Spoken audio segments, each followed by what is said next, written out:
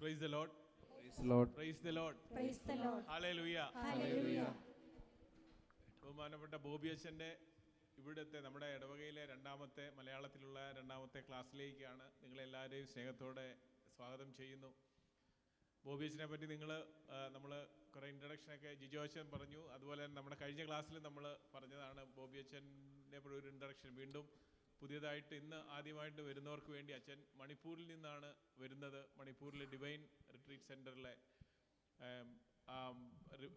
Vincentian congregation നടത്തുന്ന 2 divine retreat centres മണിപ്പൂരിലുണ്ട്. അതിൻ്റെ ഡയറക്ടറായിട്ട് അച്ഛൻ സേവനം ചെയ്യുന്നു. അതോടൊപ്പം തന്നെ കാരിസ് ഇന്ത്യയിലെ കരിസ്മാറ്റിക് മൂവ്മെൻറ്റിൻ്റെ നാഷണൽ സർവീസ് ടീം അംഗവും ഓഷ്യാന റീജിയൻ്റെ കാരിസിൻ്റെ കോർ കമ്മിറ്റി അംഗവുമായിട്ടിരിക്കുന്ന അച്ഛൻ ഇന്ത്യയിലും അതുപോലെ പുറത്തും പോയി കരിസ്മാറ്റിക് ഭജന പ്രഘോഷണത്തിലും ഫോർമേഷൻ ക്ലാസ്സുകളൊക്കെ സജീവമാണ്. മെയിനായിട്ട് അച്ഛൻ്റെ പ്രസംഗങ്ങളൊക്കെ നിങ്ങൾ യൂട്യൂബിൽ കാണുന്നത് ഹിന്ദിയിലും ഇംഗ്ലീഷിലുമായിരിക്കും. കാരണം അച്ഛൻ നോർത്ത് ഇന്ത്യയിലാണ് കൂടുതലും അച്ഛൻ്റെ വചന പ്രഘോഷണം നടത്തുന്നത്. ആസാം, UP, അങ്ങനെ ഡൽഹി കേന്ദ്രീകരിച്ചുള്ള വിൻസെൻഷൻ സഭാ സമൂഹത്തിൻ്റെ നേതൃത്വത്തിലാണ് അച്ഛൻ അവിടെ പ്രവർത്തിച്ചുകൊണ്ടിരിക്കുന്നത്. അപ്പോൾ നിങ്ങളുടെ എല്ലാവരുടെയും പേരിൽ സ്നേഹത്തോടെ അച്ഛനെ ഈ ക്ലാസ്സിലേക്ക് ഞങ്ങൾ സ്വാഗതം ചെയ്യും.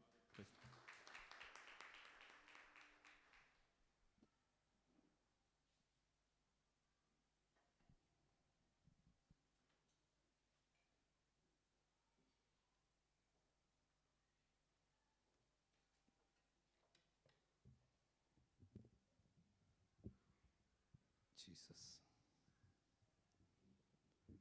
ഈശോ മിശിഹായുടെ വാഗ്ദാനങ്ങൾക്ക് ഞങ്ങൾ യോഗ്യരാകുവാൻ സർവ്വേശ്വരന്റെ പരിശുദ്ധ മാതാവേ, ഞങ്ങൾക്ക് വേണ്ടി അപേക്ഷിക്കണമേ. Hallelujah, hallelujah, hallelujah, hallelujah.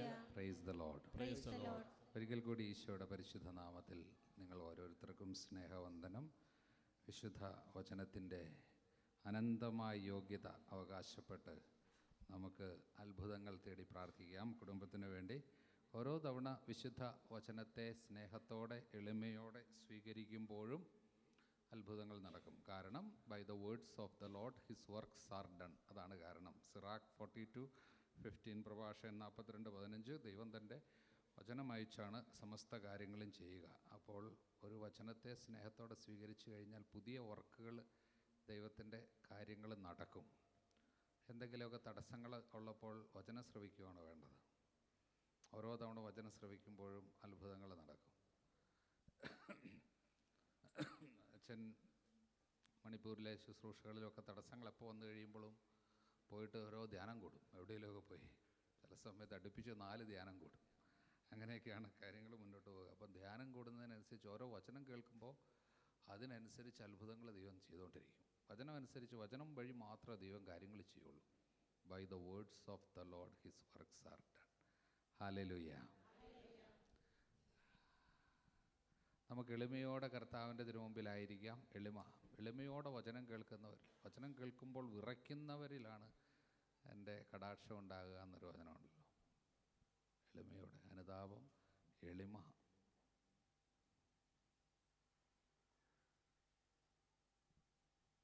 Hallelujah, hallelujah, hallelujah. ആരെങ്കിലും ബൈബിൾ കൊണ്ടുവന്നിട്ടുള്ളവരുണ്ടോ? ബൈബിളുണ്ടോ എല്ലാവരുടെയും കയ്യിൽ? അയച്ചു തരണേ. യാക്കോബ് 4:10 വായിച്ചോളുക. പെട്ടെന്ന് ആരെങ്കിലുമൊക്കെ സഹായിക്കണം.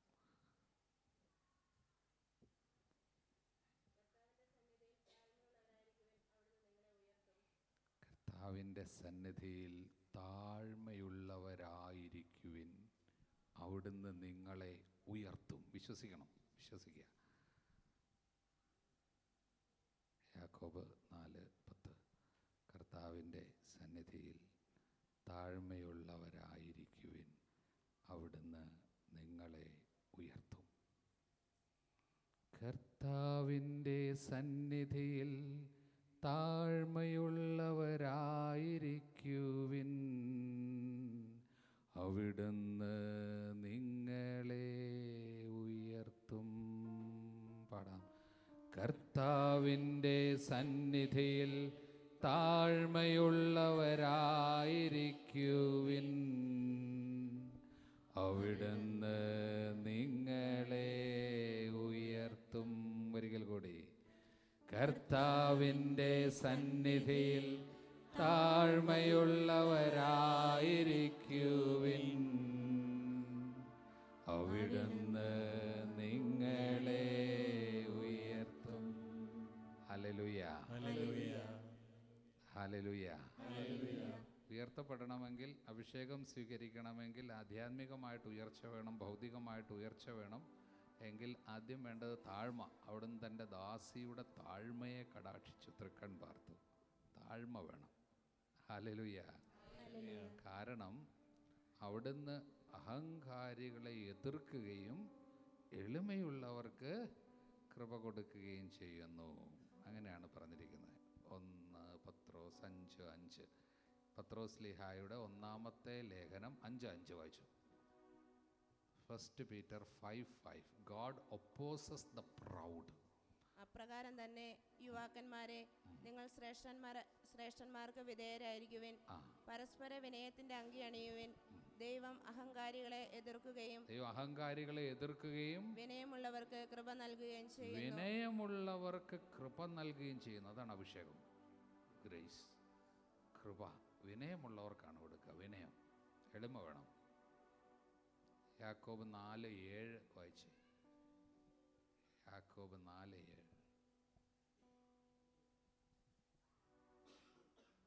6-7 വായിച്ചു.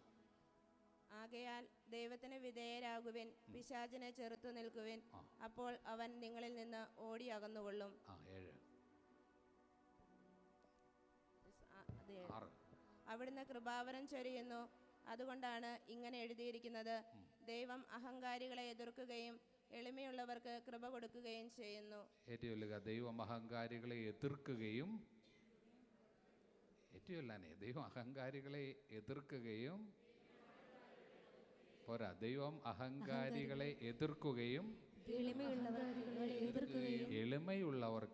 എളിമയുള്ളവർക്ക് കൃപ കൊടുക്കുകയും ചെയ്യുന്നു. ഹല്ലേലൂയ. കർത്താവിൻ്റെ സന്നിധിയിൽ താഴ്മയുള്ളവരായിരിക്കുവിൻ. അവിടുന്ന് നിങ്ങളെ ഉയർത്തും. പറഞ്ഞ hallelujah.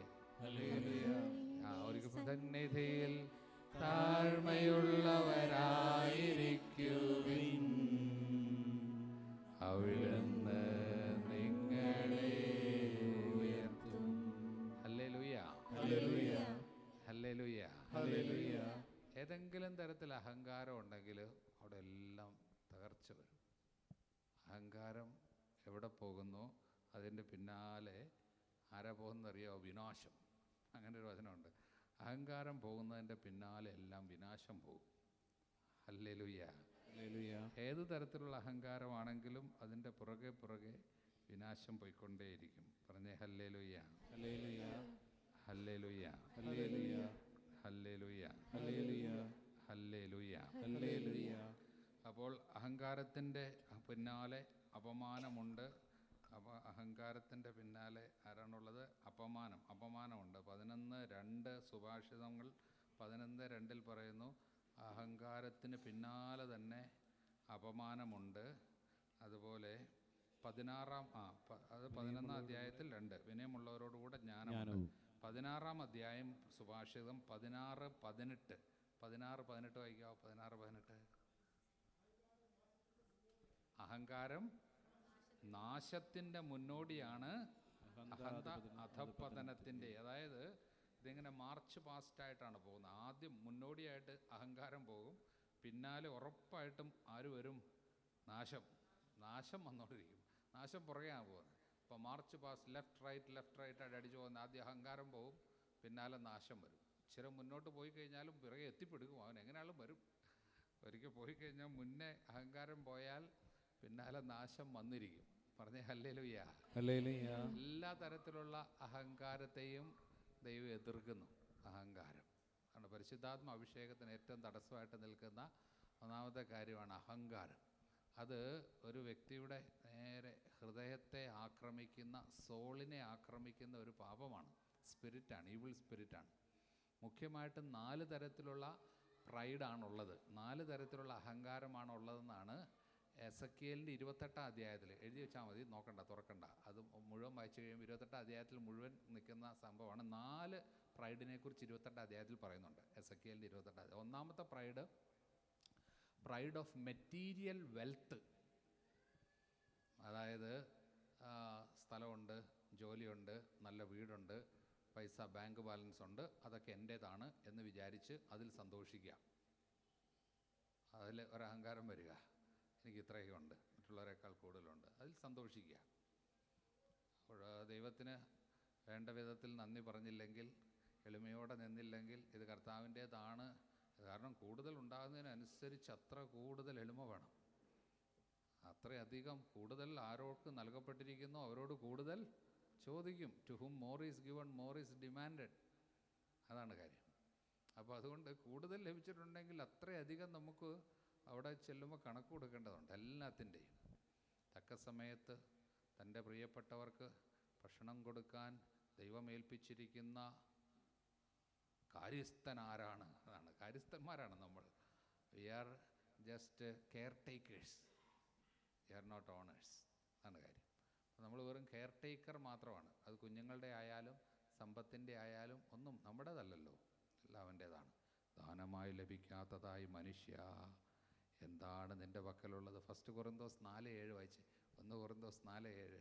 What is there with you which is not given to you free? Of course when everything is given to you freely how can you behave as if everything is your own എന്നാണ് 4:7 വായിച്ചോ. നിനക്ക് എന്ത് പ്രത്യാശ? ദാനമായി ലഭിച്ചതല്ലാതെ നിനക്ക് എന്തുണ്ട്? എന്നിട്ടോ ദാനമായിരിക്കെ ദാനമല്ല എന്ന മട്ടിൽ എന്തിനു നീ അഹങ്കരിക്കുന്നു? എന്തിനഹങ്കരിക്കുന്നു? जब सब कुछ मुफ्त में दिया गया है क्यों घमंड करता है मानो ये सब आपका अपना है? Why do you think that it is yours? Nothing is yours. ഒരു ഹാർട്ട് അറ്റാക്ക് തീർന്നു, എന്തെങ്കിലും കൊണ്ടാകാൻ പറ്റുമോ? എന്തോരം പേരെ ഇടിഞ്ഞു പൊളിഞ്ഞ് വീഴുന്നേ, മരിക്കുന്നേ. ഒരു പ്രീ കോംപ്ലിക്കേഷൻസും ഇല്ലാതെ മരിക്കുന്ന സമയമാണിനി. പറഞ്ഞേ ഹല്ലേലൂയ. വാക്സിൻ എടുത്തവരൊക്കെ ഉണ്ടല്ലോ അല്ലേ? അപ്പം ചുമ്മാ ആൾക്കാർ വീണ് മരിച്ചുകൊണ്ടിരിക്കുകയാണ്, യാതൊരു ഗ്യാരണ്ടി ഇല്ല ഇനി. അപ്പോൾ അതുകൊണ്ട് ഇതൊക്കെ നമ്മുടേതാണെന്ന് വിചാരിച്ചൊന്നും ഇരിക്കരുത്. എല്ലാം ഉടമസ്ഥാവകാശം ഇങ്ങനെ വിട്ടുകൊടുത്തുകൊണ്ടിരിക്കണം. എപ്പോഴും ഉടമസ്ഥാവകാശം അവൻ്റേതാണ്. അപ്പോൾ ഒന്നിനെക്കുറിച്ച് അപ്പം ഒന്നാമത്തെ അഹങ്കാരം എന്ന് പറയുന്നത് സമ്പത്തിൻ്റെ അഹങ്കാരമാണ്. സമ്പത്ത് എൻ്റേതാണെന്ന് ഹൃദയത്തിൽ പോലും പറയരുതെന്നൊരു വചനമുണ്ട്. അതും കൂടെ ഒന്ന് കണ്ടിട്ട് പോയേക്കാം നമുക്ക്. അത് നിയമാവർത്തനം 4, നിയമാവർത്തനം ഡ്യൂട്രോണമി ചാപ്റ്റർ 4 സോറി ചാപ്റ്റർ 8:17 8:17 പറഞ്ഞു. 8:17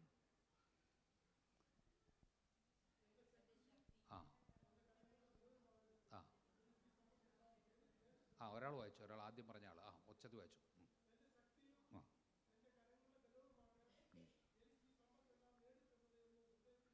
ഹൃദയത്തിൽ പോലും പറഞ്ഞേക്കരുത്. Not even in your heart you should think that it is my health and my muscle power with my hard work I have earned everything. ഞാൻ പരീക്ഷ എഴുതി ജയിച്ച് ഇവിടെ വന്ന് ഞാൻ ഈ ഹാർഡ് വർക്കൊക്കെ നടത്തി പൈസ ഉണ്ടാക്കിയാണ്, നിങ്ങളതെല്ലാം എൻ്റെ പൈസ എടുത്ത് എന്തിനു ഉപയോഗിച്ചു എന്നൊന്നും അറിയാതെ പോലും പറഞ്ഞേക്കരുത്. എൻ്റെ പൈസ എൻ്റെ അറിയാതെ പോലും വരരുത്. ഞാൻ എൻ്റേത് ഹൃദയത്തിൽ പോലും പറയരുത്. പിന്നെയോ വായിച്ചോ.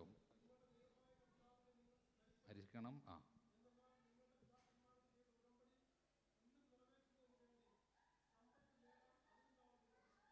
അവിടുന്നാണ് ശക്തി തരുന്നത്. സമ്പത്ത് നേടാൻ അവിടുന്നാണ് ശക്തി തരുന്നത്. അവിടുത്തേതാണെല്ലാം, അവൻ്റേതാണ്. അതുകൊണ്ട് അവനെ സ്മരിക്കണം. നമ്മുടെ പിതാക്കന്മാർ പൂർവികർ ആരാണ്ടൊക്കെ പശ്ചാത്തപിച്ച് പ്രാർത്ഥിച്ച് കരുണയ്ക്ക് വേണ്ടി നമ്മുടെ മാതാപിതാക്കളൊക്കെ കണ്ണീരൊഴുകി പ്രാർത്ഥിച്ചുകൊണ്ടൊക്കെ ഇവിടം വരെ എത്തി. അത്രയൊക്കെ ഉള്ളൂ. പൂർവികരോട് കർത്താവ് ചെയ്ത ഉടമ്പടി അവർ കണ്ണീരൊഴുകി പ്രാർത്ഥിച്ചും പറഞ്ഞു, ഓക്കെ നീ ഇത്രയൊക്കെ ചെയ്തതല്ലേ, നിൻ്റെ മക്കൾ അവിടം വരെ എത്തട്ടെ. അങ്ങനെയൊക്കെ ഇത്രയൊക്കെ എത്തിയതാണ്, പക്ഷെ ഞാനാണ് ഉണ്ടാക്കിയതെന്നൊന്നും അറിയാതെ പോലും പറഞ്ഞേക്കരുത്. അന്നേരം അഹങ്കാരം കയറി വരും. അപ്പോൾ ഈ സമ്പത്തിൻ്റെ മേഖലയിൽ അഹങ്കാരം വന്നു കഴിഞ്ഞാൽ എന്ത് സംഭവിക്കുമെന്നറിയാം. സമ്പത്തിൽ നീ ആനന്ദിച്ചാൽ, അപ്പോൾ സമ്പത്തിൽ അതായത് inordinate attachment, joy in the wealth, കർത്താവിൽ അല്ല, സമ്പത്തിൽ സന്തോഷിക്കുക. അറിയാതെ വന്നു പോകുന്ന സാധനമാണ്. വേണ്ട വിധത്തിൽ ക്രമപ്പെടുത്തലില്ലെങ്കിൽ അറിയാതെ വന്നു പോകരുത്. സമ്പത്തിൽ സന്തോഷിക്കും, ബാങ്ക് ബാലൻസിൽ സന്തോഷിക്കും. അപ്പോൾ എന്ത് സംഭവിക്കുമെന്നറിയാമോ? ഈ സമ്പത്ത് പാപകാരണമായി മാറും. കാരണം അത് ഇൻസ്ട്രുമെൻ്റ് ഓഫ് പ്രൈഡ്. ഇതുവഴി പ്രൈഡ് വന്നു. അപ്പോൾ ഇൻസ്ട്രുമെൻ്റ് ഓഫ് സിൻ വന്നു കഴിഞ്ഞാൽ എപ്പോഴും ഓർത്തോണം. ഞാൻ അതുകൊണ്ട് വീണ്ടും വീണ്ടും എന്നെ കേട്ടവർ ഈ ദിവസങ്ങളിൽ വീണ്ടും വീണ്ടും ഈ സംഗതി അച്ഛൻ പറഞ്ഞു തരും. കാരണം ഇത് വളരെ പ്രധാനപ്പെട്ടതായതുകൊണ്ടാണ്. That instrument of sin becomes instrument of punishment. ഇത് പലർക്കും പീഡന കാരണം എന്താണെന്ന് അറിയത്തില്ല, ചുമ്മാ സഹിച്ചുകൊണ്ടിരിക്കുക. വചനം പറയുകയാണ്, it is really alarming not to know the reason of your suffering. പീഡന കാരണത്തെക്കുറിച്ചുള്ള അജ്ഞത ഏറെ ദുഃഖിപ്പിക്കുന്നതാണെന്നാണ് ജ്ഞാനത്തിൻ്റെ പുസ്തകത്തിൽ 17 അധ്യായത്തിലുണ്ട്. അപ്പോൾ ഈ പീഡന കാരണം എന്താണെന്ന് അറിയണമെങ്കിൽ 11:16 വിസ്ഡം 11:16 11:16 പറയുവാണ്, that you should know that instrument of sin becomes instrument of punishment. പറഞ്ഞേ ഹല്ലേലൂയ. അത് ജെറുസലേം ബൈബിൾ വായിക്കുമ്പോഴാണ് ഈ ട്രാൻസ്ലേഷൻ കിട്ടുക. ഓക്കെ, ഇംഗ്ലീഷിൽ ന്യൂ ജെറുസലേം ബൈബിളിൽ that you should know agent of sin becomes agent of punishment എന്നാണ്. RSV ബൈബിളിൽ that one is punished by the very thing with which one sins എന്നാണ്. Good news ബൈബിളിൽ എങ്ങനെയാണെന്നറിയോ? Punishment for sin will take the same form of sin itself. മലയാളത്തിൽ എങ്ങനെയാണ്? പാപം ചെയ്യാൻ ഉപയോഗിച്ച വസ്തുക്കൾ കൊണ്ട് തന്നെ ശിക്ഷിക്കപ്പെടും എന്ന് അവർ അറിയുന്നതിനാണ് ഇപ്രകാരം ചെയ്തത്. ജോ കോയി ജിസ്കെ ദ്വാര പാപ കരേക ഉസിക്കെ ദ്വാര യന്ത്രണ മിലേഗി എന്നാണ് ഹിന്ദിയിൽ. പറഞ്ഞേ ഹല്ലേലൂയ, ഹല്ലേലൂയ എന്ന് പറഞ്ഞാൽ എന്താണെന്നറിയാമോ? അതായത് ഏത് ഏരിയയിൽ പാപം വന്നാലും അതേ ഏരിയയിൽ പീഡനം വരും. ഈ പീഡനം വരുന്നത് കർത്താവിൽ നിന്നാണെന്ന് വിചാരിച്ചേക്കില്ല കേട്ടോ, പാപത്തിൽ നിന്നാണ്. Your sin will punish you എന്നാണ് 2:19 Jeremiah 2:19. Your own sin will punish you, your wickedness will condemn you, തുമാരാ പാപ തുമേ ദണ്ഡ് ദേത്താ ഹെ, തുമാരാ വിശ്വാസഘാത് ഹി തുംകോ മാർത്താ ഹെ. നിന്റെ തന്നെ പാപമാണ് നിന്നെ കുറ്റം വിധിക്കുന്നത്, നിന്റെ അവിശ്വസ്തതയാണ് നിന്നെ ശിക്ഷിക്കുന്നത്. പറഞ്ഞേ ഹല്ലേലൂയ. അപ്പം ദൈവമാണ് ശിക്ഷിക്കുന്നത് വിചാരിച്ചിരിക്കരുത്. കർത്താവിന് ശിക്ഷിക്കുന്ന സ്വഭാവമല്ല, രക്ഷിക്കുന്ന സ്വഭാവം ഉള്ളൂ. He comes only to heal and give life. അപ്പോൾ പാപത്തിന് ഈ കപ്പാസിറ്റി ഉണ്ട്, പ്രത്യേകിച്ച് പ്രൈഡ്, അഹങ്കാരത്തിൻ്റെ ദുരാത്മാവ്. അപ്പം സമ്പത്തിൽ നമ്മളൊന്ന് അറിയാതെ ഒന്ന് മയങ്ങിപ്പോയാൽ, അല്ലെങ്കിൽ ഒന്നാം സ്ഥാനം സമ്പത്തിന് കൊടുത്തു കഴിഞ്ഞാൽ, സമ്പത്തിന് ഇന്നോർഡിനേറ്റ് അറ്റാച്ച്മെൻറ്റ് സമ്പത്തിൽ വന്നു കഴിഞ്ഞാൽ എന്ത് സംഭവിക്കുമെന്നറിയാവോ? സമ്പത്തിൽ ദുഃഖം കലരും, പീഡനം കലരും. കർത്താവിൻ്റെ അനുഗ്രഹം സമ്പത്ത് തരുന്നു, അതിലവിടുന്ന് ദുഃഖം കലർത്തുന്നില്ല. 10:22 സുഭാഷിതം. ദൈവത്തിൻ്റെ അനുഗ്രഹം സമ്പത്ത് തരുന്നു, അതിൽ അവിടുന്ന് ദുഃഖം കലർത്തുന്നില്ല. പക്ഷേ ഈ സാധനം മറന്നു കഴിഞ്ഞു കഴിഞ്ഞാൽ എന്ത് സംഭവിക്കുമെന്നറിയാവോ? നമ്മൾ സമ്പത്തിന് ഒന്നാം സ്ഥാനം കൊടുത്തു തുടങ്ങും, അല്ലെങ്കിൽ സമ്പത്തിന് വേണ്ടി ഇന്നോർഡിനേറ്റ് ആയിട്ട് പണിയെടുത്തു തുടങ്ങും. അതായത് ദൈവത്തെക്കാൾ ഉപരിയായി, കർത്താവിന് കൊടുക്കുന്നതിനേക്കാൾ ഉപരിയായി ഒരു സ്ഥാനമൊക്കെ ഈ സമ്പത്തിന് വന്നു തുടങ്ങും. അങ്ങനെയൊക്കെ വന്നു തുടങ്ങി കഴിഞ്ഞ് കഴിയുമ്പോഴത്തേക്കും പീഡനം അതുവഴി വന്നു പോകും. അതുകൊണ്ടാണ് സുഭാഷിതങ്ങളിൽ 28:20 വായിക്കാവോ? 28:20 പെട്ടെന്ന് വായിച്ചു. വിശ്വസ്തൻ സമൃദ്ധമായി അനുഗ്രഹിക്കപ്പെടും, ധനികനാവാൻ തിടുക്കം കൂട്ടുന്നവൻ ശിക്ഷിക്കപ്പെടാതിരിക്കുകയില്ല. ശിക്ഷിക്കപ്പെടാതിരിക്കുകയില്ല. Every written word is firmly fixed in heaven. അതിന് മാറ്റമില്ല. അത് നമ്മൾ വിശ്വസിച്ചാലും ഇല്ലെങ്കിലും, ഏത് നാട്ടിൽ ജീവിച്ചാലും ഇല്ലെങ്കിലും, നിനക്കിത് അറിയാമെങ്കിലും ഇല്ലെങ്കിലും, വചനം അറിഞ്ഞാലും ഇല്ലെങ്കിലും വചനം പൂർത്തിയാവും. Whether you believe it or not, സാധനം പൂർത്തിയാവും. ധനികനാകാൻ തിടുക്കം കൂട്ടുന്നവൻ ശിക്ഷിക്കപ്പെടാതിരിക്കുകയില്ല. അനേകം പേർക്ക് ശിക്ഷ വരുന്നത്, പീഡനം വരുന്നത്, രോഗം വരുന്നത്, അസ്വസ്ഥത വരുന്നത്, കുഞ്ഞുങ്ങൾക്ക് തകർച്ച വരുന്നത് ധനികനാകാൻ ഒരു തിടുക്കം കൂട്ടി, എന്നിട്ട് പശ്ചാത്തപിച്ചില്ല. അറിയാതെ കിടക്കുക. എല്ലാവരും ചെയ്യുന്നുണ്ട്, അതുകൊണ്ട് ഞാനും ചെയ്യുന്നു.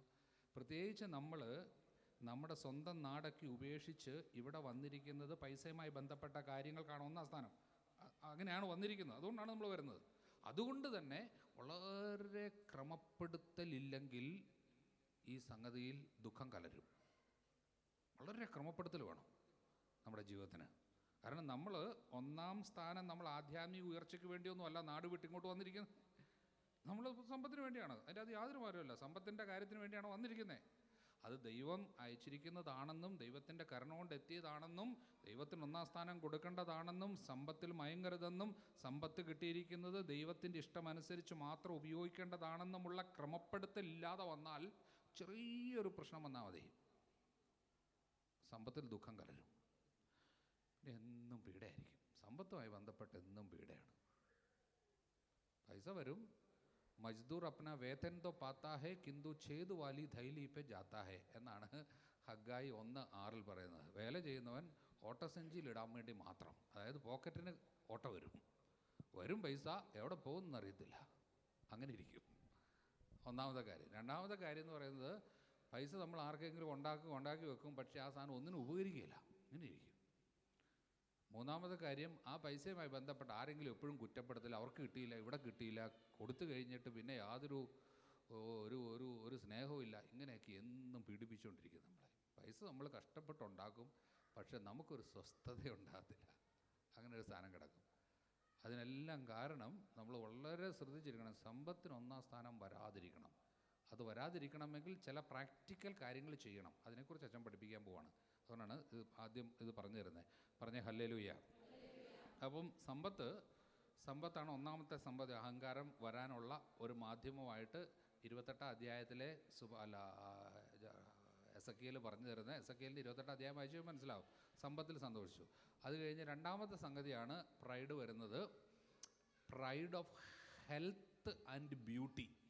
അതായത് നമ്മൾ സൗന്ദര്യത്തിലും ശക്തിയിലും അഹങ്കരിക്കുക. സൗന്ദര്യത്തിൽ, ശക്തിയിൽ, അതായത് ഇന്നോർഡിനേറ്റ് അറ്റാച്ച്മെൻറ്റ് വരിക. ബ്യൂട്ടി കോൺഷ്യസ് നല്ലതാണ് ഒരു പരിധി വരെ, പക്ഷേ അതിൽ സന്തോഷിച്ചിരിക്കരുത്. പറഞ്ഞേ ഹല്ലേലൂയ. പിന്നെ മസിൽ അല്ലെങ്കിൽ ഇങ്ങനെ ബോഡി ബിൽഡിങ്ങിനാണ് ഭയങ്കര പ്രാധാന്യം. പ്രാർത്ഥനയ്ക്ക് കൊടുക്കുന്നതിനേക്കാൾ കൂടുതൽ പ്രാധാന്യം അങ്ങനെ എക്സസൈസ് ചെയ്യുക. ഇന്നോർഡിനേറ്റ് അറ്റാച്ച്മെൻറ്റ്. അപ്പോൾ അതേ ഏരിയയിൽ പീഡനം കിട്ടും. അപ്പം ബ്യൂട്ടിക്ക് 1-ാം സ്ഥാനം കൊടുക്കുകയും അതിൽ സന്തോഷിക്കുകയും ചെയ്തു കഴിഞ്ഞാൽ ശരീരത്തിൽ പെട്ടെന്ന് നമ്മളറിയാത്ത വിധത്തിൽ പീഡനം വരും. രോഗമായിരിക്കും, അസ്വസ്ഥതയായിരിക്കും, ക്ഷീണമായിരിക്കും, തളർച്ചയായിരിക്കും, അങ്ങനെ വരും. പിന്നെ ഭയങ്കര ഓവർ അറ്റാച്ച്മെൻ്റാണ്. എന്താണ് ഈ എക്സസൈസും അത് എല്ലാം നല്ലതാണ്. എക്സസൈസ് നല്ലതാണ്, യു ഷുഡ് ഡു എക്സസൈസ്. പക്ഷേ അത് ജീവിതവ്രതമായിട്ടങ്ങ് മാറുമോ? അതിനുവേണ്ടി ജീവിക്കുക, എഴുന്നേൽക്കുന്നത് തന്നെ എക്സസൈസ് ചെയ്യാൻ വേണ്ടിയാണ് എന്നുള്ളൊരു സംഭവമാണ്. അല്ലെങ്കിൽ എക്സസൈസിനെ കുറിച്ച് മാത്രം ബോഡിയുടെ ഈ ഒരു ഇതിന് നമുക്ക് രോഗം വരാതെ നമുക്ക് ബോഡിയെ കാക്കണം എന്നും പറഞ്ഞാൽ അതിനൊരു ഓവർ സംഭവമായിട്ട് വരരുത്. എന്നിട്ട് പിന്നെ ബോഡിയിൽ ഇങ്ങനെ സന്തോഷിച്ചിരിക്കുക, മസിൽ സന്തോഷിച്ചിരിക്കുക, ഇതൊക്കെ പീഡന കാരണമായി തീരും. പീഡന കാരണം അതേ ഏരിയയിൽ പിന്നെ പീഡനം വരും. കാരണം punishment for sin will take the same form of sin itself. പറഞ്ഞേ ഹല്ലേലൂയ. ഹല്ലേലൂയ. ഹല്ലേലൂയ. മൂന്നാമത്തെ സഫറിങ് അല്ലെങ്കിൽ മൂന്നാമത്തെ പ്രൈഡ് എന്ന് പറയുന്നത് ഇൻ്റലക്ച്വൽ പ്രൈഡാണ്. ബുദ്ധിയിൽ അഹങ്കരിക്കുക, അല്ലെങ്കിൽ എനിക്ക് മറ്റേക്കാൾ കൂടുതൽ അറിയാം, എനിക്ക് നല്ല ഡിഗ്രി ഉണ്ട്, ഡിഗ്രികളൊക്കെ സന്തോഷിച്ചിരിക്കുക. എത്രയധികം നമുക്ക് കൂടുതൽ അറിയാം, അത്രയും നന്ദി പറയണം, അത്രയും എളിമപ്പെടണം, അത്രയധികം. അല്ലെങ്കിൽ ചിലപ്പോൾ അതിൽ അഹങ്കരിക്കും.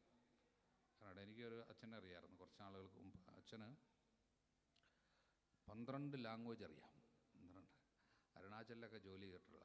അപ്പം ഭയങ്കര ബുദ്ധിമാനാണ്. 3 ഡോക്ടറേറ്റ്. ഇൻ്റലക്ച്വൽ ജയൻ്റ് എന്ന് പറയാം. 12 ലാംഗ്വേജ് പെടാൻ സംസാരിക്കാൻ പറയും. ഈ അരുണാചലിൽ വന്ന് അവിടെ കുറേ ലാംഗ്വേജ് ഉണ്ട്, അതിൽ 2-3 പെട്ടെന്ന് പഠിച്ചു. അങ്ങനെയൊക്കെയാണ്. അങ്ങനെ അച്ഛനാണ്. പക്ഷേ അതിനോട് ചേർന്ന് ഒരു അഹങ്കാരം കൂടി വന്നു. ഭയങ്കര ധാർഷ്ട്യം, പെട്ടെന്ന് ദേഷ്യപ്പെടും. മറ്റാരുടെയും കുറ്റങ്ങളൊക്കെ കൊണ്ടുവന്ന് പെട്ടെന്ന് ദേഷ്യം വരിക, ഭയങ്കര അഹങ്കാരം. അതായത് നമുക്കെല്ലാം അറിയാവുന്നത് കൊണ്ട് അങ്ങനെ വന്നുപെട്ട ഒരു സംഭവമാണ്. അറിയാതെ ഭയങ്കരമായിട്ട് പുച്ഛിക്കും, മറ്റുള്ളവരെ ദേഷ്യപ്പെടും. ഞാൻ പറയുന്നത് വിജയിക്കാവൂ എന്നുള്ള നിർബന്ധ ബുദ്ധിയുണ്ട്. എന്ത് കാര്യത്തിലും അഭിപ്രായം പറയും. അങ്ങനെ കുറേ പ്രശ്നമാണ്. പറഞ്ഞേ ഹല്ലേലൂയ. ഹല്ലേലൂയ. നിങ്ങൾ സംസാരിക്കുന്ന കുഴപ്പമില്ല, വാതിലൊക്കെ അടച്ചിട്ടാൽ മതി, കുഴപ്പമില്ല. പറഞ്ഞേ ഹല്ലേലൂയ. ഹല്ലേലൂയ. അപ്പോൾ കേട്ടോണേ, ശ്രദ്ധിച്ചോണം. എന്നിട്ട് ഈ ഒരു സംഭവം ഞാൻ പറഞ്ഞ ഈ ഇൻ്റലക്ച്വൽ പ്രൈഡ്. പക്ഷെ ഞാൻ പറഞ്ഞു വന്നത്, ഈ അച്ഛന് ഒരു രാത്രി കിടന്ന് കഴിഞ്ഞപ്പം പെട്ടെന്ന് ഒരു സ്ട്രോക്ക് വന്നു. ഒരു ഞരമ്പ് പൊട്ടിപ്പോയി, ഇവിടുത്തെ ഏതോ ഒരു ഞരമ്പ്.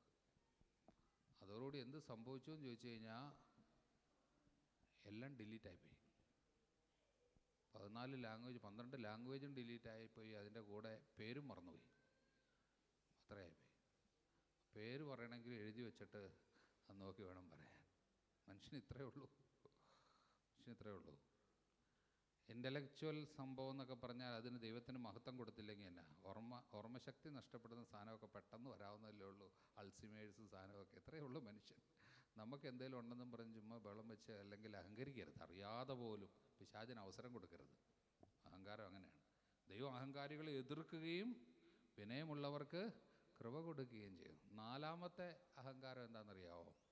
അതാണ് സ്പിരിച്വൽ പ്രൈഡ്, ആധ്യാത്മിക അഹങ്കാരം. ഒരു 3-4 ധ്യാനമൊക്കെ കൂടിക്കഴിഞ്ഞ് കഴിയുമ്പോൾ ആദ്യത്തെ 3 അഹങ്കാരം പോയിട്ട് 4-മത്തെ ചാടിക്കയറും, ചിലപ്പോൾ അത്ര ശ്രദ്ധിച്ചില്ലെങ്കിൽ. ഞാൻ കുറേ പ്രാർത്ഥിക്കുന്ന ആളാണ്. വീട്ടിലൊക്കെ പോയി ഏറ്റവനോടോ അല്ലെങ്കിൽ മറ്റവരൊക്കെ പറയും, ഞാൻ കൊന്ത ചെല്ലുന്നു, നീ അവിടെ TV നോക്കി ഇങ്ങനെ ഇരുന്നോ, നേരെ നരകത്തിലേക്ക് പോകത്തേ ഉള്ളൂ എന്നൊക്കെ പറഞ്ഞ് പുച്ഛിക്കരുത് മറ്റുള്ളവരെ. നമുക്ക് പ്രാർത്ഥിക്കാൻ ഒരു ദൈവം കൃപ വന്നിട്ടുണ്ടെങ്കിൽ, ദൈവമേ എന്നോട് നീ കൂടുതൽ ചോദിക്കുമല്ലോ, എനിക്ക് പ്രാർത്ഥിക്കാൻ കൃപ കിട്ടിയിട്ടുണ്ടെങ്കിൽ നമ്മളോട് സ്ട്രിക്റ്റ് ആയിരിക്കും ജഡ്ജ്മെൻറ്റ്. അതാണ്. മറ്റുള്ളവർക്ക് അത്രയധികം ഉണ്ടാകത്തില്ല. അതുപോലെയാണ് കാര്യങ്ങൾ. അപ്പോൾ അത്രയധികം നമ്മൾ എളിമയോടും ഭയത്തോടും വിറയലോടും കൂടി ഇരിക്കണം. പക്ഷേ എനിക്ക് കൂടുതൽ പ്രാർത്ഥിക്കാൻ അറിയാം, യുഗങ്ങളൊന്നും പള്ളിയിൽ പോകുന്നില്ല, എനിക്കാണെങ്കിൽ ഞാൻ എല്ലാ പ്രയർ ഗ്രൂപ്പിനും പോകുന്നുണ്ട്, അല്ലെങ്കിൽ എനിക്ക് പ്രാർത്ഥിക്കാൻ സ്പോണ്ടേനിയസ് പ്രാർത്ഥന അറിയാം, ഇവർക്കൊന്നും ഒരു ചെറിയ പ്രാർത്ഥനയെല്ലാം പറഞ്ഞാൽ പോലും അറിയത്തില്ല എന്നും പറഞ്ഞ് അതിലൊന്നും സന്തോഷിച്ചിരിക്കരുത്. നമുക്കറിയാമെങ്കിൽ പ്രാർത്ഥിക്കാൻ, കർത്താവിൻ്റെ കരുണ കൊണ്ട് പ്രാർത്ഥിക്കാൻ പറ്റിയേ ദൈവമേ എന്നും പറഞ്ഞ് എളിമപ്പെടണം. അല്ലാതെ ആരും പ്രാർത്ഥിക്കുന്നില്ലെന്നും പറഞ്ഞ് ആരെയും കുറ്റപ്പെടുത്തുകയോ അല്ലെങ്കിൽ നീ എന്നത് ഇത് വരാത്തെ, നീക്ക് ഇങ്ങനെ ഇരുന്നോ എന്നും പറഞ്ഞ് അങ്ങനെയൊന്നും ആരെയും പുച്ഛിച്ചു പോലും പറയരുത്. കാരണം ദൈവത്തിന് ഏത് കൊടിയ പാപിയെയും സ്വർഗത്തിൽ കൊണ്ടുപോകാൻ അവന് പറ്റും, അവൻ ചെയ്യും. അതാണ് അവൻ്റെ കാര്യം. അപ്പം നമുക്ക് പ്രാർത്ഥിക്കാൻ എന്തെങ്കിലും ഒരു കൃപ കിട്ടിയിട്ടുണ്ടെങ്കിൽ, പള്ളിയിൽ പോകാനും അല്ലെങ്കിൽ ധ്യാനം കൂടാനും ഒക്കെ കൃപ കിട്ടിയിട്ടുണ്ടെങ്കിൽ അതിനെ ഓർത്ത് കർത്താവിന് നന്ദി പറഞ്ഞ് എളിമപ്പെടണം ഒത്തിരി. അതാണ്. കർത്താവിൻ്റെ സന്നിധിയിൽ താഴ്മയുള്ളവരായിരിക്കുവിൻ, അവിടുന്ന് നിങ്ങളെ ഉയർത്തും. പറഞ്ഞേ ഹല്ലേലൂയ, ഹല്ലേലൂയ, ഹല്ലേലൂയ. അപ്പോൾ അതുകൊണ്ടാണ് എല്ലാ തരത്തിലുള്ള അഹങ്കാരത്തിൽ നിന്നും ഒഴിവായിരിക്കണം. അഹങ്കാരം എല്ലാ തരത്തിലുള്ള അഹങ്കാരം. കാരണം ആത്മാവിനെ നേരിട്ട് ആക്രമിക്കുന്ന ഒരു സംഭവമാണ് ഈ അഹങ്കാരം. അതുകൊണ്ടാണ് ഇങ്ങനെയുള്ള അഹന്തയിൽ നിന്ന് നമ്മൾ രക്ഷപ്പെട്ട് നിൽക്കണം. അല്ലെങ്കിൽ നമ്മളത് പരിശുദ്ധാത്മാവ് പോലും വേദനിക്കും എന്നൊരു വചനം നമ്മൾ കാണുന്നുണ്ട്. അതായത് എവിടെയാണ്? 13 ജെറമായ 13:15 മുതൽ വായിക്കാവോ? ജെറമായ 13 അധ്യായം 15-16 വാക്യങ്ങൾ. അഹങ്കരിക്കരുത്, കാതോർത്ത് കേൾക്കുവിൻ, അഹങ്കരിക്കരുത്.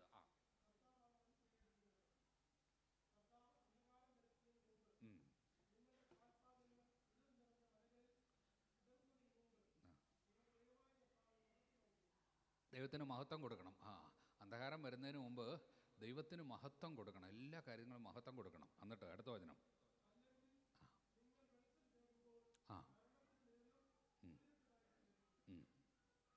വായിച്ചോ.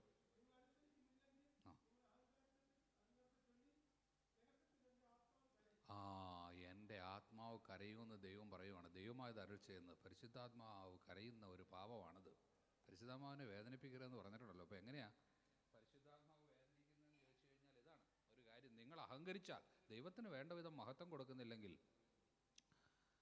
പരിശുദ്ധാത്മാവ് കരയും. കാരണം എന്താണെന്നറിയാവോ? നമ്മുടെ ആത്മാവ് ഇങ്ങനെ അടുത്ത വചനോട് വായിച്ചു, കണ്ടിന്യൂ.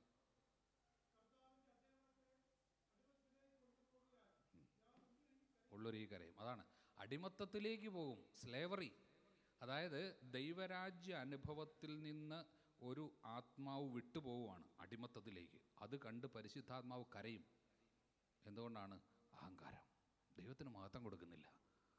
സമ്പത്ത് കിട്ടിക്കഴിഞ്ഞപ്പോൾ എൻ്റെ ആണെന്ന് വിചാരിക്കുക. ധാർഷ്ട്യം.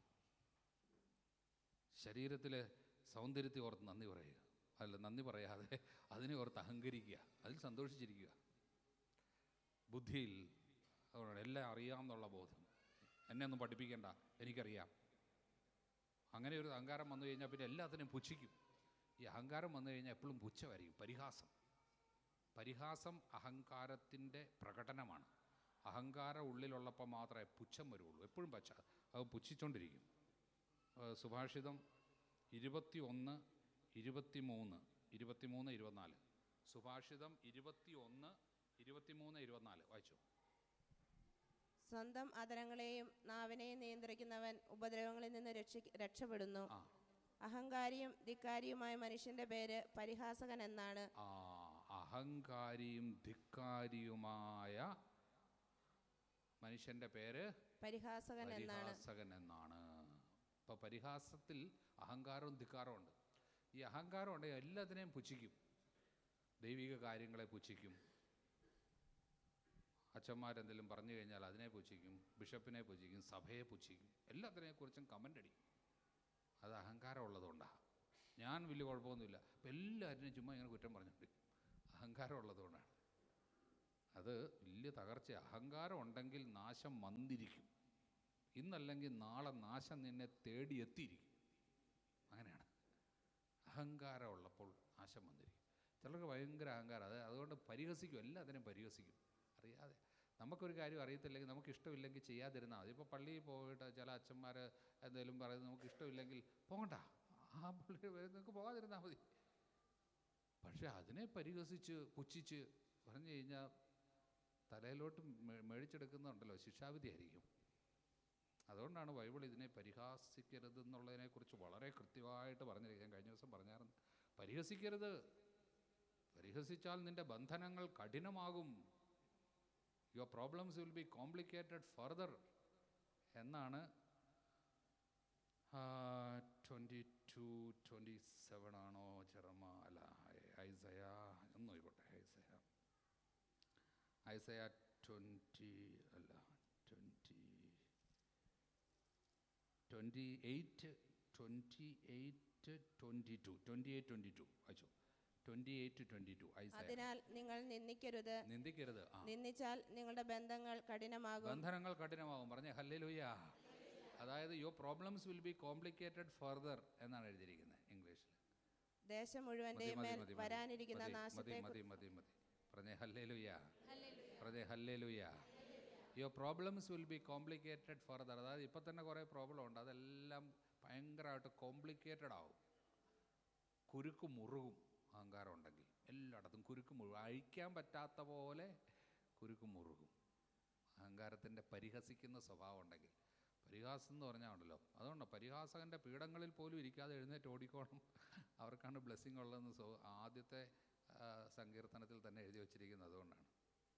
അതുകൊണ്ടാണ് പിശാചിനെ നേരിട്ട് മുന്നിൽ കണ്ടിട്ട് മുഖ്യദൂതനായ മിഖായേൽ പരിഹസിച്ചൊരു വാക്കുപോലും പറയാൻ ധൈര്യപ്പെട്ടില്ല. പിന്നെയോ നിന്നെ കർത്താവ് നോക്കിക്കൊള്ളും എന്ന് മാത്രമേ പറഞ്ഞുള്ളൂ. പക്ഷേ ഈ ജനമോ, എന്നിട്ട് ഇവരെക്കുറിച്ച് പറയുകയാണ്, തങ്ങൾക്ക് മനസ്സിലാകാത്ത സമസ്ത കാര്യങ്ങളെയും ദുഷിച്ചു പറയുന്നു. കൊല്ലപ്പെടാൻ വേണ്ടി മാത്രം ജനിച്ച വിശേഷ ബുദ്ധിയില്ലാത്ത മൃഗങ്ങളെപ്പോലെ ഇവർ നശിച്ചു പോകും എന്നാണ് അവരെക്കുറിച്ച് എഴുതിയിരിക്കുന്നത്. ദൈവീക കാര്യങ്ങളെ ദുഷിക്കുന്നവരെക്കുറിച്ച് 2 പത്രോസിലും എഴുതിയിട്ടുണ്ട്. 2 പത്രോസിൽ 2-ാം അധ്യായത്തിലും അതുപോലെ ജൂദ തദേവുസിൻ്റെ ഒരു ലേഖനമുണ്ട്, ഒറ്റ അധ്യായമുള്ളൂ, അതിൻ്റെ അകത്തും എഴുതിയിട്ടുണ്ട്. അതായത് മോശയുടെ ശരീരത്തെ ചൊല്ലി തർക്കിച്ചു. ആരാണ്? മോശ മരിച്ചു കഴിഞ്ഞപ്പോൾ മോശയുടെ ശരീരത്തെ പിടിക്കാൻ വേണ്ടി പിശാചും വന്നു. അതിന് കാരണമുണ്ട്, അപ്പം നമ്മൾ അതിൻ്റെ ഡീറ്റെയിൽസ് പോകുന്നില്ല. അപ്പം മോശ മരിച്ചു കഴിഞ്ഞപ്പോൾ മോശയുടെ ശരീരം എടുക്കാൻ പിശാച് നേരിട്ട് ഹാജരായി എടുത്തുകൊണ്ട് പോകാൻ വേണ്ടി. അന്നേരം തന്നെ ദൈവം എന്നായെന്നറിയാമോ? മുഖ്യദൂതനെ തന്നെ വിട്ടു. ആരാണ്? മിഖായേൽ. മിഖായേൽ നേരിട്ട് വന്നു. അപ്പോൾ അങ്ങേ സൈഡിൽ മോശ മരിച്ച സമയത്ത് മോശ തന്നെ ഉണ്ടായിരുന്നുള്ളൂ, മലയിൽ കയറി, വേറെ ആരും ഉണ്ടായില്ല. ഓക്കെ, അപ്പം മോശയുടെ ശരീരം എടുത്തുകൊണ്ട് പോകാൻ വേണ്ടി പിശാച് വന്നപ്പം മോശയുടെ ഇതൊക്കെ പരിശുദ്ധാത്മാവ് റിവീൽ ചെയ്ത് തരുന്ന കേട്ടോ, അല്ലെങ്കിൽ ആരാ അത് കണ്ടേന്നൊക്കെ ചോദിച്ചത്. പരിശുദ്ധാത്മാവ് എഴുതി വെച്ചിരിക്കുന്നതാണ് ഇതെല്ലാം. അപ്പോൾ പത്രോസ്ലിഹായും പറഞ്ഞിട്ടുണ്ട് ഇതിനെക്കുറിച്ച്, യൂദാസ്ലിഹായും പറഞ്ഞിട്ടുണ്ട്. അപ്പം ഇത് വന്നു കഴിഞ്ഞപ്പം മോശയുടെ ശരീരം എടുക്കാൻ വേണ്ടി പിശാച് അപ്പുറം വന്നു. മോശയുടെ ശരീരം ഇവിടെ കിടക്കണം. ഉടനെ തന്നെ നമ്മുടെ മിഖായേൽ വന്നു. മിഖായേൽ പിശാചിനെ നേരെ കാണുവാണ്, നേർക്ക് നേർ. പിശാച് എന്ന് പറഞ്ഞാൽ സകല തിന്മയുടെയും മൂർത്തിഭാവമായ പിശാച്. പരിഹസിക്കണമെങ്കിൽ പുച്ഛിക്കണമെങ്കിൽ അവനെയാണ് പുച്ഛിക്കണ്ടേ, കാരണം തിന്മ മൊത്തം അവനിലാണുള്ളത്. അപ്പോൾ അവന് വേണമെങ്കിൽ മൊത്തം പുച്ഛിക്കാവുന്നു. കാരണം ഇവൻ്റെ സർവ്വശക്തിയോടും കൂടിയാണ് വന്നിരിക്കുന്നത്, ദൈവത്തിൻ്റെ അധികാരത്തോടുകൂടി വന്നിരിക്കുന്നത്. വേണേൽ പുച്ഛിക്കാലോ, ഒന്നും പറയാതെ വചനം പറയുവാണ്, പിശാചിനെ നേർക്ക് നേർ കണ്ടിട്ട് പുച്ഛിക്കാൻ അവൻ ധൈര്യപ്പെട്ടില്ല, മറിച്ച് നിന്നെ കാര്യം കർത്താവ് നോക്കിക്കൊള്ളും എന്ന് മാത്രം പറഞ്ഞിട്ട് ബോഡി എടുത്തുകൊണ്ട് പോയി. എന്നിട്ട് അടുത്ത വചനം പറയുവാണ്, പക്ഷേ ഇവരോ തങ്ങൾക്ക് മനസ്സിലാകാത്ത സമസ്ത കാര്യങ്ങളെയും പുച്ഛിക്കുന്നു, ദൈവിക കാര്യങ്ങളെപ്പോലും പുച്ഛിക്കുന്നു. ആകയാൽ മൃഗങ്ങൾ കൊല്ലപ്പെടാൻ വേണ്ടി മാത്രം ജനിച്ച മൃഗങ്ങളെ പോലെ ഇവർ കൊല്ലപ്പെടും, നശിച്ചു പോകും എന്നാണ് ബൈബിൾ പറഞ്ഞിരിക്കുന്നത്. അതാണ് ഈ അഹങ്കാരം, പുച്ഛിക്കുന്ന സ്വഭാവം ഉണ്ടെങ്കിൽ ഇവനെ രക്ഷിക്കാൻ വലിയ പാടാണ്. കാരണം പിശാചിൻ്റെ സ്വഭാവമാണ് പുച്ഛം, രാത്രിയും പകലും പുച്ഛിക്കുന്നു എന്ന് വചനമുണ്ടല്ലോ. അപ്പോൾ അവരോട് ചേരരുത്, പിശാചിനോട് ചേരരുത്. ഇങ്ങനെ രാത്രിയും പകലും ഒക്കെ പുച്ഛിക്കുന്നു, എല്ലാത്തിനും പുച്ഛിക്കുന്ന സ്വഭാവം ഉണ്ടാകും. അവരിൽ നിന്ന് ഓടി അകന്നോണം. അത് ഭീകരാവസ്ഥ. എങ്ങനെ വീട്ടിലൊക്കെ ആരെങ്കിലും അങ്ങനെ പുച്ഛിക്കുന്നവരുണ്ടെങ്കിൽ നമ്മൾ കണ്ണീരൊഴുക്കി അവർക്ക് വേണ്ടി, കരുണയ്ക്ക് വേണ്ടി പ്രാർത്ഥിക്കണം. നശിച്ചു. പുച്ഛിക്കുന്ന സ്വഭാവം ഉണ്ടെങ്കിൽ രക്ഷിക്കാൻ ഭയങ്കര പാടാണ്. ബാക്കി എന്തൊക്കെ പാവം ഉണ്ടെങ്കിലും ദൈവം ഇങ്ങനെ രക്ഷിക്കും. കാരണം ഇതിൻ്റെ അകത്ത് പറയുവാണ്, ഈ പുച്ഛിക്കുന്ന സ്വഭാവം പൈശാച്. നീ പുച്ഛിച്ചാൽ നീ തന്നെ ചുമക്കുന്നുകൂടെ. അതുകൊണ്ടാണ് 9:12 സുഭാഷിതം വായിക്കാവോ? 9:12 നീ പരിഹാസകൻ ശാസനം ഇഷ്ടപ്പെടുന്നില്ല, അവൻ ജ്ഞാനികളെ സമീപിക്കുകയുമില്ല. 9:12 അത്. നീ വിവേകിയെങ്കിൽ പ്രയോജനം നിനക്ക് തന്നെ. നീ വിവേകിയെങ്കിൽ പ്രയോജനം നിനക്ക് തന്നെ. നീ പരിഹസിച്ചാൽ അത് നീ തന്നെ ഏൽക്കേണ്ടി വരും. പരിഹസിച്ചാൽ നീ തന്നെ ഏൽക്കേണ്ടി വരും. പരിഹസിച്ചാൽ നീ തന്നെ ചുമക്കും. പരിഹസിക്കുന്ന സ്വഭാവം ഉണ്ടെങ്കിൽ തിരികെ വന്നിരിക്കും. നമ്മൾ എന്ത് പരിഹസിച്ചാലും അവസാനം തിരികെ വരും, നമ്മുടെ ജീവിതത്തിൽ വരും. പറഞ്ഞേ ഹല്ലേലൂയ, ഹല്ലേലൂയ. അതുകൊണ്ടാണ് ഞാൻ കഴിഞ്ഞ ദിവസം എവിടെയാണോ പറഞ്ഞിരുന്നത്, അച്ഛൻ്റെ കാര്യം. അച്ഛൻ്റെ അപ്പൻ അച്ഛനെ വിളിച്ചിടാ പട്ടി മിണ്ടാതിരിടാ. അത് കഴിഞ്ഞ് പട്ടിയെ പോലെയാണ് അച്ഛൻ മരിക്കുന്നത്, അല്ല അച്ഛൻ്റെ അപ്പം മരിച്ചത്. നടന്ന കാര്യം കേട്ടോ. അച്ഛൻ പറഞ്ഞ് കരഞ്ഞത് എൻ്റെ അടുത്ത്, ഹി ഡൈഡ് ലിറ്ററലി ബാർക്കിംഗ് ആണ്. അപ്പം ഈ സംഗതി തിരികെ വരുന്നതാണ്. അതും ആ സമയത്ത് ആൾക്ക് മനസ്സിലാകത്തില്ല എവിടെ നിന്നാണ്. ഈ പാവം തിരികെ വരും. ആ സമയത്ത് എവിടെ നിന്നാണ് നമുക്കറിയത്തില്ല. 27 സിറാക്ക് വായിക്കാവോ? അതായത് പ്രഭാഷകൻ 27 വായിച്ചേ. പ്രഭാഷകൻ 27 താൻ ചെയ്ത തിന്മ തൻ്റെ മേൽ തന്നെ പതിക്കും, അത് എവിടെ നിന്ന് വന്നെന്ന് അവൻ അറിയുകയില്ല. ആ സമയത്ത് എവിടെ നിന്ന് വന്നെന്ന് അറിയില്ല.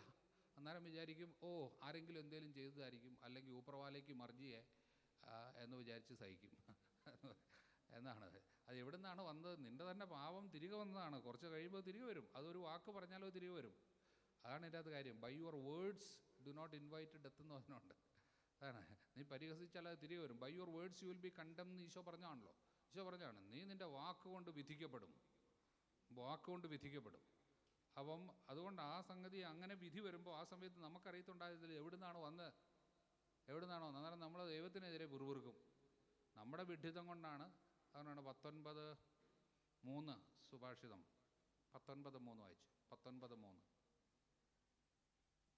സ്വന്തം ഭോഷത്വമാണ് നാശത്തിലെത്തിക്കുന്നത്, എന്നിട്ടും ഹൃദയം കർത്താവിനെതിരെ കോപം കൊണ്ട് ജ്വലിക്കുന്നു. അതാണ്, കർത്താവിനെതിരെ കോപം കൊണ്ട് ജ്വലിക്കുവാണ്. ദൈവം നീ എന്തുകൊണ്ട് അങ്ങനെ ചെയ്തു, why are you doing this to me എന്നൊക്കെയാണ് ചോദിക്കുന്നത്. കർത്താവിനെതിരെ ഹൃദയം കോപം കൊണ്ട് ജ്വലിക്കും. സ്വന്തം ഭോഷത്വം നമ്മളറിയാതെ, നമ്മുടെ വിഡ്ഢിത്തം കൊണ്ട്, നമ്മുടെ അഹങ്കാരം കൊണ്ട് നാശം വന്നു കഴിഞ്ഞപ്പം ദൈവം ചെയ്തു, ദൈവമേ എന്താണ് ഇങ്ങനെ ചെയ്തേ എന്ന് ദൈവത്തോട് ചോദിക്കരുത്. ദൈവമല്ല, ശത്രുവാണ് ചെയ്തത്.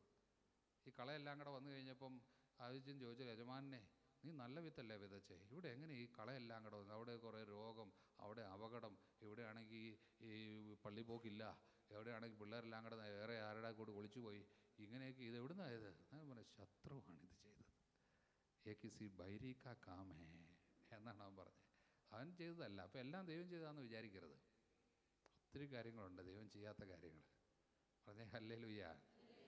അതുകൊണ്ട് എല്ലാം ദൈവേഷ്ടമാണെന്ന് കരുതി സമാധാനിച്ചിരിക്കരുത്.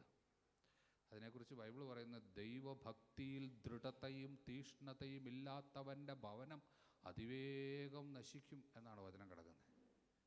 27:3 വായിച്ചു പ്രഭാഷകൻ 27:3. പ്രഭാഷകൻ 27:3.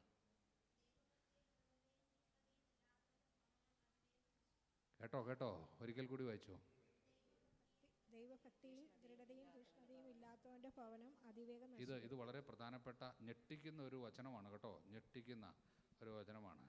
പ്രത്യേകിച്ച് ഇന്നത്തെ കാലത്ത് കഴിഞ്ഞ 8-10 വർഷമായി തുടങ്ങിയിട്ട് പാപത്തിൻ്റെ സ്പീഡ് 10 മടങ്ങ് വർദ്ധിച്ചിട്ട് കഴിഞ്ഞ ഒരു 100 വർഷത്തിൽ പാപം ഒഴുകാനെടുത്ത സ്പീഡിൻ്റെ 100 മടങ്ങാണ് പാപത്തിൻ്റെ സ്പീഡ് വർദ്ധിച്ചത് കഴിഞ്ഞ 10 വർഷത്തിൽ.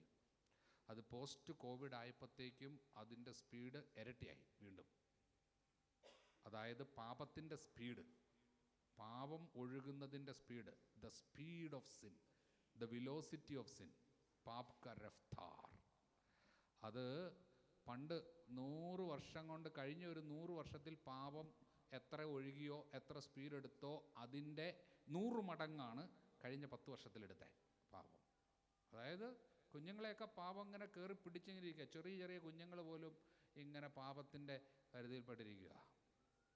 കഴിഞ്ഞ ദിവസം ഒരു സിസ്റ്റർ കണ്ണീരോടെ പറഞ്ഞതാണ്, LKGയിലെ ഒരു കൊച്ച്, അതായത് അവനിങ്ങനെ ഒരു LKGയിൽ പഠിക്കുന്ന കൊച്ചുങ്ങൾ പോലും ഈ തിന്മ, സെക്ഷുവൽ സിന്ന് കയറി വന്നത് കോളേജ് അല്ലെ സ്കൂളിൽ വെച്ച് ആ സിസ്റ്റർ കണ്ടാണ്. അവനൊരു കൊച്ചിനെ പിടിച്ചുകൊണ്ട് പോയിട്ട് എന്തോ ചെയ്യാനൊക്കെ നോക്കുക. അത് അത്ര ഭീകര സംഭവം നടന്നത്. അതായത് സിസ്റ്റർ പറയണം, എനിക്ക് വിശ്വസിക്കാൻ പറ്റുന്നില്ല, എങ്ങനെ വന്നു. അങ്ങനെ തിന്മ വർദ്ധിച്ചിരിക്കുകയാണ്. അതായത് almost more than 70-80% of children, even from younger age 12 year മുതലുള്ള കുഞ്ഞുങ്ങൾ ഇംപ്യൂരിറ്റിക്ക് അഡിക്റ്റഡ് ആണ്. അമേരിക്കൻ പുതിയ സ്റ്റഡി അനുസരിച്ച് ഏകദേശം 70% പോർണോഗ്രഫിക് അഡിക്ഷൻ. അത് അത് അത് വളരെ സീരിയസ് ഒരു സംഭവമാണ്, ഭയങ്കര സീരിയസ് ആണ്. അതായത് കുഞ്ഞുങ്ങൾ ഈ പോർണോഗ്രഫി അഡിക്ഷനൊക്കെ വന്നു കഴിഞ്ഞിട്ടുണ്ടെങ്കിൽ പിന്നെ ഭയങ്കര ആങ്കറായിരിക്കും. പിന്നെ പ്രാർത്ഥിക്കാനേ പറ്റത്തില്ല അവർക്ക്. ബോഡി വർഷിപ്പിനൊറ്റയ്ക്ക് സഹായിക്കുകയില്ല. പ്രാർത്ഥിക്കാനിരുന്ന് കഴിഞ്ഞാൽ അവന് ദേഷ്യം വരും, അല്ലെങ്കിൽ ഉറക്കം വരും. അതാണ് കാര്യം. പള്ളിയിൽ പോകാൻ പറഞ്ഞാൽ പോകത്തില്ല. അമ്മയോട് പെട്ടെന്ന് ദേഷ്യം വരും. ഇതൊക്കെ പോർണോഗ്രഫി അഡിക്ഷനോ മൊബൈലുമായിട്ട് അഡിക്ഷൻ വന്നു കഴിഞ്ഞാൽ ആദ്യം പറ്റുന്ന സംഭവമാണ്. അമ്മയോട് പെട്ടെന്ന് ദേഷ്യം വരും. അതാണ് ആദ്യത്തെ സംഭവം. അത് ഇമ്പ്യൂരിറ്റി വന്നു കഴിഞ്ഞാൽ അവൻ ആദ്യം ദേഷ്യം അമ്മയോടായിരിക്കും. കാരണം അതാണ് ഏറ്റവും പ്യുവർ ബന്ധം. ആ സാധനം അവന് സഹിക്കാൻ പറ്റാതെ വരും. അപ്പോൾ അവൻ്റെ സോൾ കടന്ന് പിന്നെ പൊട്ടിത്തെറിയും. ആണ് കാര്യം. പ്യുവർ ബന്ധം പറ്റത്തില്ല അവനപ്പോൾ, അതൊന്നും സഹിക്കാൻ പറ്റത്തില്ലാതെ വരും. അപ്പം പിന്നെ ദേഷ്യമായിരിക്കും ഭയങ്കരമായിട്ട്. അങ്ങനെ ഈ തിന്മ വർദ്ധിച്ചുകൊണ്ടിരിക്കുക. അങ്ങനെ പോയി കഴിഞ്ഞാൽ പിന്നെ കണ്ണ് അശുദ്ധമായി കഴിഞ്ഞ് കഴിഞ്ഞാൽ പിന്നെ മൊത്തം ശരീരം പോയി. ഈശോ പറഞ്ഞല്ലോ, കണ്ണാണ് ശരീരത്തിൻ്റെ വിളക്ക്. കണ്ണ് കുറ്റമറ്റതെങ്കിൽ ശരീരം മുഴുവൻ പ്രകാശിക്കും. കണ്ണ് ദുഷിച്ചതെങ്കിലോ എന്താണ്? ശരീരം മുഴുവൻ അന്ധകാരത്തിൽ പോവും. മുഴുവൻ ശരീരം അന്ധകാരത്തിലാണ്. പിന്നെ അതായത് ശരീരം പിന്നെ നമുക്ക് കോൺസെൻട്രേഷൻ കിട്ടത്തില്ല, ഒരു നല്ല കാര്യത്തിനുകൊണ്ട് ഉപയോഗിക്കാൻ പറ്റത്തില്ല. അതായത് decision making faculty will be affected. Decision making, memorising capacity will be affected. വചനമൊന്നും ഒരിക്കലും കാണാതെ പഠിക്കാൻ പറ്റത്തില്ല. അതുതന്നെയല്ല, പിന്നെ ഒരു സ്ഥലത്തും കോൺസെൻട്രേറ്റ് ചെയ്യാൻ പറ്റത്തില്ല. ഒരു ജോലിയിൽ തന്നെ അവൻ കുറച്ച് നാൾ നിൽക്കത്തില്ല, പെട്ടെന്ന് ചാടും. അങ്ങനെയുള്ള ഒരു കല്യാണം കഴിച്ച് കഴിയുമ്പോഴാണ് പ്രശ്നം, ഏറ്റവും വലിയ പ്രശ്നം. Will come out. അതുകൊണ്ടാണ് ഇപ്പം തന്നെ തുടങ്ങിയിരിക്കുന്നു എന്തോ ഒരു മാരേജ്. നിങ്ങളൊന്നും വിചാരിക്കുന്നതിൽ ഏറെ അതിഭീകരമായിട്ട് മാരേജുകൾ തറന്നുകൊണ്ടിരിക്കുക. അച്ഛനിങ്ങനെ ലോകം മുഴുവൻ പല സ്ഥലങ്ങളിൽ പോകുന്നുണ്ട്. പ്രത്യേകിച്ച് കഴിഞ്ഞ കുറച്ച് നാളുകൾ ഞാനൊരു 40-45 ദിവസം കുറേ ഫാമിലീസിനെ കണ്ടു UK-ൽ, മലയാളി ഫാമിലീസിനെ. കാരണം ഞാൻ അവിടുത്തെ ഒരു 7 പള്ളികളിൽ, നമ്മുടെ സീറോ മലബാർ പള്ളികളിൽ 7 ആഴ്ച ധ്യാനിപ്പിച്ചു. മിച്ചമുള്ള ദിവസങ്ങളിലെല്ലാം വെള്ളി, ശനി, ഞായർ മാത്രമേ ധ്യാനം ഉണ്ടായിരുന്നുള്ളൂ. ബാക്കിയുള്ള ദിവസങ്ങളിൽ ആൾക്കാരെ കാണുമായിരുന്നു, ഫാമിലീസിനെ. ഞാൻ എത്ര ഫാമിലീസിനെ കണ്ടു എന്ന് കണക്കില്ല. അതിൻ്റെ അകത്ത് എന്തോരം ഫാമിലിയാണെന്ന് പറയും. തകർച്ചയിൽ പുറത്തും മനസ്സിലാകുന്നില്ല, പക്ഷെ തകർന്നിരിക്കുക. തകർന്നു പറഞ്ഞാൽ ഈ കംപ്ലീറ്റായിട്ട് തകർന്നു. അവർക്ക് ഒന്നും ജീവിക്കാൻ പറ്റത്തില്ല. കൊല്ലാൻ തയ്യാറാണ്, അല്ലെങ്കിൽ ഇട്ടേച്ച് പോകും, അല്ലെങ്കിൽ ആത്മഹത്യ ചെയ്യും. ഇങ്ങനെയുള്ള സംഭവത്തിൽ പൈസയും സാധനവും എല്ലാം ഉണ്ട്, പക്ഷേ തകർച്ചയുടെ വക്കീലാണ്. അപ്പോൾ ആ ഒരു പാപത്തിൻ്റെ ഭീകര അവസ്ഥയാണ്. കാരണം ഇപ്പോൾ ഈ അഡിക്ഷനൊക്കെ വന്നു കഴിഞ്ഞല്ലോ. ഇപ്പോൾ ഇനിയിപ്പം നമുക്ക് ഈ മൊബൈൽ അഡിക്ഷനൊക്കെ ഉള്ളവർ പിന്നെ ജീവിത പങ്കാളിയായിട്ടൊന്നും ചേർന്ന് പോകാൻ പറ്റത്തില്ല. കാരണം എപ്പോഴും ജീവിത പങ്കാളിക്ക് സമയം കൊടുക്കാൻ പറ്റത്തില്ല. വെർച്വൽ ഫ്രണ്ട്സിനെ നമുക്ക് സ്വീകരിക്കാൻ പറ്റത്തുള്ളൂ. റിയൽ ഫ്രണ്ട്സുമായിട്ട് ഇടപെടാൻ പറ്റത്തില്ല. അതിനുള്ള കപ്പാസിറ്റി പോകും. അപ്പം ജീവിത പങ്കാളിയോടൊന്ന് ഇടപെടാനുള്ള കപ്പാസിറ്റി പോകും. കാരണം അവൻ്റെ ഫ്രണ്ട്സ് മുഴുവൻ വെർച്വലാണ്, മൊബൈലാണ്, ഇൻസ്റ്റാഗ്രാമിലാണ്. ആ സംഗതി മാത്രം നമുക്ക് ഡീൽ ചെയ്യാൻ പറ്റത്തുള്ളൂ. അവിടെ ഭയങ്കര നൈസായിരിക്കും. പക്ഷേ റിയൽ ലൈഫിൽ കാരണം your body will not cooperate to deal with. You do not know how to forgive, you do not know how to give, you have no patience. ഒട്ടും വെയിറ്റ് ചെയ്യാൻ പറ്റത്തില്ല. ഇപ്പം കിട്ടിയ കാരണം ഇമ്മീഡിയറ്റ് ഗ്രാറ്റിഫിക്കേഷൻ, ഇൻസ്റ്റൻറ്റ് ഗ്രാറ്റിഫിക്കേഷൻ. അതുകൊണ്ടാണ് insta എന്നൊക്കെ പേരിട്ട് സാധനങ്ങൾ.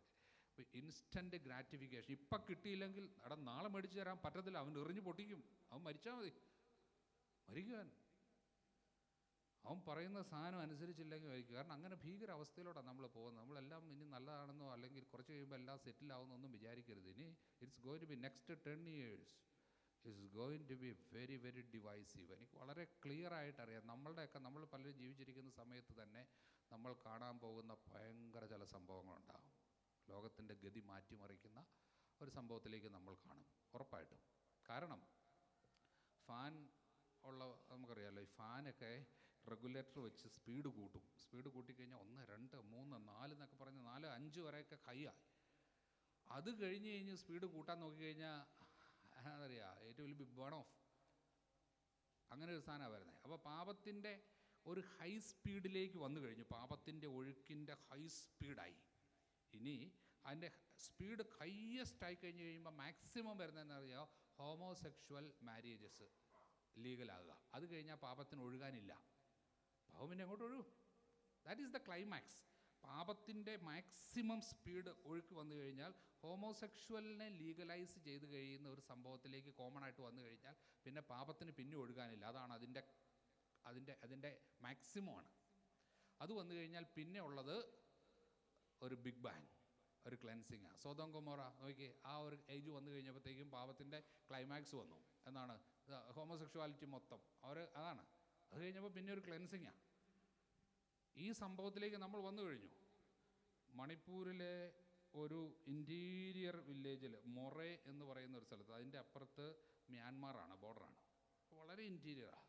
അവിടുത്തെ ഒരു ഹോസ്റ്റലിൽ, നമ്മുടെ ഒരു ഹോസ്റ്റലിൽ ഒരു പയ്യൻ, 8ാം ക്ലാസ്സിൽ പഠിക്കുന്ന പയ്യൻ കുറച്ച് നാൾ മുമ്പ് ഒരു ബാനർ ഉയർത്തി, we homosexuals will rule the world എന്ന്. അവനോട് കിട്ടിയ we homosexuals will rule the world എന്ന് അവൻ മണിപ്പൂരിൽ.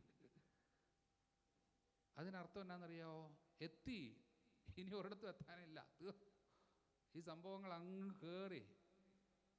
ഇപ്പം നമ്മൾ പലരും അമേരിക്കയിൽ ചെന്ന് കഴിഞ്ഞപ്പോൾ ഒക്കെ ഒരു ചേച്ചി, ഒരു മലയാളി ചേച്ചി എന്നെ പറഞ്ഞ ഒറ്റ പ്രാർത്ഥനയേ ഉള്ളൂ, എൻ്റെ മോൻ ഏതെങ്കിലും ഒരു പെണ്ണിനെ കിട്ടിയാൽ മതി.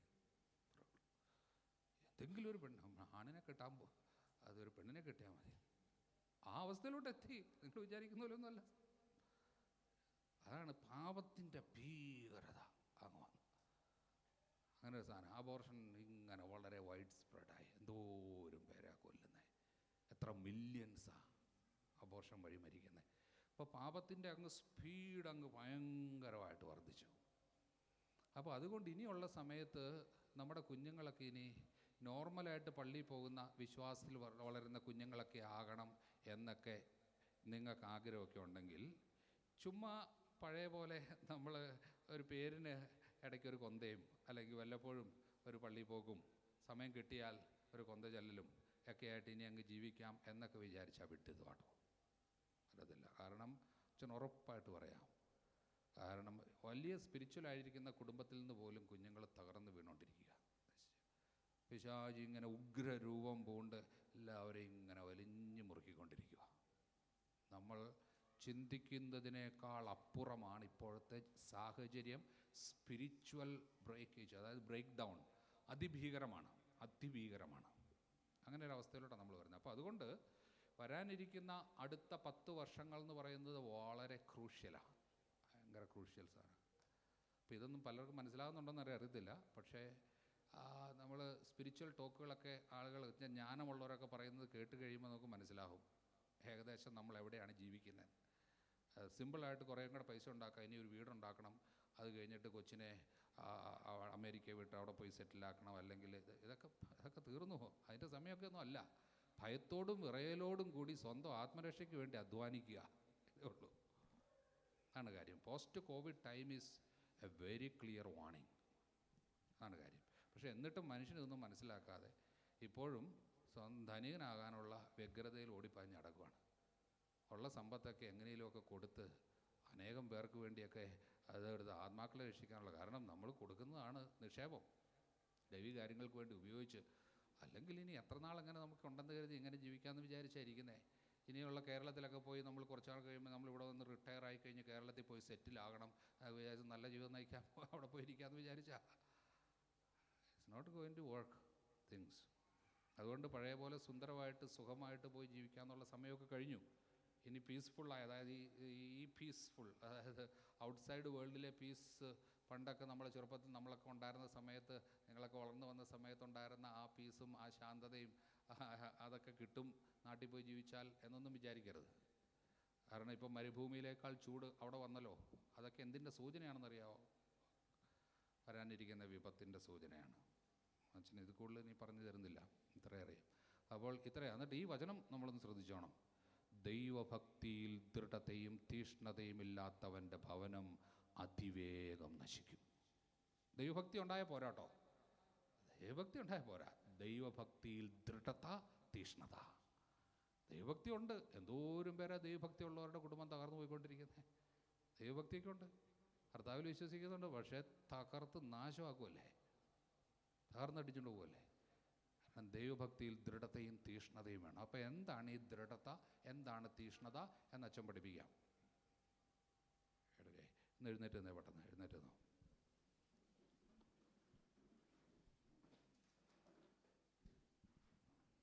പ്രഭാഷകൻ 27:3 ദൈവഭക്തിയിൽ ദൃഢതയും തീഷ്ണതയും ഇല്ലാത്തവൻ്റെ ഭവനം അതിവേഗം നശിക്കും. പറഞ്ഞേ ഹല്ലേലൂയ.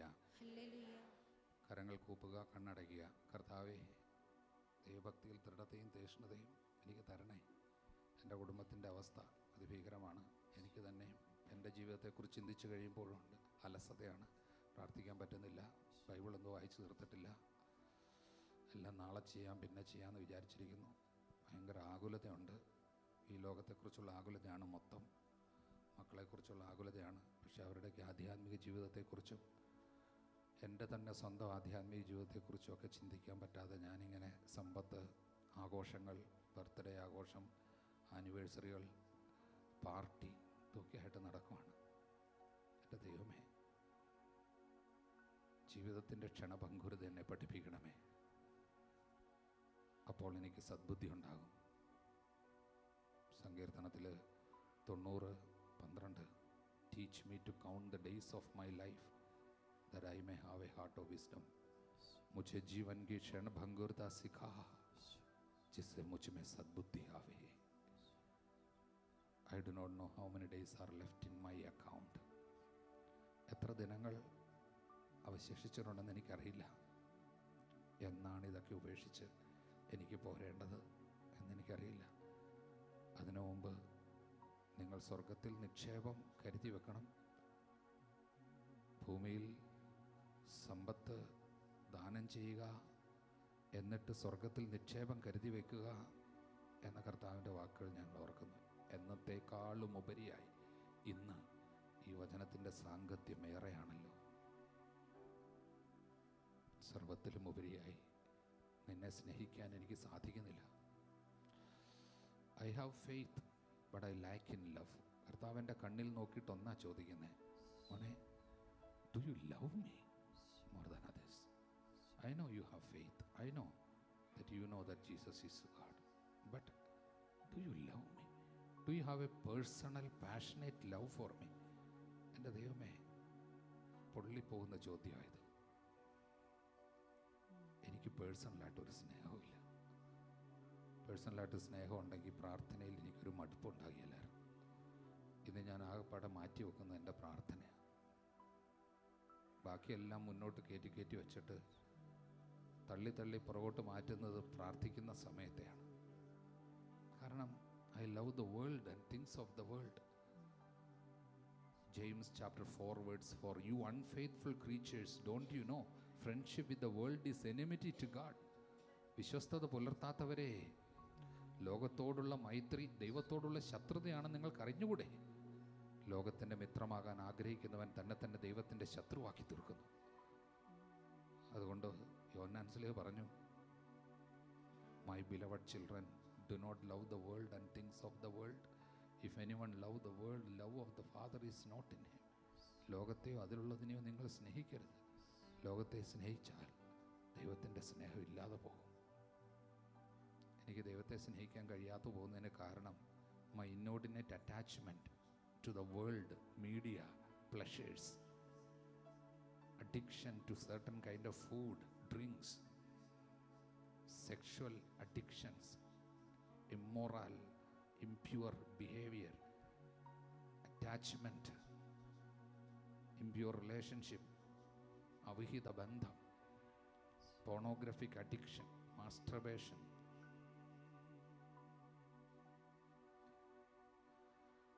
എന്ന് ഞാൻ ഇതിൽ നിന്ന് വിടുതൽ നേടും. എൻ്റെ ദൈവമേ, ഈ പന്തക്കുസ്ത നാളിലെങ്കിലും പരിശുദ്ധാത്മാവിനെ നൽകി എന്നെ വിടുവിക്കണേ. ജഡത്തിൽ ജീവിക്കാതെ ആത്മാവിൽ ജീവിക്കാൻ പഠിപ്പിക്കണമേ. ലോകത്തിൽ മരിച്ച്, പാപത്തിന് മരിച്ച് ക്രിസ്തുവിന് വേണ്ടി ജീവിക്കാൻ പഠിപ്പിക്കണം. ദൈവഭക്തിയിൽ ദൃഢതയും തീഷ്ണതയും ഇല്ലാത്തവൻ്റെ കുടുംബം അതിവേഗം നശിക്കും. എന്നോടാണോ നീ സംസാരിക്കുന്നത്? എൻ്റെ കണ്ണിൽ നോക്കിയാണ് ഈശോ പറയുന്നത്. ദൈവഭക്തിയിൽ ദൃഢതയും തീഷ്ണതയും ഇല്ലാത്തവൻ്റെ ഭവനം അതിവേഗം നശിക്കും.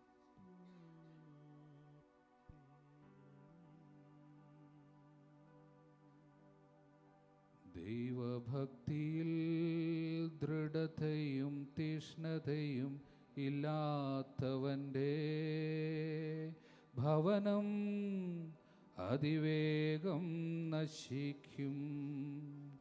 ദൈവഭക്തിയിൽ ദൃഢതയും തീഷ്ണതയും ഇല്ലാത്തവൻ്റെ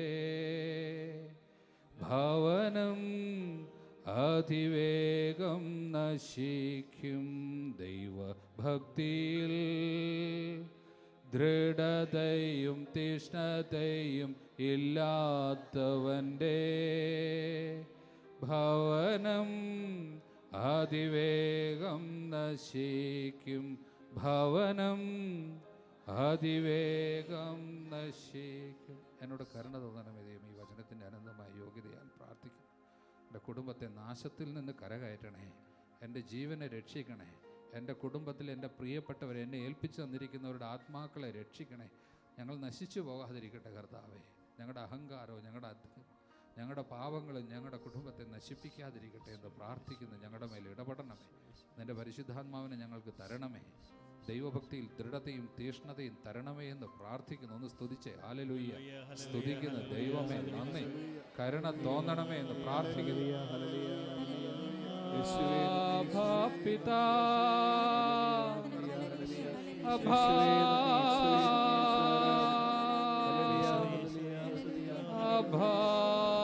പിതാ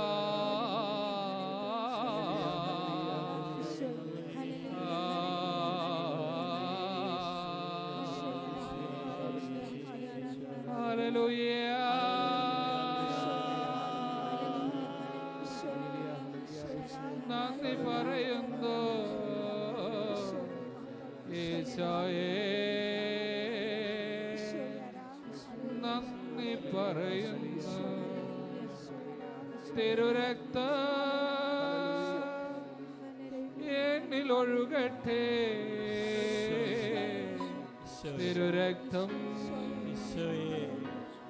എന്നിലൊഴുകട്ടെ. നിൻ സ്നേഹം എന്നിൽ നിറയട്ടെ, നിൻ സ്നേഹം എന്നിൽ നിറയട്ടെ. ഈശോയെ സ്നേഹിക്കുന്നു ഞാൻ, ഈശോയെ സ്നേഹിക്കുന്നു ഞാൻ, ഈശോയെ നന്ദി പറയുന്നു, ഈശോയെ നന്ദി പറയുന്നു.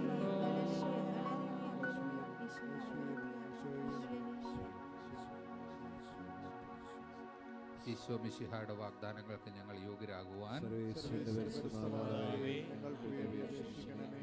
ഇരുന്നോ. ദൈവഭക്തിയിൽ ദൃഢതയും തീക്ഷ്ണതയും ഉണ്ടാകുന്നതിന് നമ്മൾ പ്രാക്ടിക്കലായിട്ട് എന്തൊക്കെയാണ് ചെയ്യേണ്ടത്? അച്ഛൻ ഒരു ഒരു ഒരു ഒരു 7 കാര്യങ്ങൾ പെട്ടെന്ന് പറഞ്ഞു തരാം. 7 കാര്യങ്ങൾ. ഈ 7 കാര്യങ്ങൾ വളരെ പ്രധാനപ്പെട്ടതാണ്. അതായത് ഈ 7 കാര്യങ്ങളിലൊന്ന് ശ്രദ്ധിച്ചു കഴിഞ്ഞിട്ടുണ്ടെങ്കിൽ നമുക്ക് ഒരു ദൃഢത, തീക്ഷ്ണത. Anyone who is not steadfast and zealous in the fear of God, their house will be quickly overthrown എന്നാണ് എഴുതിയിരിക്കുന്നത്. Their house will be, their family will be quickly overthrown. അതായത് ദൈവഭക്തി, അതിൽ ദൃഢത വേണം, തീക്ഷ്ണത വേണം. ദൈവഭക്തിയിൽ ദൃഢതയും തീക്ഷ്ണതയും ഇല്ലാത്തവൻ്റെ കുടുംബം അതിവേഗം നശിക്കും. പറഞ്ഞേ ഹല്ലേലൂയ, ഹല്ലേലൂയ. അത് കമ്മിറ്റ്മെൻ്റാണ്. 7 കമ്മിറ്റ്മെൻറ്റുകൾ. പറഞ്ഞേ ഹല്ലേലൂയ. അതിന് മനസ്സിലാക്കണമെങ്കിൽ 2 വേർഡുണ്ട് ഇംഗ്ലീഷിലത്. ഒന്ന് കമ്മിറ്റ്മെൻറ്റ്, ഒന്ന് കോൺട്രിബ്യൂഷൻ. അതായത് കോൺട്രിബ്യൂഷൻ, കമ്മിറ്റ്മെൻറ്റ്, ഇത് രണ്ടും തമ്മിൽ വ്യത്യാസമുണ്ട്. മലയാളത്തിൽ അതിന് കൃത്യമായിട്ട് വാക്കെനിക്ക് കിട്ടിയിട്ടില്ല. കമ്മിറ്റ്മെൻറ്റ് ആർക്കെങ്കിലും മനസ്സിലാക്കാമോ? കമ്മിറ്റ്മെൻറ്റും കോൺട്രിബ്യൂഷൻ. കോൺട്രിബ്യൂഷൻ എന്ന് പറഞ്ഞാൽ സംഭാവന. കമ്മിറ്റ്മെൻറ്റ് പ്രതിബദ്ധത.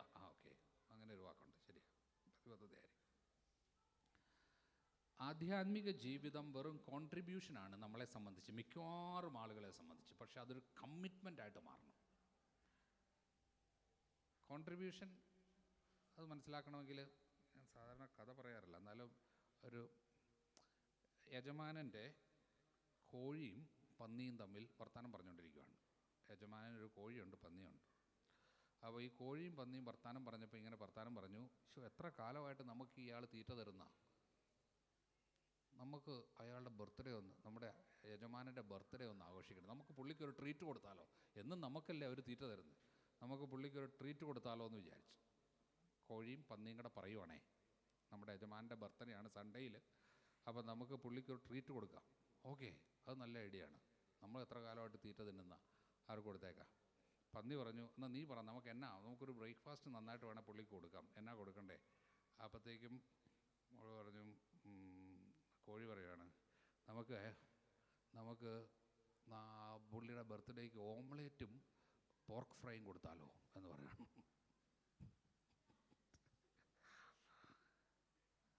അവ പന്നി ഒന്ന് ചിന്തിച്ച് അപ്പോൾ ഇവിടുന്ന് കിട്ടി. എന്നിട്ട് ആ മുക്കറയിട്ട് പറഞ്ഞ് അതങ്ങ് അവിടെ പറഞ്ഞാൽ മതി. നിന്നെ സംബന്ധിച്ച് അതൊരു കോൺട്രിബ്യൂഷൻ, എനിക്കതൊരു commitment. I am not ready for commitment. അതാണ് കാര്യം. കോൺട്രിബ്യൂഷൻ ഈസിയാണേ. വല്ലപ്പോഴും എന്തെങ്കിലുമൊക്കെ പ്രാർത്ഥന, ഇച്ചിരി സമയമൊക്കെ ഉള്ളപ്പോൾ ഒരു പ്രാർത്ഥന പ്രാർത്ഥിക്കുക, അതൊക്കെയാണ്. അന്ന് പാർട്ടിയോ അല്ലെങ്കിൽ ഇന്ന് ആൾക്കാരൊക്കെ വന്നു കഴിഞ്ഞപ്പോൾ, അല്ലെങ്കിൽ ഇച്ചിരി ഗസ്റ്റൊക്കെ ഉണ്ട്, അപ്പോൾ നമ്മൾ പ്രാർത്ഥന അങ്ങ് മാറ്റി, അത്രേ ഉള്ളൂ, പ്രാർത്ഥിക്കാമല്ലോ. പിന്നെ പക്ഷേ കമ്മിറ്റ്മെൻ്റ് എന്ന് പറഞ്ഞൊരു സാധനമുണ്ട്. എൻ്റെ വീട്ടിലങ്ങനെ ഞാൻ കണ്ടിട്ടുണ്ട്. 7 മണി എന്ന് പറഞ്ഞൊരു സമയം ഉണ്ടെങ്കിൽ കുരിശുവരെയാണ്. അത് ഏത് ടീം വന്നാലും. ഞാനൊരിക്കൽ 6:30 അവിടെ ചെന്ന് ചാടി വീട്ടിൽ. അത് 1 വർഷം കൂടി വീട്ടിൽ ചെല്ലുന്ന. അപ്പോൾ 6:45 അന്നേരത്തേക്ക് അവിടെ പായൊക്കെ വിരിച്ച് അവിടെ റെഡിയായിട്ടിരിക്കുക അമ്മേ. അപ്പം ഇച്ചിരി കൂടി വർത്തമാനമൊക്കെ പറഞ്ഞിട്ട് വേണമെങ്കിൽ കുരിശ് വരച്ചാൽ മതി. പക്ഷേ അന്നേരം തന്നെ ആദ്യം തന്നെ പറയണം, മോനെ നമുക്കിന്ന് നേരത്തെ തന്നെ കുരിശങ്ങ് വരച്ച് കഴിഞ്ഞാൽ നമുക്ക് ആദ്യം തന്നെ പ്രാർത്ഥിക്കാം, അല്ലെങ്കിൽ പിന്നെ പ്രാർത്ഥന മാറ്റി വെക്കും. അതായത് ബെസ്റ്റ് ടൈം കർത്താവിന് കൊടുക്കുക എന്നുള്ളൊരു നിയമം പണ്ട് മുതലേ നമ്മൾ കണ്ടിരിക്കുന്ന. ബെസ്റ്റ് ടൈം ഇതിന് കൊടുക്കുക. പറഞ്ഞേ ഹല്ലേലൂയ, ഹല്ലേലൂയ, ഹല്ലേലൂയ. അപ്പോൾ ആ സമയം തന്നെ അങ്ങ് വരയ്ക്കുക. അതില്ലാത്ത ഒരു കുറവുമില്ല. എനിക്കിപ്പോഴും ഓർമ്മയുണ്ട്, പണ്ടൊക്കെ പപ്പ ഇപ്പം മദ്യപാനമൊക്കെ ഉണ്ടായിരുന്ന സമയത്ത്, എൻ്റെ ചെറുപ്പത്തിൽ സമയത്ത് പുള്ളി വീട്ടിലൊക്കെ വരുന്ന സമയത്ത് നമുക്ക് ഒരു കാര്യത്തിൽ സന്തോഷമാണ്. പുള്ളി പറയും, ഇന്ന് ഒരു രഹസ്യം മതി. നമുക്കൊക്കെ ഭയങ്കര ഒരു രഹസ്യം മതി.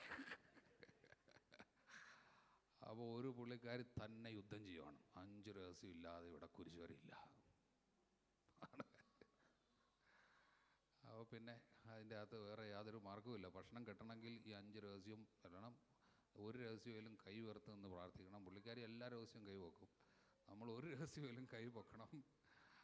അതിൻ്റെ അവസാനത്തെ അതിങ്ങനെ നീണ്ട പ്രാർത്ഥനയാണ്, 1 മണിക്കൂർ എടുക്കില്ല. എപ്പോഴും ഓർമ്മയുണ്ട്, ഒരു പ്രാർത്ഥന വരുമ്പോൾ ഭയങ്കര സന്തോഷമാണ്. ദൈവമേ, നീ എന്നെ നിനക്കായി സൃഷ്ടിച്ചു, നിന്നിൽ മാത്രം ഞാൻ സംതൃപ്തി കണ്ടെത്തും. ഇത് അഗസ്തീനോസിൻ്റെ പ്രാർത്ഥനയാണ്. ഇത് 3 തവണ ചെല്ലും. എപ്പോഴാണെന്നറിയാമോ? എല്ലാ കുടുംബ പ്രാർത്ഥന കഴിഞ്ഞ് ലാസ്റ്റ് ഈ പ്രാർത്ഥനയാണ്. ഇത് വരുമ്പോൾ നമുക്ക് ഭയങ്കര ത്രില്ലാണ്. ചെറുപ്പത്തിലെ ഓർമ്മയാണ് കേട്ടോ. അപ്പോൾ അതൊക്കെ ഇന്നാണ് മനസ്സിലാകുന്നത്, ഒരു പുള്ളിക്കാർ തന്നെ യുദ്ധം ചെയ്ത് നേടിയെടുത്തു. ഞങ്ങൾ മക്കളെ അല്ലെങ്കിൽ ഞങ്ങൾ ഞാൻ 14 വീട്ടിൽ താമസിച്ചിട്ടുള്ളതാണ്. 15 വയസ്സായപ്പോഴത്തേക്കും 14 വീട്ടിൽ താമസിച്ചിട്ടുണ്ട്. വാടക വീടുകളെല്ലാം മാറി മാറി മാറി അത്രയും സ്ഥാനത്തിലൂടെ പോയിട്ടുണ്ട്. അപ്പോൾ അതിനൊക്കെ ദൈവം ഇന്ന് നമുക്ക് സ്വന്തമായിട്ട് നല്ല വീടും സംഭവം അതൊന്നും ചിന്തിക്കാൻ പറ്റാത്ത പോലെ എത്തിച്ചു. ദൈവഭക്തിയിൽ ദൃഢത, തീഷ്ണത എന്ന് പറഞ്ഞ സാധനം. ഇപ്പം എത്രയോ വർഷങ്ങളായിട്ട് അവിടുന്ന് ഒരു ഡെയിലി കുർബാന മുടക്കിയിട്ടില്ല. അമ്മയും പപ്പായും ഇപ്പോൾ ഡെയിലി കുർബാന മുടക്കാൻ എത്ര കാലങ്ങളായിപ്പോൾ കുർബാന മുടക്കിയ ഒരു പരിപാടിയില്ല. അങ്ങനെ അതാണ് ദൃഢത എന്ന് പറയുന്നതാണ്. ആണ് പറഞ്ഞേ ഹല്ലേലൂയ, ഹല്ലേലൂയ. തീഷ്ണത എന്ന് പറയുന്നതാണ്. തക്ക സമയത്ത് പ്രാർത്ഥിക്കുക, എല്ലാ ദിവസവും പ്രാർത്ഥിക്കുക. അത് ആര് വന്നു കഴിഞ്ഞാലും പ്രാർത്ഥന മാറ്റി വെക്കത്തില്ല. വർത്താനവും സാധനമൊക്കെ മാറ്റി വെക്കും, പക്ഷേ അതാണ്. അപ്പം അത് വില കൊടുക്കണം. അതിന് pay the price for anointing. തീഷ്ണതയാണ്, അതൊരു കോൺട്രിബ്യൂഷനല്ല, കമ്മിറ്റ്മെൻറ്റാണ്. അപ്പോൾ അങ്ങനെയുള്ള 7 കമ്മിറ്റ്മെൻ്റ് ഉണ്ടെങ്കിൽ ദൃഢതയും തീഷ്ണതയും കിട്ടിയിരിക്കും. കുഞ്ഞുങ്ങളെ രക്ഷിക്കണമെങ്കിൽ ഇനിയുള്ള സമയത്ത് കുഞ്ഞുങ്ങളൊക്കെ വിശ്വാസത്തിൽ നിൽക്കണമെങ്കിൽ ഈ കമ്മിറ്റ്മെൻറ്റ് മാതാപിതാക്കൾക്ക് വേണം. ഈ 7 കമ്മിറ്റ്മെൻറ്റ് അച്ഛൻ പറഞ്ഞുതരാം. 7 കമ്മിറ്റ്മെൻറ്റ് പറ്റുന്നിടത്തോളം ശ്രദ്ധിക്കുക, എന്നിട്ട് മനസ്സിലാക്കുക. First commitment is commitment to personal holiness. അതായത് നിങ്ങൾ മറ്റുള്ളവരുടെ കാര്യത്തിൽ നമ്മൾ അയാൾ ശരിയല്ല, ഇത് ശരിയല്ല, എൻ്റെ കുഞ്ഞ് അത് ചെയ്യുന്നില്ല, ഇത് ചെയ്യുന്നില്ല, എന്തോരം കംപ്ലൈൻറ്റ് നമുക്കുണ്ടോ എല്ലാ കാഴ്ചയും. ഫസ്റ്റ് സാധനം, can you sanctify your self? കർത്താവ് പറഞ്ഞതാണ്, പിതാവേ, ഇവർക്ക് വേണ്ടി ഞാൻ എന്നെ തന്നെ വിശുദ്ധീകരിക്കുന്നു. ഇവർ സത്യത്തിൽ വിശുദ്ധീകരിക്കപ്പെടാൻ വേണ്ടി ഞാൻ എന്നെ തന്നെ വിശുദ്ധീകരിക്കുന്നു. ഞാനിപ്പോൾ ഓർക്കുന്നുണ്ട്, ഞാൻ ഒരിക്കലും ഡൽഹിയിൽ ഒരു കൺവെൻഷൻ്റെ ഇടയ്ക്ക് ഒരാൾ വന്ന് അർജൻറ്റായിട്ട് നമ്മളെ പ്രാർത്ഥിക്കാൻ വരാമോ, ഒരു കൊച്ച് സീരിയസ് ആയിട്ട് അപ്പോളോയിൽ കിടക്കുക. അപ്പോൾ ഞാൻ കൺവെൻഷൻ കഴിഞ്ഞ ആ സമയത്ത് പോയി കാറിൽ. അപ്പോളോ ഹോസ്പിറ്റലിലെ കൊച്ച് ഭയങ്കര സീരിയസ് ആയിട്ട് അകത്ത് കിടക്കുക. അപ്പോൾ എനിക്ക് പ്രത്യേക അനുവാദം കിട്ടി, ഞാൻ അകത്ത് കയറി. കൊച്ചിന് വേണ്ടി പ്രാർത്ഥിക്കുമ്പോൾ ഞാനൊരു സ്വരം കേട്ട്, കൃത്യമായിട്ട് ഉള്ളിൽ പ്രാർത്ഥന നിർത്തിക്കോ, പുറത്തിറങ്ങുക, അവൻ്റെ അപ്പൻ ആരാന്ന് കണ്ടുപിടിച്ചിട്ട് അതിനോട് ഇന്ന കാര്യം പറയാൻ പറഞ്ഞു. അപ്പോൾ എനിക്ക് ക്ലാരിറ്റിയോടുകൂടി കിട്ടിയതുകൊണ്ട് ഞാൻ പ്രാർത്ഥന നിർത്തി പുറത്ത് വന്നിട്ട്, അപ്പോൾ ഇതിൻ്റെ ഒരു അങ്കിളാണ് എന്നെ വിളിച്ചുകൊണ്ട് പോയി പ്രാർത്ഥിക്കാൻ പോയത്. പുള്ളി എനിക്കറിയാമായിരുന്നു. അപ്പോൾ ഇതിൻ്റെ അപ്പൻ ആരാണെന്ന് ചോദിച്ചു. അപ്പം പുള്ളി പുറത്ത് നിൽപ്പുണ്ട്. പുള്ളിയെ വിളിച്ചുകൊണ്ട് പോയി ചെവിയിൽ പറഞ്ഞു കൊടുത്തു, ഇന്ന കാര്യം. അശുദ്ധ പാപത്തിൽ കുറേ കാലമായിട്ട് കുമ്പസാരിക്കാതെ കിടക്കുന്ന മനുഷ്യൻ, കർത്താവ് പറഞ്ഞു തരുവാണ്, ഇവൻ ഒന്ന് പശ്ചാത്തപിക്കാൻ പറ, കൊച്ചു രക്ഷിക്കപ്പെടും ആണ് പറഞ്ഞത്. ആ പുള്ളിയോട് ഞാനിത് പറഞ്ഞു കഴിഞ്ഞപ്പോൾ പുള്ളി ഇങ്ങനെ പെടുപെടുവെന്ന് കണ്ണീരൊഴുകുന്നുണ്ട്. ഇത് മാതാപിതാക്കളുടെ പാപം കുഞ്ഞുങ്ങളിലേക്ക് അശുദ്ധിയായിട്ട് പോകും. അതൊരു വലിയൊരു ടോപ്പിക്കാണ് കേട്ടോ. ഞാൻ ഇതിനെക്കുറിച്ച് 5 ദിവസം മുഴുവൻ ക്ലാസ് എടുക്കുന്നതാണ്. കാരണം ഇതിനെക്കുറിച്ച് പഠിച്ച അതിനെക്കുറിച്ച് ചിലർ ചോദ്യം ചോദിക്കാൻ വരും, അങ്ങനെ ഒരു സാധനമേ ഇല്ല. പക്ഷേ എനിക്കതിനകത്ത് ക്ലാരിറ്റി ഉണ്ട്, അതിനെക്കുറിച്ച് ചലഞ്ച് ചെയ്യാൻ പറ്റും. കാരണം 100 കണക്കിന് ഉദാഹരണങ്ങൾ. അതായത് ഇതിന് ട്രാൻസ് ജനറേഷണൽ ബോണ്ടേജ് എന്ന് പറഞ്ഞ സാധനമാണ്. ഇത് ബൈബിളിൽ ഇതിൻ്റെ അകത്ത് കൃത്യമായിട്ടുണ്ട്. അതായത് നമ്മൾ മാതാപിതാക്കളൊരു പാപത്തിൽ കഴിയുവാണെങ്കിൽ കുഞ്ഞുങ്ങൾക്ക് കിട്ടേണ്ട പല കൃപകളും കിട്ടാതെ വരും. കാരണം മാതാപിതാക്കളിലൂടെയാണ് കൃപ ഒഴുകുന്നത് കുഞ്ഞുങ്ങൾക്ക്. ജീവൻ മാതാപിതാക്കളിലൂടെ കുഞ്ഞുങ്ങൾക്ക് കൊടുത്തതുപോലെ മാതാപിതാക്കളിലൂടെ ഒത്തിരിയേറെ കൃപകൾ ഒഴുകാനുണ്ട്. ഉദാഹരണത്തിന് നമുക്ക് പറയത്തില്ല, ഞാൻ ഇപ്പോൾ പറഞ്ഞ പോലെ എൻ്റെ മമ്മിയുടെയൊക്കെ പ്രാർത്ഥനയും വിശുദ്ധിയും കൊണ്ട് ഞാൻ ഇത്ര എത്തി. ഇപ്പോഴും അതെ. ഇന്ന് ഞാൻ ധ്യാനം നടത്തുന്നതുകൊണ്ട് ഒരു 3 മണിക്കൂറെങ്കിലും മധ്യസ്ഥ പ്രാർത്ഥന നടത്തും. ധ്യാനം നടത്തുന്ന ദിവസങ്ങളിൽ എനിക്ക് വേണ്ടി അറിയാം. അപ്പോൾ അവളുടെ വിശുദ്ധിയും സംഗതിയൊക്കെയാണ് ഞാനിങ്ങനെ ലോകമെമ്പാടും എത്തിയത്, പല സ്ഥലങ്ങളിലെത്തി. അല്ലെങ്കിൽ ഞാൻ 3 പേരുടെ മുന്നേ എനിക്ക് നിൽക്കാൻ പേടിയുള്ള ആളാണ്. അപ്പോൾ എന്നെ ഇങ്ങനെയൊക്കെ എത്തിച്ചത് ഒരാളുടെ വിശുദ്ധിയാണ്, ഒരാളുടെ വിശുദ്ധിയും തീഷ്ണതയാണ്. അത് ഞങ്ങളുടെ കുടുംബത്തിൽ കഴിച്ചു. അതായത് നിങ്ങൾക്കെല്ലാം പറയാം, നിങ്ങൾ പലരും ഇവിടെ ഇത്രയുടെ എത്തിയെന്നുണ്ടെങ്കിൽ അതിൻ്റെ പുറകിൽ പല നിങ്ങളുടെ അമ്മമാരുടെയും അല്ലെങ്കിൽ അപ്പന്മാരുടെയും വിശുദ്ധി, അല്ലെങ്കിൽ വല്യപ്പൻ്റെ വിശുദ്ധി ഒക്കെ ഭയങ്കരമാണ്. അവരുടെ നന്മകളാണ് നമ്മൾ ഇന്ന് എൻജോയ് ചെയ്യുന്നത്. പറഞ്ഞ ഹല്ലേലൂയ. അത് ഇൻഹെറിറ്റഡ് ബ്ലെസ്സിങ് ആണ്. ഇൻഹെറിറ്റൻസ് ഒത്തിരി ബ്ലെസ്സിങ്ങുണ്ട് നമുക്ക് ഇൻഹെറിറ്റൻസ് ആയിട്ട് കിട്ടുക. അതായത് നമ്മുടെ പേര്, നമ്മുടെ കളറ്, നമ്മുടെ സ്വഭാവം, ഇതെല്ലാം നമുക്ക് ഇൻഹെറിറ്റൻസ് ആണ്. നമ്മുടെ വീട്ടുപേര്, നമ്മുടെ ഇത് മലയാളികളായിരിക്കുന്നോ അല്ലെങ്കിൽ ഇതെല്ലാം നമുക്ക് ഇൻഹെറിറ്റൻസ് ആണല്ലോ, മാതാപിതാക്കളിൽ കിട്ടിയതാണ്. എന്ന് പറഞ്ഞ പോലെ ഇൻഹെറിറ്റൻസ് ബ്ലെസ്സിങ് ഉള്ളതുപോലെ ഇൻഹെറിറ്റഡ് സോറോസ് എന്ന് പറഞ്ഞൊരു സാധനമുണ്ട്. ഇൻഹെറിറ്റഡ് സോറോസ്, അതായത് മാതാപിതാക്കൾ ഇപ്പോൾ പാപത്തിൽ കഴിഞ്ഞിട്ടുണ്ടെങ്കിൽ കുഞ്ഞുങ്ങൾക്ക് കിട്ടേണ്ട ഒത്തിരി നന്മകൾ നിഷേധിക്കപ്പെടും. ആ നന്മകൾ നിഷേധിക്കപ്പെടുന്ന ആ ഡ്രൈനെസ്സിലേക്ക് പെട്ടെന്ന് തിന്മ ഇരച്ചു കയറും, പെട്ടെന്ന് പാപത്തിൽപ്പെട്ടു പോകും. അതിന് ഒത്തിരി വചനങ്ങളുണ്ട് കേട്ടോ. മാതാപിതാക്കളുടെ പാപം കുഞ്ഞുങ്ങളിലേക്ക് പീഡയായിട്ട് വരും എന്നുള്ളത്. ഞാൻ അതിൻ്റെ ഡീറ്റെയിലേക്ക് പോകുന്നില്ല, കാരണം അതല്ല നമ്മുടെ ടോപ്പിക്ക്. ഓക്കെ, പറഞ്ഞേ ഹല്ലേലൂയ. ഹല്ലേലൂയ. ഞാൻ ഈ ട്രാൻസ് ജനറേഷണൽ ബോണ്ടേജിനെ കുറിച്ച് തന്നെ നമ്മൾ ശക്തമായിട്ട് ക്ലാസ് എടുക്കുന്നതാണ്. കാരണം എനിക്ക് കൃത്യമായിട്ട് അറിയാം, പല കുഞ്ഞുങ്ങൾക്കും വേണ്ടി പ്രാർത്ഥിക്കുമ്പോൾ കർത്താവ് കൃത്യമായിട്ട് കാണിച്ചു തന്നു. മാതാപിതാക്കൾ ഇങ്ങനെ പാപത്തിൽ. ഉദാഹരണത്തിന് ഈ കുറച്ച് അച്ഛൻ്റെ കൂടെ ജോലി ചെയ്യുന്ന 4 സിസ്റ്റേഴ്സുണ്ട്. അതിലൊരു സിസ്റ്ററിൻ്റെ അനിയത്തിയുടെ കൊച്ച് ആത്മഹത്യ ചെയ്തു കഴിഞ്ഞ ദിവസം. ഏതാനും മാസങ്ങളേ ഉള്ളൂ നാട്ടിൽ. അവന് 9 പഠിക്കുന്നു, 10 പഠിക്കുന്നു, 9 പഠിക്കുന്ന കൊച്ച്. അവന് ഒറ്റ മകനാണ്. അവൻ ആത്മഹത്യ ചെയ്തു. അതായത് ആ സിസ്റ്റർ അച്ഛൻ്റെ കൂടെ ഉണ്ട്, ആ സിസ്റ്ററിൻ്റെ അനിയത്തിയുടെ കൊച്ച്. അപ്പം അത് കഴിഞ്ഞപ്പോഴത്തേക്ക് അവർ ഡിപ്രഷനിൽ പെട്ടുപോയി. ഈ അനിയത്തിയും ഭർത്താവും. അവരുടെ ഒറ്റ മോനാണ്. അവന് ആത്മഹത്യ ചെയ്യാൻ കാരണം അവന് തലമുടി ഇച്ചിരി നീട്ടി വളർത്തും ഭയങ്കരമായിട്ട്. അവന് തലമുടി ക്രേസാണ്. അതിപ്പോൾ പലർക്കും ഉള്ളതാണല്ലോ.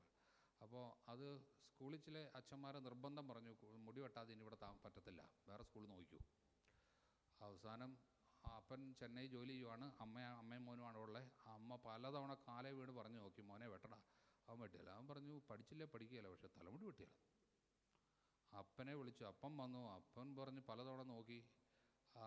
അവിടെ പോയി സ്കൂളിൽ പോയി കഴിഞ്ഞപ്പോൾ അച്ഛൻ പറഞ്ഞു, this final thing, you can take it easy and go home, you will not keep it. കാരണം അവനിങ്ങനെ ഇച്ചിരി ഓവറായിട്ട് മുടി വെച്ചിരിക്കുക. അപ്പന് ദേഷ്യം വന്നിട്ട് ബലമായിട്ട് വിളിച്ചുകൊണ്ട് പോയിട്ട് ബലമായിട്ട് വെട്ടിച്ചു. വെട്ടിക്കഴിഞ്ഞ് മുറിയിൽ വന്ന് അവൻ കുളിക്കാൻ കയറിയതാണ്. അവൻ കണ്ണാടി നോക്കിയപ്പോഴത്തേക്കും കണ്ട വാറ നടുങ്ങിപ്പോയി. അവൻ്റെ തലമുടി പോയി. അവൻ പിന്നെ എന്നാത്തിനെ ജീവിച്ചിരിക്കുന്നത്. അതുകൊണ്ട് അവൻ ആത്മഹത്യ ചെയ്തു. അന്ന് തൂങ്ങി മരിച്ചു. അതൊരു ഭീകര അവസ്ഥയായിപ്പോയി മാതാപിതാക്കളെ സംബന്ധിച്ച്. എന്നിട്ട് ഇവർ ഡിപ്രഷനിലായി. പുള്ളി ജോലിക്ക് പോകുന്നില്ല. അപ്പോൾ ഈ സിസ്റ്ററും ഭയങ്കര ഡിപ്രഷനിൽ. അത് കഴിഞ്ഞ് സിസ്റ്റർ നാട്ടിൽ നിന്ന് ഒരിക്കൽ എന്നെ വിളിച്ചു, അച്ഛനൊന്ന് സംസാരിക്കാമോ? അപ്പം ഞാൻ പറഞ്ഞു, ഞാനൊന്ന് പ്രാർത്ഥിക്കട്ടെ, അതിന് സംസാരിക്കാം. ഞാൻ രാത്രി ഇവർക്ക് വേണ്ടി പ്രാർത്ഥിച്ചു. പിറ്റേ ദിവസം രാവിലെ ആ രാത്രി കർത്താവ് എനിക്ക് കൃത്യമായിട്ട് കാണിച്ചു തന്നു. ഈ ട്രാജഡി നടക്കേണ്ടതായിരുന്നില്ല, പക്ഷെ നടന്നുപോയി. ദൈവേഷ്ടമൊന്നും അല്ല, അതിനൊരു കാരണം ഉണ്ടായിരുന്നു. കാരണം കർത്താവ് കൃത്യമായിട്ട് കാണിച്ചു തന്നു. ഞാൻ അടുത്ത ദിവസം അപ്പനെ വിളിച്ചു, സംസാരിച്ചു, ധൈര്യപ്പെടുത്തിയൊക്കെ പ്രാർത്ഥിച്ച് കഴിഞ്ഞിട്ട് അവസാനം ഞാനൊന്ന് ചോദിച്ചോട്ടെ, ഒരു മോനല്ലേ ഉണ്ടായുള്ളൂ, എന്താ ഒരു കൊച്ചു മാത്രം ഉണ്ടായി, പിന്നെ പിള്ളേരോ ഉണ്ടാകാത്തതാണോ, അത് വേണ്ടെന്ന് വെച്ചു. അന്നേരം പുള്ളി പറഞ്ഞു, ഞങ്ങൾക്കൊരു കൊച്ചു മതിയായിരുന്നു വെച്ചാൽ, ഒരു മകനും ഉണ്ടായപ്പോൾ അത് മതിയെന്ന് വെച്ചു, വേണ്ടാന്ന് വെച്ചു. കർത്താവിനോട് പറഞ്ഞ എന്നാണെന്നറിയാമോ? ഞാൻ കൂടുതൽ കുഞ്ഞുങ്ങളെ ഇവർക്ക് കൊടുക്കാൻ ആഗ്രഹിച്ചതാണ്, ഇവർ വേണ്ടെന്ന് വെച്ചു. കൂടുതൽ കുഞ്ഞുങ്ങൾ ഞാൻ കൊടുക്കാൻ ആഗ്രഹിച്ച കുഞ്ഞുങ്ങൾ ആ കുടുംബത്തിലുണ്ടായിരുന്നെങ്കിൽ ഇവനിങ്ങനെ ഈ സ്വഭാവദൂഷ്യത്തിൽ അല്ലെങ്കിൽ ഇമ്മച്യൂരിറ്റിയിൽ പെട്ടുപോകത്തില്ലായിരുന്നു. ഇമോഷണൽ ബാലൻസ്, മച്യൂരിറ്റി, ഗ്രേസസ് എല്ലാം ഞാൻ കൊടുക്കാനിരുന്ന മറ്റു കുഞ്ഞുങ്ങൾ വഴിയാണ്. അത് വന്നില്ല. Instrument of sin become instrument of punishment. അതുകൊണ്ടാണ് പിശാചിന് അവസരം കിട്ടിയ ആ കുഞ്ഞിനെ തട്ടിക്കൊടുക്കുക. ഇതാണ് അവർ അതേ ഏരിയയിൽ സഹിക്കും. അതിന് വചനം ഇതാണ്, കേട്ടോണം. ജെറുസലേം ജെറുസലേം, ഇതിൻ്റെ ഒരു ആധ്യാത്മിക അർത്ഥമുണ്ട്. ഇത് യഥാർത്ഥത്തിൽ പഠിപ്പിക്കേണ്ടതല്ല ഇപ്പം, പക്ഷെ എന്നാലും every written word has 2 meaning. Okay, എഴുതപ്പെട്ട എല്ലാ വചനത്തിനും 2 അർത്ഥമുണ്ട്. ഒന്ന് അതിൻ്റെ വെർബൽ മീനിങ്, അതായത് ടെക്സ്ച്വൽ മീനിങ് എന്ന് പറയുന്നത്, അന്ന് എഴുതപ്പെട്ടപ്പോൾ എന്താണ് അതിൻ്റെ അർത്ഥം. പിന്നെ അതിൻ്റെ സ്പിരിച്വൽ മീനിങ് ഇന്ന് നമ്മൾ വായിക്കുമ്പോൾ നമ്മളോട് സംസാരിക്കും. അങ്ങനെയാണ്. അപ്പോൾ ഇതിൻ്റെ ടെക്സ്ച്വൽ മീനിങ് വേറെയാണ്, പക്ഷേ സ്പിരിച്വൽ മീനിങ് അച്ഛൻ പറഞ്ഞു തരാൻ പോകും. ഇത് 23 അധ്യായത്തിൽ 37 മുതലുള്ള വചനങ്ങളാണ് മത്തായിയിൽ. ജെറുസലേം ജെറുസലേം, പ്രവാചകന്മാരെ വധിക്കുകയും നിൻ്റെ അടുത്തേക്ക് അയക്കപ്പെടുന്നവരെ കല്ലെറിയുകയും ചെയ്യുന്നവളെ, പിടക്കോഴി കുഞ്ഞുങ്ങളെ ചെറുകൾക്കുള്ളിൽ കാത്തുകൊള്ളുന്നത് പോലെ നിൻ്റെ സന്തതികളെ ഒരുമിച്ച് കൂട്ടാൻ ഞാൻ എത്രയോ ആഗ്രഹിച്ചു, പക്ഷേ നീ വിസമ്മതിച്ചു. ആകയാൽ നിൻ്റെ ഭവനം പരിത്യക്തവും ശൂന്യവുമായി കിടക്കും. ഞാൻ നിന്നോട് പറയുന്നു, കർത്താവിൻ്റെ നാമത്തിൽ വരുന്നവൻ അനുഗ്രഹീതനാണ് നീ പറയുന്നത് വരെ ഇനി നീ എന്നെ കാണില്ല. എന്താണെന്നറിയാമോ? ടെക്സ്ച്വൽ മീനിങ് പോട്ടെ, അത് ജെറുസലേമിനോട് കർത്താവ് പറയുന്നത്. ഇന്ന് സ്പിരിച്വൽ മീനിങ്, ഇന്ന് നമ്മളിത് വായിക്കുമ്പോൾ ഈ ജെറുസലേം നീയാണ്, നിൻ്റെ കുടുംബമാണ്, അല്ലെങ്കിൽ ഒരു ദേശമാണ്, അല്ലെങ്കിൽ ഒരു സഭയാണ്, ഒരു ഇടവക ആയിക്കോട്ടെ, അല്ലെങ്കിൽ ഒരു പ്രാദേശിക സഭ ആയിക്കോട്ടെ, അല്ലെങ്കിൽ കത്തോലിക്ക സഭ ആയിക്കോട്ടെ, അല്ലെങ്കിൽ നിൻ്റെ കുടുംബമായിക്കോട്ടെ, പറയുവാണ് ജെറുസലേം ജെറുസലേം, പ്രവാചകന്മാരെ വധിക്കുകയും നിൻ്റെ അടുത്തേക്ക് അയക്കപ്പെട്ടവരെ കല്ലെറിയുകയും ചെയ്തു. അനേകം പ്രവാചകന്മാർ കൊല്ലപ്പെട്ടു, അനേകം പുരോഹിതർ ഇന്നില്ല.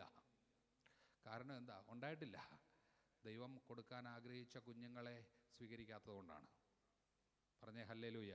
അമ്മയുടെ ഉദരത്തിൽ ഉരുവാകുന്നതിന് മുമ്പേ നിന്നെ ഞാൻ പ്രവാചകനാക്കി എന്ന് ജെറമയായോട് പറഞ്ഞു. അപ്പം നിങ്ങൾ ചോദിക്കണം, അച്ഛൻ എന്നാണ് അച്ഛനായെന്ന് ചോദിച്ചു കഴിഞ്ഞാൽ ഞാൻ പറയും 2003 അച്ഛനായെന്ന് പറയും.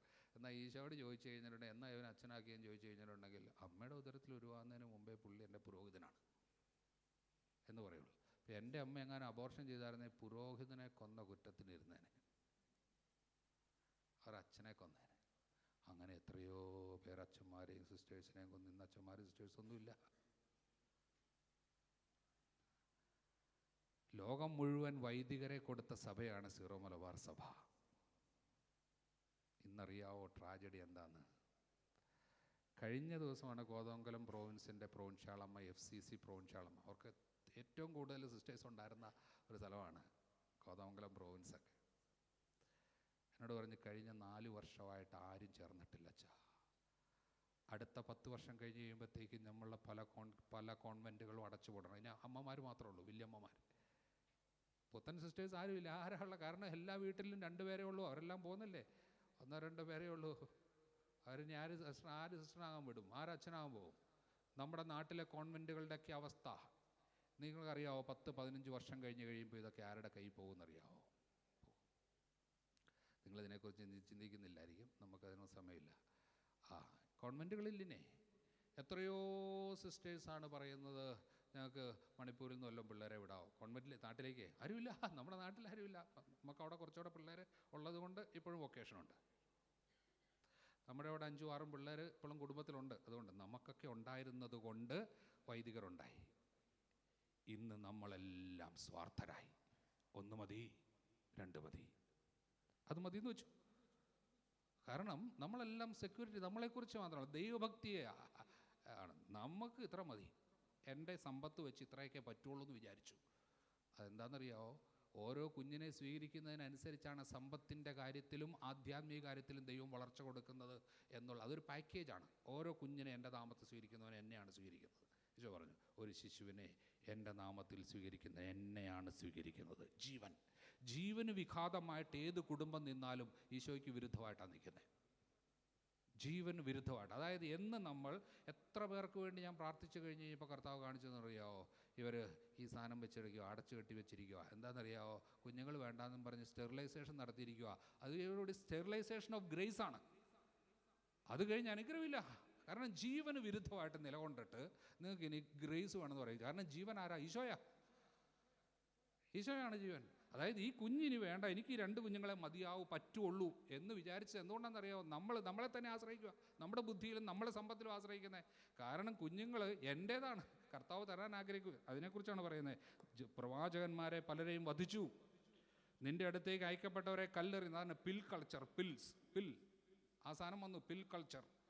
ചുമ്മാ ഗുളി കഴിക്കുക എന്നാണ് കുഞ്ഞുങ്ങൾ വേണ്ടെന്നും പറഞ്ഞ് ആ കല്ലെറിയുമാണ്.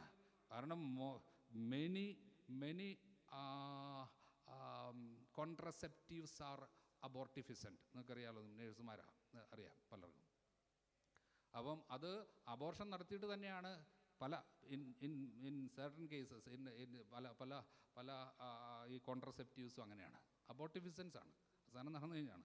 അപ്പം നിൻ്റെ പിടക്കോഴി കുഞ്ഞുങ്ങളെ ചെറുകൾക്കുള്ളിൽ കാത്തുകൊള്ളുന്നത് പോലെ നിൻ്റെ സന്തതികളെ ഒരുമിച്ച് കൂട്ടാൻ ഞാൻ എത്രയോ ആഗ്രഹിച്ചു. നിനക്ക് 4 പിള്ളേരെ തരാൻ ഞാൻ ആഗ്രഹിച്ചു, നിനക്ക് 5 തരാൻ ഞാൻ ആഗ്രഹിച്ചു, അത് ആഗ്രഹിച്ചു, അതിനുവേണ്ടിയാണ് ഞാൻ പറഞ്ഞത്. പക്ഷെ നീ വിസമ്മതിച്ചു. ആകയാൽ നിന്റെ കുടുംബം ഇനി പരിത്യക്തവും ശൂന്യവുമായി കിടക്കും. അവിടെയുള്ള ജീവൻ്റെ പൂർണ്ണത, സന്തോഷത്തിൻ്റെ പൂർണ്ണത, ഉയർച്ച ഉണ്ടാകത്തില്ല. നമ്മൾ ജോലിയൊക്കെ ചെയ്യും, പക്ഷേ ഡെസൊലേറ്റ്, പരിത്യക്തം, ശൂന്യം, ഡ്രൈനസ് എപ്പോഴും കുടുംബത്തിലുണ്ടാകും. ഉയർച്ച കുടുംബത്തിലുണ്ടാകത്തില്ല. അപ്പോൾ കുഞ്ഞുങ്ങൾ വേണ്ട എന്ന് വെച്ച് കഴിഞ്ഞാൽ, പാപം ചെയ്തു കഴിഞ്ഞാൽ, ആ പാപത്തിന് വേണ്ട വിധം പ്രായശ്ചിത്തം ചെയ്തില്ലെങ്കിൽ ഉള്ള കുഞ്ഞുങ്ങൾ വഴി പീഡനം കിട്ടുന്നത് നിർക്കത്തില്ല. എക്സിസ്റ്റിംഗ് ചിൽഡ്രൻ, അതായത് punishment for sin will take the same form of sin. എപ്പോഴും അങ്ങനെയാണ്. കുഞ്ഞുങ്ങൾ വഴി പാപം ചെയ്തു കഴിഞ്ഞാൽ, കുഞ്ഞു വേണ്ട ആ ഏരിയയിൽ പാപം ചെയ്തു കഴിഞ്ഞാൽ ഉള്ള കുഞ്ഞുങ്ങൾ നിങ്ങൾക്ക് തലവേദന തരുന്നത് ഒരിക്കലും നിൽക്കത്തില്ല. നിങ്ങൾ ആ ഏരിയയിൽ വേണ്ട വിധം പശ്ചാത്തപിച്ച് പ്രായശ്ചിത്തം ചെയ്തില്ലെങ്കിൽ അന്ന് നമ്മൾ അപ്പോൾ അതിൻ്റെ പ്രായശ്ചിത്തം എന്താണ്? അപ്പോൾ കുഞ്ഞുങ്ങൾ വേണ്ടാന്ന് വെച്ച് നിങ്ങളുടെ ഭവനം പരിത്യക്തവും ശൂന്യവുമായി കിടക്കും. ഞാൻ നിന്നോട് പറയുന്നു, കർത്താവിൻ്റെ നാമത്തിൽ വരുന്നവൻ അനുഗ്രഹീതനാണ് നീ പറയുന്നത് വരെ ഇനി നീ എന്നെ കാണില്ല, നിൻ്റെ കുടുംബത്തിൽ നീ എന്നെ കാണില്ല. അതായത് ഗ്രേസ്, പക്ഷേ ഡിവൈൻ മേഴ്സി വിൽ വർക്ക് കേട്ടോ. ഞാൻ പറയുന്നത് grace, the will of God, the plan of God, the blessing of God and Mercy of God, they are 2 different things. നമ്മൾ പാപം ചെയ്ത് ജീവിച്ച് കഴിയുമ്പോഴും പിന്നെ നമ്മൾ കഴിഞ്ഞു പോകുന്നത് ഡിവൈൻ മേഴ്സി കൊണ്ടാണ്. കരുണയാലാണ് വണ്ടി ഓടുന്നത്. പക്ഷേ that is not the will of God, that is not the plan of God. Original plan of God is not working. പക്ഷേ ഇപ്പോഴും കുടുംബം ഓടുന്ന എന്തിലാണ്? മേഴ്സിയിലാണ്, കരുണയിലാണ്. അതായത് യോനായോട് അങ്ങോട്ട് പോകാൻ പറഞ്ഞു, അവൻ പോയില്ല, അവൻ പോയത് ഇങ്ങോട്ട്. അത് കഴിഞ്ഞ് കഴിഞ്ഞപ്പോൾ അവൻ്റെ ജീവിതത്തിൽ വന്നുപോയ സഹനങ്ങൾ. പക്ഷേ എന്നാലും ദൈവം അവനെ രക്ഷിച്ചു. വെള്ളത്തിൽ പോയതാണ്, ചാകേണ്ടതാണ്. അപ്പോഴത്തേക്ക് ഒരു മീനെ വിട്ടു. ആ മത്സ്യത്തിൻ്റെ ഉള്ളിൽ കിടക്കുന്ന യോന, അതാണ് കരുണ, ഡിവൈൻ മേഴ്സി. പറഞ്ഞേ ഹല്ലേലൂയ. അത്യാവശ്യത്തിന് അവന് ഒരു ഏർപ്പാടാക്കി കൊടുത്തിരിക്കുവാണ്, ജീവൻ നിലനിർത്തുന്ന ഏർപ്പാട്. അങ്ങനെയൊക്കെ നമ്മൾ മത്സ്യത്തിൻ്റെ ഉള്ളിൽ കിടക്കുവാണ് പലരും. ഡാർക്ക്നെസ് ആണ്, വെള്ളത്തിൻ്റെ ഉള്ളിലാണ്, മത്സ്യത്തിൻ്റെ ഉള്ളിലാണ്, പക്ഷേ ജീവിച്ചിരിക്കുന്നു ഏറെ വർഷങ്ങളായിട്ട്. 3 ദിവസമൊന്നുമല്ല, 30 വർഷമായിട്ട് ഇങ്ങനെ കിടക്കും. കരുണയിൽ ആശ്രയിച്ച് ഓടുന്നതേ ഉള്ളൂ. പിന്നെ അവിടെ കിടന്നൊരു പശ്ചാത്താപത്തിൻ്റെ പ്രാർത്ഥന 3 ദിവസം കഴിഞ്ഞ് കഴിഞ്ഞപ്പോൾ ചൊല്ലി. അത് കഴിഞ്ഞപ്പോഴാണ് ദൈവം അവനെ എത്തേണ്ടടത്തോടെ എത്തിക്കുന്നത്. അതാണ് കാര്യം. പക്ഷേ അത് ഇത് പശ്ചാത്തപിക്കാതെ, ഈ ഏരിയയിൽ പശ്ചാത്തപിക്കാതെ കിടന്നാലോ അതങ്ങനെ തന്നെ കിടക്കും. പലരും ഈ ഏരിയയിൽ പശ്ചാത്തപിക്കുന്നില്ല. കോൺട്രസെപ്റ്റീവ് എടുത്തിട്ട് അല്ലെങ്കിൽ ഈ സംഗതി വേണ്ടാന്ന്, കുഞ്ഞുങ്ങൾ വേണ്ടാന്ന് വെച്ച് ഇതൊക്കെ നടത്തിയിട്ട് ഇങ്ങനെ ഇരിക്കുക. അത് കുഴപ്പമൊന്നുമില്ല, ഇത് നോർമലാണെന്ന് വിചാരിച്ചിരിക്കുക. It is serious sin, standing against life. കാരണം കർത്താവ് 4 കുഞ്ഞുങ്ങളെ 5 കുഞ്ഞുങ്ങളെ തരാൻ എന്ന് ഒന്നും ആയിട്ടിരിക്കുക. അവന് മെച്യൂരിറ്റി ഉണ്ടാവുമോ? അവന് ഗിവിങ് എന്നാന്ന്, ഷെയറിങ് എന്നാന്നറിയോ? കുടുംബത്തിൽ കിട്ടേണ്ട ഗ്രേസുകൾ കിട്ടത്തില്ല. അപ്പോൾ നമ്മൾ വിചാരിക്കും എൻ്റെ സമ്പത്ത് വെച്ച് ഇവരെ ഒന്നും പഠിപ്പിക്കാൻ. അന്നേരം ഓരോ കുഞ്ഞിനെ സ്വീകരിക്കുന്നതിനനുസരിച്ചാണ് ദൈവം അടുത്ത പണി ചെയ്യുന്നത്. എപ്പോഴും അങ്ങനെയാണ്. നമ്മുടെയൊക്കെ ഒന്നുമില്ലാത്ത സമയത്ത് 10 പിള്ളേരെ എങ്ങനെയാണ് മാതാപിതാക്കൾ നോക്കിക്കൊണ്ടിരുന്നേ? ദൈവം ഗ്രേസാണ് കൊടുക്കുന്നത്. ആ സമയത്ത് കൃപയാണ് ഓരോരുത്തർക്കും നടത്താനുള്ള. ഓരോ കുഞ്ഞിനെ സ്വീകരിക്കുന്നതിനനുസരിച്ചാണ് അടുത്തത്. പക്ഷെ ഞാനിത് പറയുന്നത് കുഞ്ഞുങ്ങളെ സ്വീകരിക്കാൻ സാധിക്കുമായിരുന്നിട്ടും സാധിക്കാത്തവരെ കുറിച്ചാണ്. ഓക്കെ, അതാണ് കാര്യം. അതായത് നമുക്ക് കുഞ്ഞുങ്ങളെ കിട്ടിയില്ല, അത് വേറെ കാര്യം. ഞാൻ നിങ്ങളോട് പറയുന്നത്, കർത്താവിൻ്റെ നാമത്തിൽ വരുന്നവൻ അനുഗ്രഹീതനാണ് നിങ്ങൾ പറയുന്നവരെ നിങ്ങൾ എന്നെ കാണില്ല. അതെന്താണ്? അതിൻ്റെ റെപ്പറേഷൻ എന്താണ്? കർത്താവിൻ്റെ നാമത്തിൽ വരുന്നവൻ അനുഗ്രഹീതനാണ് നിങ്ങൾ പറയണം. അതെന്താണ്? ആരാണ് കർത്താവിൻ്റെ നാമത്തിൽ വരുന്നത്? ഓരോ കുഞ്ഞുമാണ് ദൈവത്തിൻ്റെ നാമത്തിൽ വരുന്നത്. കാരണം ലൈഫാണ്. ഐ ആം ലൈഫ് എന്ന് ഈശോ പറഞ്ഞല്ലോ. I am the life. അപ്പോൾ ഈശോയുടെ നാമത്തിലാണ്, ലൈഫിൻ്റെ നാമത്തിലാണ് ഓരോ കുഞ്ഞും വരുന്നത്. അതുകൊണ്ടാണ് ഒരു കുഞ്ഞിനെ എൻ്റെ നാമത്തിൽ സ്വീകരിക്കുക, എന്നെയാണ് സ്വീകരിക്കുന്നത് എന്ന് പറഞ്ഞത്. അപ്പോൾ കുഞ്ഞുങ്ങൾ അനുഗ്രഹീതരാണ് നിങ്ങൾ പറയണം. അതാണ് ഈ പ്രോ ലൈഫ് മിനിസ്ട്രി. ഇത് വളരെ സീരിയസ് സംഭവമാണ്. അപ്പം നമുക്ക് അന്ന് നമ്മളുടെ വിഡ്ഢിത്തം നിമിത്തം കുഞ്ഞുങ്ങളെ സ്വീകരിച്ചില്ല. ഇനി നിങ്ങൾ എന്ത് ചെയ്യണം? പ്രോ ലൈഫ് ആകണം. അതിന് പ്രായശ്ചിത്തമാണത്. അതായത് എൻ്റെ കുടുംബത്തിൽ ഞാൻ കുഞ്ഞുങ്ങളെ സ്വീകരിക്കാത്തതിന് എനിക്കിനി ഇപ്പം നമ്മൾ പ്രായം കഴിഞ്ഞു പോയി, ഇനി സ്വീകരിക്കാൻ പറ്റത്തില്ല. സഹകരിക്കാൻ പറ്റുന്നവർ സ്വീകരിക്കണം. അമേരിക്കയിലൊക്കെ അച്ഛൻ ചെന്ന് പ്രസംഗിച്ചു കഴിഞ്ഞ് എത്രയോ പേര് സാധനം ചെയ്തെന്നറിയാമോ? അഴിച്ചു. അതിനെന്താ പിന്നെ എന്തോ ഒരു പേര് പറയുമല്ലോ, റീകാനലൈസേഷനോ അല്ലല്ലോ, വേറെ എന്തോ ഒരു സാധനമുണ്ട്. ആ സംഗതി അവിടെ $4000 കൊടുത്തിട്ടാണ് അവർ ഒത്തിരി പേര് ചെയ്തേ.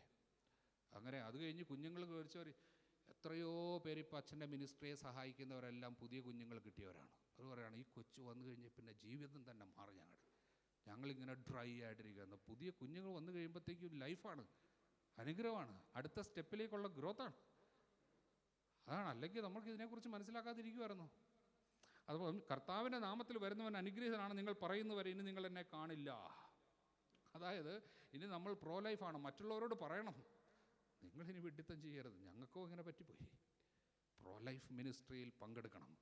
പ്രോ ലൈഫ് മിനിസ്ട്രിക്ക് വേണ്ടി ചെയ്യും. പ്രോ ലൈഫ് മിനിസ്ട്രി വളരെ പ്രധാനപ്പെട്ട ആധ്യാത്മിക കാര്യമാണ്.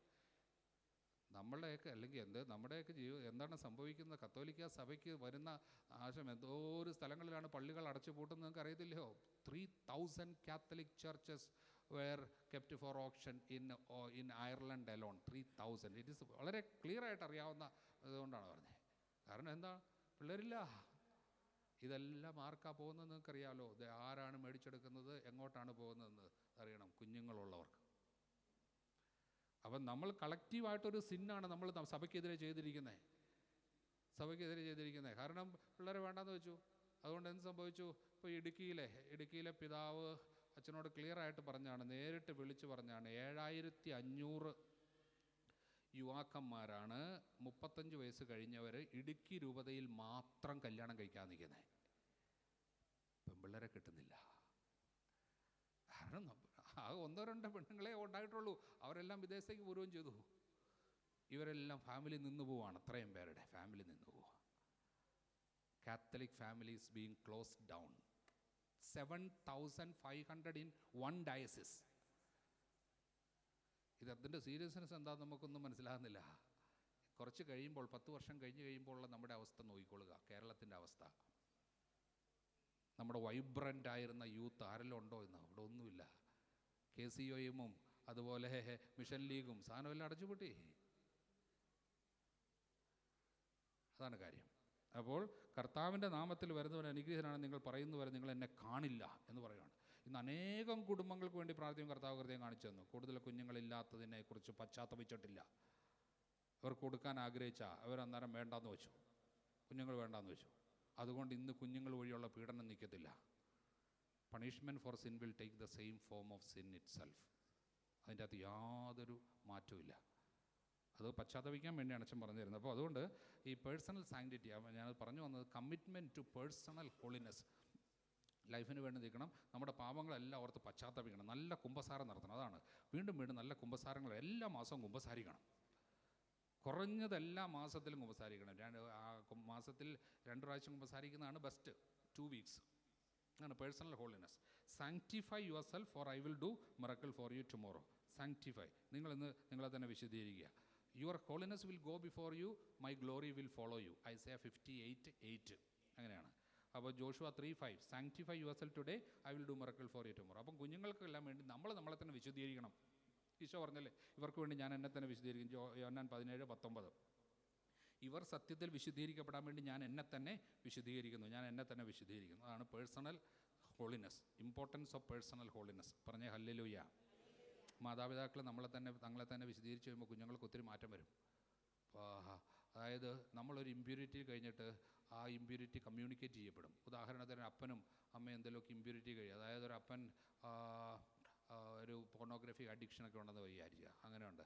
അത് ആ same spirit will be communicated. Sin will be communicated soon.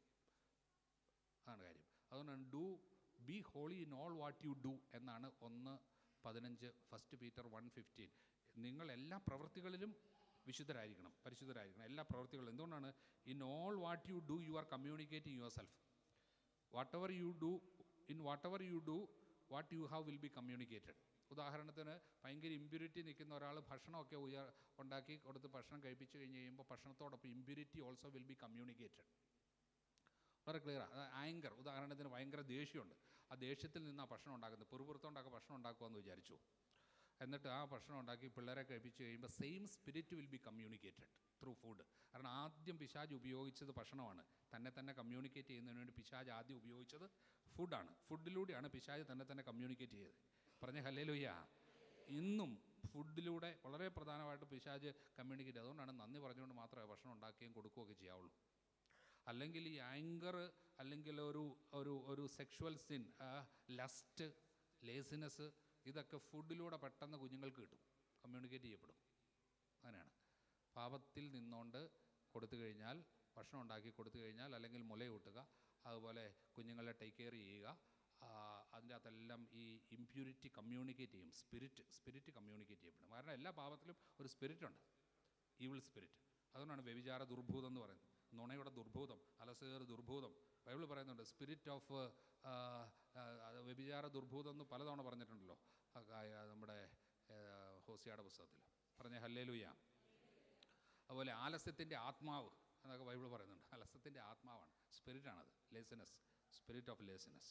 അതൊക്കെ കയറി വന്നു കഴിഞ്ഞാൽ ഇങ്ങനെ ഇരിക്കും അത്. അപ്പോൾ അതുകൊണ്ട് പേഴ്സണൽ സാങ്ക്ടിറ്റിയെ ശ്രദ്ധിക്കണം. പ്രത്യേകിച്ച് മനസ്സിനെ ആക്രമിക്കുന്ന 2 ഈവിൾ സ്പിരിറ്റാണ് ജലസി ആൻഡ് ആങ്കർ. നേരെ സോളിനെ ആക്രമിക്കുന്നതാണ് ഗ്രീഡ് ആൻഡ് പ്രൈഡ്. ശരീരത്തിൻ്റെ ഭൂമിയിൽ വർക്ക് ചെയ്യുന്ന 3 ഈവിൾ സ്പിരിറ്റാണുള്ളത്. Laziness, lust, gluttony. അലസത, ആസക്തി, കൊതി. Okay, laziness, lust, gluttony. ഇത് 3 ശരീരത്തിലാണ്. പറഞ്ഞേ ഹല്ലേലൂയ. ഈ 7 ഈവിൾ സ്പിരിറ്റാണുള്ളത്, അറിയാലോ. 7 ഈവിൾ സ്പിരിറ്റ് മുഖ്യമായിട്ട് അവരാണ് ഈ principalities and powers of darkness എന്ന് പറയുന്നത്. മലയാളത്തിൽ പ്രസംഗിക്കാത്തതുകൊണ്ട് പല വാക്കും കിട്ടുന്നില്ല, അതുകൊണ്ടാണ് ഇംഗ്ലീഷ് കൂടുതൽ പറയുന്നത് കേട്ടോ. പറഞ്ഞേ ഹല്ലേലൂയ. അപ്പോൾ അതിൻ്റെ അകത്ത് എപ്പോഴും നിങ്ങൾ ഒന്ന് പ്രാക്ടിക്കലായിട്ട് ഓർത്തിരിക്കേണ്ട ഒരു കാര്യമുണ്ട്. ഈ 7 ഈവിൾ സ്പിരിറ്റ് ഉണ്ട്.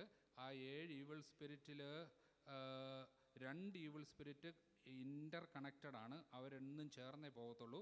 അതാണ് ലേസിനസും ലസ്റ്റും. അതായത് അലസതയുടെ ദുരാത്മാവും അതുപോലെ ലസ്റ്റ് എന്ന് പറഞ്ഞാൽ ആസക്തി, ജഡികാസക്തിയുടെ ദുരാത്മാവ് ഒന്നിച്ചു പോകുന്നതാണ്.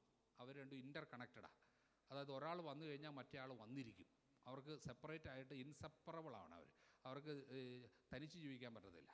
കുറച്ച് നാളൊക്കെ പിടിച്ചിരിക്കാൻ പറ്റത്തില്ല. അത് ലേസിനസ് വന്നു കഴിഞ്ഞാൽ അവൻ ലെസ്റ്റിൽ വീണിരിക്കും, ഉറപ്പാണ്. അതുകൊണ്ടാണ് ഈ ദാവീദിനെ എങ്ങനെയാണ് ഈ ലെസ്റ്റിൽ വീഴ്ത്തിയെന്ന് അറിയാമോ പിശാച്? ദാവീദ് അല്ലെങ്കിൽ ഇത്രയും പ്രാർത്ഥിക്കുന്ന മനുഷ്യല്ലേ, അവൻ എങ്ങനെയായി വ്യഭിചാരം ചെയ്തേ? അവനെ ആദ്യം ഇവൻ വ്യഭിചാരം ചെയ്യണമെങ്കിൽ, ഇവൻ സെക്ഷുവൽ പാപം ചെയ്യണമെങ്കിൽ ഇവൻ ചുമ്മാ അങ്ങും ചെയ്യത്തില്ലെന്നറിയാവുന്ന പിശാച് ആദ്യം ഒരു ലെസ്സർ ഈവിളിനെ അങ്ങ് വിട്ടു. ആരാണ്? അലസത. അതിന് ബൈബിൾ പറയുവാണ് അവന് യുദ്ധത്തിന് പോകേണ്ട സമയമായിരുന്നു. കൃത്യമായിട്ട് പറഞ്ഞിരിക്കുകയാണ്, അവൻ യുദ്ധത്തിന് പോകേണ്ട സമയമാണ്. കാരണം ശത്രു അവിടെ വന്നിരിക്കുക. അപ്പോൾ രാജാവ് നേരിട്ട് പോയി ലീഡ് ചെയ്യേണ്ടതാണ്. പക്ഷേ അവനിൽ പെട്ടെന്ന് ഒരു ദിവസം ഒരു അലസതയും വന്നു. എന്നിട്ട് അവൻ എല്ലാവരെയും യുദ്ധത്തിന് വിട്ടു, ബാക്കി എല്ലാവരും പൊക്കോന്ന് പറഞ്ഞു. എന്നിട്ട് അവൻ കിടന്ന് ഉറങ്ങി. മുഴുവൻ ജെറുസലേമിനെ യുദ്ധത്തിന് വിട്ടേച്ച് ഇവൻ തന്നെ വീട്ടിൽ നിന്നു. ചുമ്മാ നിന്നൊന്നുമല്ല, പനിയായതുകൊണ്ടൊന്നുമല്ല, ചുമ്മാ ഉറങ്ങാൻ വേണ്ടിയാണ്. എന്നിട്ട് കിടന്നുറങ്ങി. എന്നിട്ട് പറയുകയാണ് late evening he got up from the bed. ഹിന്ദിയിൽ അങ്ങനെ സന്ധ്യാസമയ ഓ പളങ് സെ ഉഠാ. അതായത് അപ്പം ദിവസം മുഴുവൻ കിടക്കുമായിരുന്നു. എന്നിട്ട് ഈവനിങ് ആയപ്പോഴത്തേക്ക് എഴുന്നേറ്റു. അന്ന് കഴിഞ്ഞപ്പോൾ കുറച്ച് നേരം ഉറങ്ങിയാണല്ലോ എന്ന് കരുതി അന്ന് ഒരു ഉറക്കക്ഷീണം മാറ്റാൻ വേണ്ടി നടക്കാൻ പോയി. ഈവനിങ് വാക്ക്. എവിടെ പോയി? ടെറസേ കയറി. ടെറസേ വാക്ക് ചെയ്യുകയാണ്. അപ്പോൾ ഓൾറെഡി ലേസിനെസ്സിനെ എൻ്റർടൈൻ ചെയ്തു. ഓക്കെ, ലേസിനെസ്സിനെ എൻ്റർടൈൻ ചെയ്തു കഴിഞ്ഞാൽ ആര് വരും? ലസ്റ്റ് വരും, ഉറപ്പാണ്. അപ്പോൾ ലേസിനെസ്സിനെ എൻ്റർടൈൻ ചെയ്ത് ഇങ്ങനെ മുകളിൽ നിന്ന് കയറി നടക്കുന്ന സമയത്താണ് പണ്ട് വട്ടയിലച്ചൻ പറഞ്ഞ പോലെ ഒരു സോപ്പിൻ്റെ പരസ്യം. ഒരു പുള്ളിക്കാരി കുളിക്കുന്ന പരസ്യം കാണുവാണ്. അപ്പോൾ ഇതിനു മുമ്പ് ഇങ്ങനെയുള്ള സാധനമൊക്കെ വന്നു കഴിഞ്ഞപ്പോഴത്തേക്കും പെട്ടെന്ന് ചാനൽ മാറ്റുവോ അല്ലെങ്കിൽ സ്റ്റോപ്പ് ചെയ്യുകയോ ഒക്കെ ചെയ്യുന്ന ടീമാണ്. ഇത് കണ്ടുകൊണ്ടിരുന്നു, അത് നോക്കിക്കൊണ്ടിരുന്നു, അങ്ങനെ വീണു. അത് അങ്ങനെയാണ് പിന്നെ സെക്ഷുവൽ സെന്നിൽ വീഴുന്നത്. അപ്പോൾ ലേസിനെസ്സിൽ നിന്നാണ് ലസ്റ്റ് വന്നത്. അതുകൊണ്ടാണ് ഒരു ആവശ്യമില്ലാതെ ചുമ്മാ കിടന്നുറങ്ങിക്കൊണ്ടിരിക്കുക, ചുമ്മാ കിടക്കുക, അവൻ പോണോഗ്രഫി വീണിരിക്കും. ലേസിനെസ് ഉണ്ടോ? ലസ്റ്റ് വന്നിരിക്കും. പറഞ്ഞേ ഹല്ലേലൂയ. അങ്ങനെയാണ് കുഞ്ഞുങ്ങളെല്ലാം വീഴിക്കുന്നത്. ചുമ്മാ ലേസിനെസ് കൊടുക്കും. ഈ ലേസിനെസ്സിൻ്റെ 2 മാനിഫെസ്റ്റേഷനാണുള്ളത്. ലേസിനെസ് ഉണ്ടെങ്കിൽ 2 മാനിഫെസ്റ്റേഷൻ ഉണ്ടാവും. ഒന്നാണ് പ്രോക്രാസ്റ്റിനേഷൻ, എല്ലാം പിന്നെ ചെയ്യാം ഇച്ചിരി കഴിഞ്ഞ് ചെയ്യാം എന്ന് പറയും. അതാണ് കുറച്ച് നേരം കൊണ്ട് ഉറങ്ങാം, തെല്ല് നേരം കൂടി മയങ്ങാം, കൈയും കെട്ടിയിരുന്ന് കുറച്ചുകൂടെ നോക്കാം. അതാണ് ബൈബിൾ അതിനെക്കുറിച്ച് പലതവണ പറയുന്നുണ്ട്. അപ്പോൾ അപ്പോൾ അങ്ങനെ വരിക്കും. ചെയ്യാമെന്ന് പറഞ്ഞില്ലല്ലോ, ചെയ്യാമെന്നേ, ഇച്ചിരി കഴിയുമ്പോൾ ചെയ്യാമല്ലോ, അതാണ് പറയുള്ളൂ. ഇച്ചിരി കഴിയട്ടെ, ഒരു 10 മിനിറ്റോടെ ഉറങ്ങിയിട്ട് പിന്നെ എഴുന്നേക്കാം പറയും. അതാണ് ലേസിനെസ്. പിന്നെ അതിൻ്റെ സെക്കൻഡ് ഭാവമാണ് ലേസിനെസ് വന്നു കഴിഞ്ഞിട്ടുണ്ടെങ്കിൽ എല്ലായിടത്തും ഡിസോർഡർ വരും. ഡിസോർഡർ എന്ന് പറഞ്ഞാൽ എഴുന്നേറ്റ് കഴിഞ്ഞ് കഴിഞ്ഞാൽ ആ ബെഡ്ഷീറ്റ് അങ്ങനെ തന്നെ കിടക്കും. ആ സാധനം എല്ലാം കൂടെ വൈകുന്നേരം ഇങ്ങോട്ട് തന്നെ വരാനുള്ളതാണല്ലോ, പിന്നെ അതിന് ഇത്രയും സമയം കളയുന്നതെന്ന് ആണ് അങ്ങ് പോകുന്നത്. അതൊന്നും നേരെയാക്കത്തില്ല. മുറി എന്നൊക്കെ പറഞ്ഞാൽ യുദ്ധക്ഷേത്രം പോലെ കിടക്കുകയുള്ളൂ. എങ്ങനെയാണ് അവനൊരു ടേബിൾ ഉണ്ടെങ്കിൽ അത് അരമണിക്കൂർ കൊണ്ട് ആ ടേബിൾ മൊത്തം ഇങ്ങനെ എല്ലാം പരതി നാശമായിട്ട് അവിടെ അടിഞ്ഞ് കളിഞ്ഞ് അത് അങ്ങോട്ടും ഇങ്ങോട്ടും വീണൊക്കെ കിടക്കുള്ളൂ. പിന്നെ ആരെങ്കിലും മമ്മി വന്ന് എല്ലാം മുറി ഒന്ന് റെഡിയാക്കി വെക്കും. അവൻ അരമണിക്കൂർ അതിൻ്റെ അകത്ത് വിരാജിച്ച് കഴിഞ്ഞ് കഴിയുമ്പോഴത്തേക്കും പിന്നെ ഒരു സോക്സ് ഊരി അങ്ങോട്ടിടും, വേറെ ഒരെണ്ണം അങ്ങോട്ടും ഇടും. വളരെ ക്ലിയറാണ്. ലേസിനെസ്, ഈവിൾ സ്പിരിറ്റാ. 1 Corinthians 14:40 do everything decently and in order. Do everything decently and in order. കാരണം എവിടെ ഓർഡർ ഉണ്ടോ അവിടെ ഹോളി സ്പിരിറ്റ് ഉള്ളൂ. ഡിസോർഡർ എവിടെ ഉണ്ടോ ഡെവിളുണ്ട്. ഉറപ്പാണ്. Holy Spirit is a spirit of order. എവിടെ അത് ഓർഡറായിട്ട് കാര്യങ്ങൾ ചെയ്താൽ മാത്രമേ അനോയിൻറ്റിങ് വർക്ക് ചെയ്യുള്ളൂ. എല്ലാത്തിനും അതുകൊണ്ടാണ് ഓർഡർ വേണം. വളരെ പ്രധാനപ്പെട്ട do everything decently and in order. Do everything decently and in order. അപ്പം എടുത്ത് മടക്കിയൊക്കെ വെക്കണം സംഗതികളൊക്കെ. ഒരു റൂമൊക്കെ ഉണ്ടെങ്കിൽ നമുക്ക് കുറച്ച് റൂമായിരിക്കാം, ചെറിയ വീടായിരിക്കാം, നന്നായിട്ട് സ്ഥാനം വെക്കണം. പരിശുദ്ധാത്മാവിനെ ബഹുമാനിക്കുന്നത് അങ്ങനെയാണ്. പരിശുദ്ധാത്മാവിനെ ബഹുമാനിക്കുന്നവൻ ഓർഡർ കീപ്പ് ചെയ്യും എപ്പോഴും. ഡിസോർഡർ ഡെവിളിന് ഏറ്റവും ഇഷ്ടപ്പെട്ട സാധനമാണ്. Disorder and dirt. ഞാൻ ഈ ഡെവിളിനെ കുറിച്ച് പ്രത്യേക ക്ലാസ്സുകൾ പഠിക്കാൻ സ്പെഷ്യലായിട്ട് പോയിട്ടുണ്ട്. ബോംബെയിൽ നമ്മൾ നേരത്തെ അച്ഛനുണ്ടായിരുന്ന സമയത്ത് റൂഫസ് പെരേര നമ്മളതിന് പ്രത്യേക ക്ലാസ്സുകൾ കൊടുത്തിട്ടുണ്ട്. ഡെലിവറൻസിൻ്റെ ഈ പിശാചിനെ ഒഴിവാക്കുന്നത്. അപ്പോൾ അച്ഛൻ പ്രത്യേക റൂഫസ് പെരേര അച്ഛൻ ഒഫീഷ്യൽ എക്സോർസിസ്റ്റായിരുന്നു ഏറെ വർഷക്കാലം റോമിൽ നിന്ന് അയച്ചിരിക്കുന്നത്. ഇപ്പം നമുക്ക് അങ്ങനെ ഒരാളില്ല.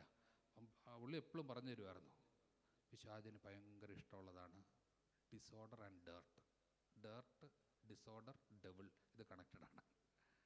അപ്പോൾ ഡേർട്ടുണ്ട്, ചുമ്മാ ബാത്റൂമൊക്കെ ചുമ്മാ ഡേർട്ടി ആയിട്ട് വെക്കുക, പിശാചിന് ഭയങ്കര ഇഷ്ടമാണ്. ആരാണ് ചുമ്മാ ഡേർട്ടി ആയിട്ടിരിക്കുക. ഒന്നിലും അങ്ങനെയാണ്. ഡേർട്ടി ആയിട്ടുള്ള സംഗതികൾ പിശാചിന് ഭയങ്കര ഇഷ്ടമാണ് എപ്പോഴും. അതുപോലെ ഡിസോർഡർ, ചുമ്മാ തുണിയെല്ലാം കൂടെ ഇങ്ങനെ വലിച്ചു വാരി അങ്ങനെയൊക്കെ ഇടുക, അതൊക്കെ അവിടെ അനോയിൻറ്റിങ് വർക്ക് ചെയ്യുമെന്നൊന്നും ചുമ്മാ വിചാരിച്ചേക്കല്ലേ. ഇങ്ങനെ സാധനമൊക്കെ ഇട്ടേച്ച് പ്രാർത്ഥിച്ച് കഴിയുമ്പോൾ ഹോളി സ്പിരിറ്റ് വരുമെന്ന് ചുമ്മാ വിചാരിക്കരുത്. അങ്ങനെ സാധനമില്ല. അതുകൊണ്ടാണ് പരിശുദ്ധാത്മാവ് ദൈവം നിങ്ങളുടെ ഡ്യൂട്രോണമി 23:14 പറയുന്നത്. ഡ്യൂട്രോണമി 23:14 നിങ്ങളുടെ ദൈവം ഇറങ്ങി വരാനുള്ള സ്ഥലമാണ്, അതുകൊണ്ട് ക്യാമ്പ് ഹോളിയായിട്ട് ഇട്ടോണം. കക്കൂസിൽ പോയി കഴിഞ്ഞ് കഴിഞ്ഞാൽ അതുപോലെ കുറുപ്പിയായിട്ട് പോകണം, അത് കുഴി ഉണ്ടാക്കിയിട്ട് ഇടണം അന്ന് അവർ പറഞ്ഞു കൊടുത്ത. കാരണം ദൈവം ഇറങ്ങി വരുന്ന സ്ഥലമാണ്, ദൈവം നിങ്ങളുടെ ഇടയിൽ വസിക്കുന്ന സ്ഥലമാണ്, അതുകൊണ്ട് ശ്രദ്ധിച്ചോണം എന്ന് കൃത്യം പറഞ്ഞു കൊടുത്തിരിക്കുന്ന. അത് 23:14 ഡ്യൂട്രോണമിയിൽ, നിയമാവർത്തനത്തിൽ. പറഞ്ഞേ ഹല്ലേലൂയ. അപ്പോൾ പേഴ്സണൽ ഹോളിനെസ് വളരെ പ്രധാനപ്പെട്ടതാണ്. എൻ്റെ ദൈവമേ, സമയമല്ലോ ദൈവമേ, ഹല്ലേലൂയ. രണ്ടാമത്തെ commitment. So second commitment, commitment to the word of God. Commitment to the word of God എന്താണെന്നറിയാമോ? അതായത് ദൈവഭക്തി ദൃഢതയും തീക്ഷ്ണതയുള്ളതാണെങ്കിൽ ബൈബിള് മൊത്തം വായിച്ചു തീർത്തിട്ടുണ്ടോ? കുറച്ച് പേരെ വായിച്ചു തീർത്തിട്ടുണ്ടാവുള്ളൂ. കഴിഞ്ഞ ദിവസം ഒരു അമ്മച്ചിയെക്കുറിച്ച് കേട്ടു, 17 തവണ ബൈബിൾ എഴുതി. എൻ്റെ ദൈവമേ, എന്താ ബൈബിളിങ്ങനെ എഴുതി വെച്ചിരിക്കുക ആണ്ടല്ലേ. എൻ്റെ ദൈവമേ, അതൊക്കെയാണ് ദൃഢത. നമുക്ക് ഒരു തവണ വായിച്ചു തീർത്തിട്ട് വേണം മരിക്കാൻ കേട്ടോ. പണ്ട് നമ്മുടെ ശമയോൻ പറഞ്ഞ പോലെ, അവനെ ഒന്ന് മൊത്തം കൺകുളിർക്ക കാണാതെ ഞാൻ മരിക്കുകയല്ലെന്ന് പറഞ്ഞ പോലെ, ഈ ബൈബിൾ മൊത്തം ഒന്ന് വായിച്ചു തീർക്കാതെ മരിക്കരുത്. ഇനി എത്ര ദിവസം വെച്ചോണ്ടെന്ന് അറിയത്തില്ല. എല്ലാ ദിവസവും ഒരു 4 അധ്യായം വായിച്ചാൽ 9 മാസം കൊണ്ട് തീരും. എല്ലാ ദിവസവും 4 അധ്യായം വായിക്കുക. അരമണിക്കൂർ വേണ്ട, 4 അധ്യായം വായിച്ചാൽ 9 മാസം കൊണ്ട് തീർക്കാം. പറഞ്ഞേ ഹല്ലേലൂയ. എല്ലാ ദിവസവും ഒരു കമ്മിറ്റഡ് ആയിട്ട് വായിക്കണം. കമ്മിറ്റ്മെൻറ്റ് എന്ന് പറയുന്നത് അതാണ്. കോൺട്രിബ്യൂഷൻ എന്ന് പറയുന്നത് എന്നാണെന്നറിയാമോ? അത് നല്ലതാണ്. ഒരു ഗ്ലാസ് പച്ചവെള്ളം കൊടുത്താൽ പോലും പ്രതിഫലം കിട്ടും. Okay, grace. പക്ഷേ ഡെലിവറൻസ് എന്ന് പറയുന്ന സംഗതി ഉണ്ടല്ലോ, പിശാച് പോവുക എന്നുള്ള സാധനമൊക്കെ, അതിന് കമ്മിറ്റ്മെൻറ്റ് വേണം. അതിനെന്നറിയാമോ? അപ്പോൾ നമ്മളിപ്പോൾ ഒരു വചനപ്പെട്ടിയിൽ നിന്ന് ഒരു ദിവസം ഒരു വചനം എടുത്ത് വായിച്ചു. ദാറ്റ് ഈസ് ഗുഡ്, ഓക്കെ, അതിനകത്തൊരു ബ്ലെസ്സിങ് ഉണ്ട്. പക്ഷേ കണ്ടിന്യൂസ് ആയിട്ട് എല്ലാ ദിവസവും വായിക്കുക. ഇത് വായിക്കാതെ ഉറങ്ങിയാലെന്നൊരു തീരുമാനം എടുക്കുക, അത് ദൈവഭക്തിയിൽ ദൃഢതയാണ്. ആണ് എല്ലാ ദിവസവും ബൈബിൾ വായിക്കുക. കാരണം ബൈബിളിലൂടെയാണ് കാര്യങ്ങളെല്ലാം ഇനി നടക്കാനുള്ളത്. വചനം വായിച്ചവൻ പിശാചുക്കളെ പുറത്താക്കി, വചനം വായിച്ചവൻ സൗഖ്യം കൊടുത്തു. വചനത്തിലൂടെയാണ് സമസ്ത കാര്യങ്ങളും ചെയ്യുന്നത്, എല്ലാം വചനത്തിലൂടെയാണ്. അപ്പം നമുക്ക് വചനം വായിച്ചുകൊണ്ടിരുന്നാൽ മതി, അത് മനസ്സിലായില്ലെങ്കിലും കുഴപ്പമില്ല. പറഞ്ഞേ ഹല്ലേലൂയ. അതാണ് എൻ്റെ കാര്യം. വചനം വായിക്കുമ്പോൾ നമുക്ക് മനസ്സിലാകുന്നില്ല, നോ പ്രോബ്ലം. ഒന്നും മനസ്സിലാകാതെ ഒരു ഷണ്ടൻ ബൈബിൾ വായിച്ചുകൊണ്ടിരിക്കുക അല്ലേ? അന്നേരം പരിചിതமாக വർക്ക് ചെയ്തു. അവനൊന്നും മനസ്സിലാകുന്നില്ല, എന്നെ വായിക്കുന്നതെന്ന് പറയും. അവന് കിട്ടി ബൈബിള്, അവൻ പോകുന്ന വഴിക്ക് വണ്ടിയായിരുന്നു ബൈബിൾ വായിക്കുക. അപ്പോഴത്തേക്കും പരിശുദ്ധാത്മാവ് ഫിലിപ്പ് അങ്ങോട്ട് പോകുന്ന ഫിലിപ്പിനോട് പറഞ്ഞു, അബൌട്ട് 10 ഇങ്ങോട്ട് ഓടാൻ പറഞ്ഞു.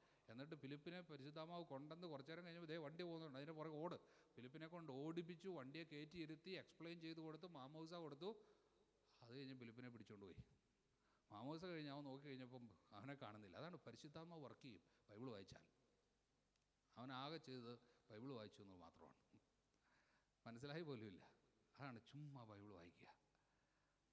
ഡെലിവറൻസ് കിട്ടും, കുടുംബത്തിൽ ഭയങ്കര അഭിഷേകം ഉണ്ടാകും, മക്കളൊന്നും ചുമ്മാ നശിച്ചു പോകത്തില്ല. അപ്പോൾ എല്ലാ ദിവസവും ബൈബിൾ വായിക്കണം, അതാണ് വളരെ പ്രധാനപ്പെട്ട കാര്യം. കാരണം ബൈബിളിൻ്റെ വചനം വായിച്ചു കഴിഞ്ഞിട്ടുണ്ടെങ്കിൽ അവിടെ ആര് വരും?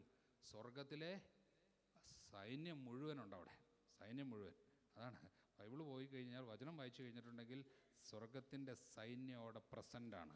ഇത് കേട്ടോ, സ്വർഗം തുറക്കപ്പെട്ടതായി ഞാൻ കണ്ടു. വെളിപാട് 19:11 മുതൽ സ്വർഗം തുറക്കപ്പെട്ടതായി ഞാൻ കണ്ടു. ഇതാ ഒരു വെള്ളക്കുതിര, അതിൻ്റെ പുറത്തിരിക്കുന്നവൻ വിശ്വസ്തനെന്ന് സത്യവാനെന്ന് വിളിക്കപ്പെടുന്നു. അവൻ നീതിയോടെ വിധിക്കുകയും പടപൊരുതുകയും ചെയ്യുന്നു. അവൻ്റെ മിഴികൾ തീനാളം പോലെ, അവൻ്റെ ശിരസിൽ അനേകം കിരീടമുണ്ട്. അവൻ രക്തത്തിൽ മുക്കിയ മേലങ്കി ധരിച്ചിരിക്കുന്നു. അവൻ്റെ നാമം ദൈവവചനം എന്നാണ്. ഓക്കെ, അവൻ്റെ വചനം ദൈവവചനം, അവൻ്റെ നാമം ദൈവവചനം എന്നാണ്. അടുത്ത വചനം, സ്വർഗീയ സൈന്യങ്ങൾ നിർമ്മലവും ധവളവുമായി മൃദുല വസ്ത്രമണിഞ്ഞ് വെള്ളക്കുതിരകളുടെ പുറത്ത് അവനെ അനുഗമിക്കുന്നു. ആരെ? ദൈവവചനത്തെ. പറഞ്ഞേ ഹല്ലേലൂയ. സ്വർഗീയ സൈന്യങ്ങൾ അവനെ അനുഗമിക്കുന്നു. ദൈവവചനം എവിടെ പോകുന്നു? സ്വർഗത്തിൻ്റെ സേനയുണ്ട്. The armies of heaven will be at your disposal if you have word every day. അപ്പോൾ എല്ലാ ദിവസവും വചനം കുടുംബത്തിലേക്ക് വിട്ടുകൊണ്ടിരിക്കണം. വചനത്തെ പ്രൊനൗൺസ് ചെയ്യണം. Pronounce the word. അത് വളരെ പ്രധാനപ്പെട്ട, വായിക്കണം. അത് at least in a voice audible to the person next you. Pronounce ചെയ്യണം. മന്മേ വിശ്വാസ് കരോ മൂസേ സ്വീകാർ കരോ. മനസ്സിൽ വിശ്വസിക്കുക, അതരം കൊണ്ട് ഏറ്റുപറയണം. അപ്പോൾ വചനം എല്ലാ ദിവസവും വായിക്കണം. അത് കമ്മിറ്റ്മെൻ്റ് ആയിട്ട് എടുക്കുക. എല്ലാ ദിവസവും ഇച്ചിരി നേരം വചനം വായിക്കുക. ഒരു അരമണിക്കൂർ എങ്ങനെയും ഒന്ന് കണ്ടുപിടിച്ചേ. ഇച്ചിരി നേരം നമുക്ക് മറ്റേതിൻ്റെ അകത്തുനിന്നൊക്കെ ഒരു ഇച്ചിരി സമയം കണ്ടുപിടിച്ച്, അതായത് നമ്മൾ ഈ സോഷ്യൽ മീഡിയ കൊടുക്കുന്ന സമയത്ത് ഇച്ചിരി കട്ട് ചെയ്തിട്ട് വചനത്തിന് കയറ്റി നിർത്താം മുന്നോട്ട്. പറഞ്ഞേ ഹല്ലേലൂയ. അല്ലെങ്കിൽ നമ്മൾ എന്തോരം നേരം സോഷ്യൽ മീഡിയ അറിയാതെ പോകുന്നുണ്ടെന്നറിയോ? ഇന്ന് ആവറേജ് സമയം, അതായത് average time, screen time 5 hours ഒക്കെയാണ് പലരുടെയും.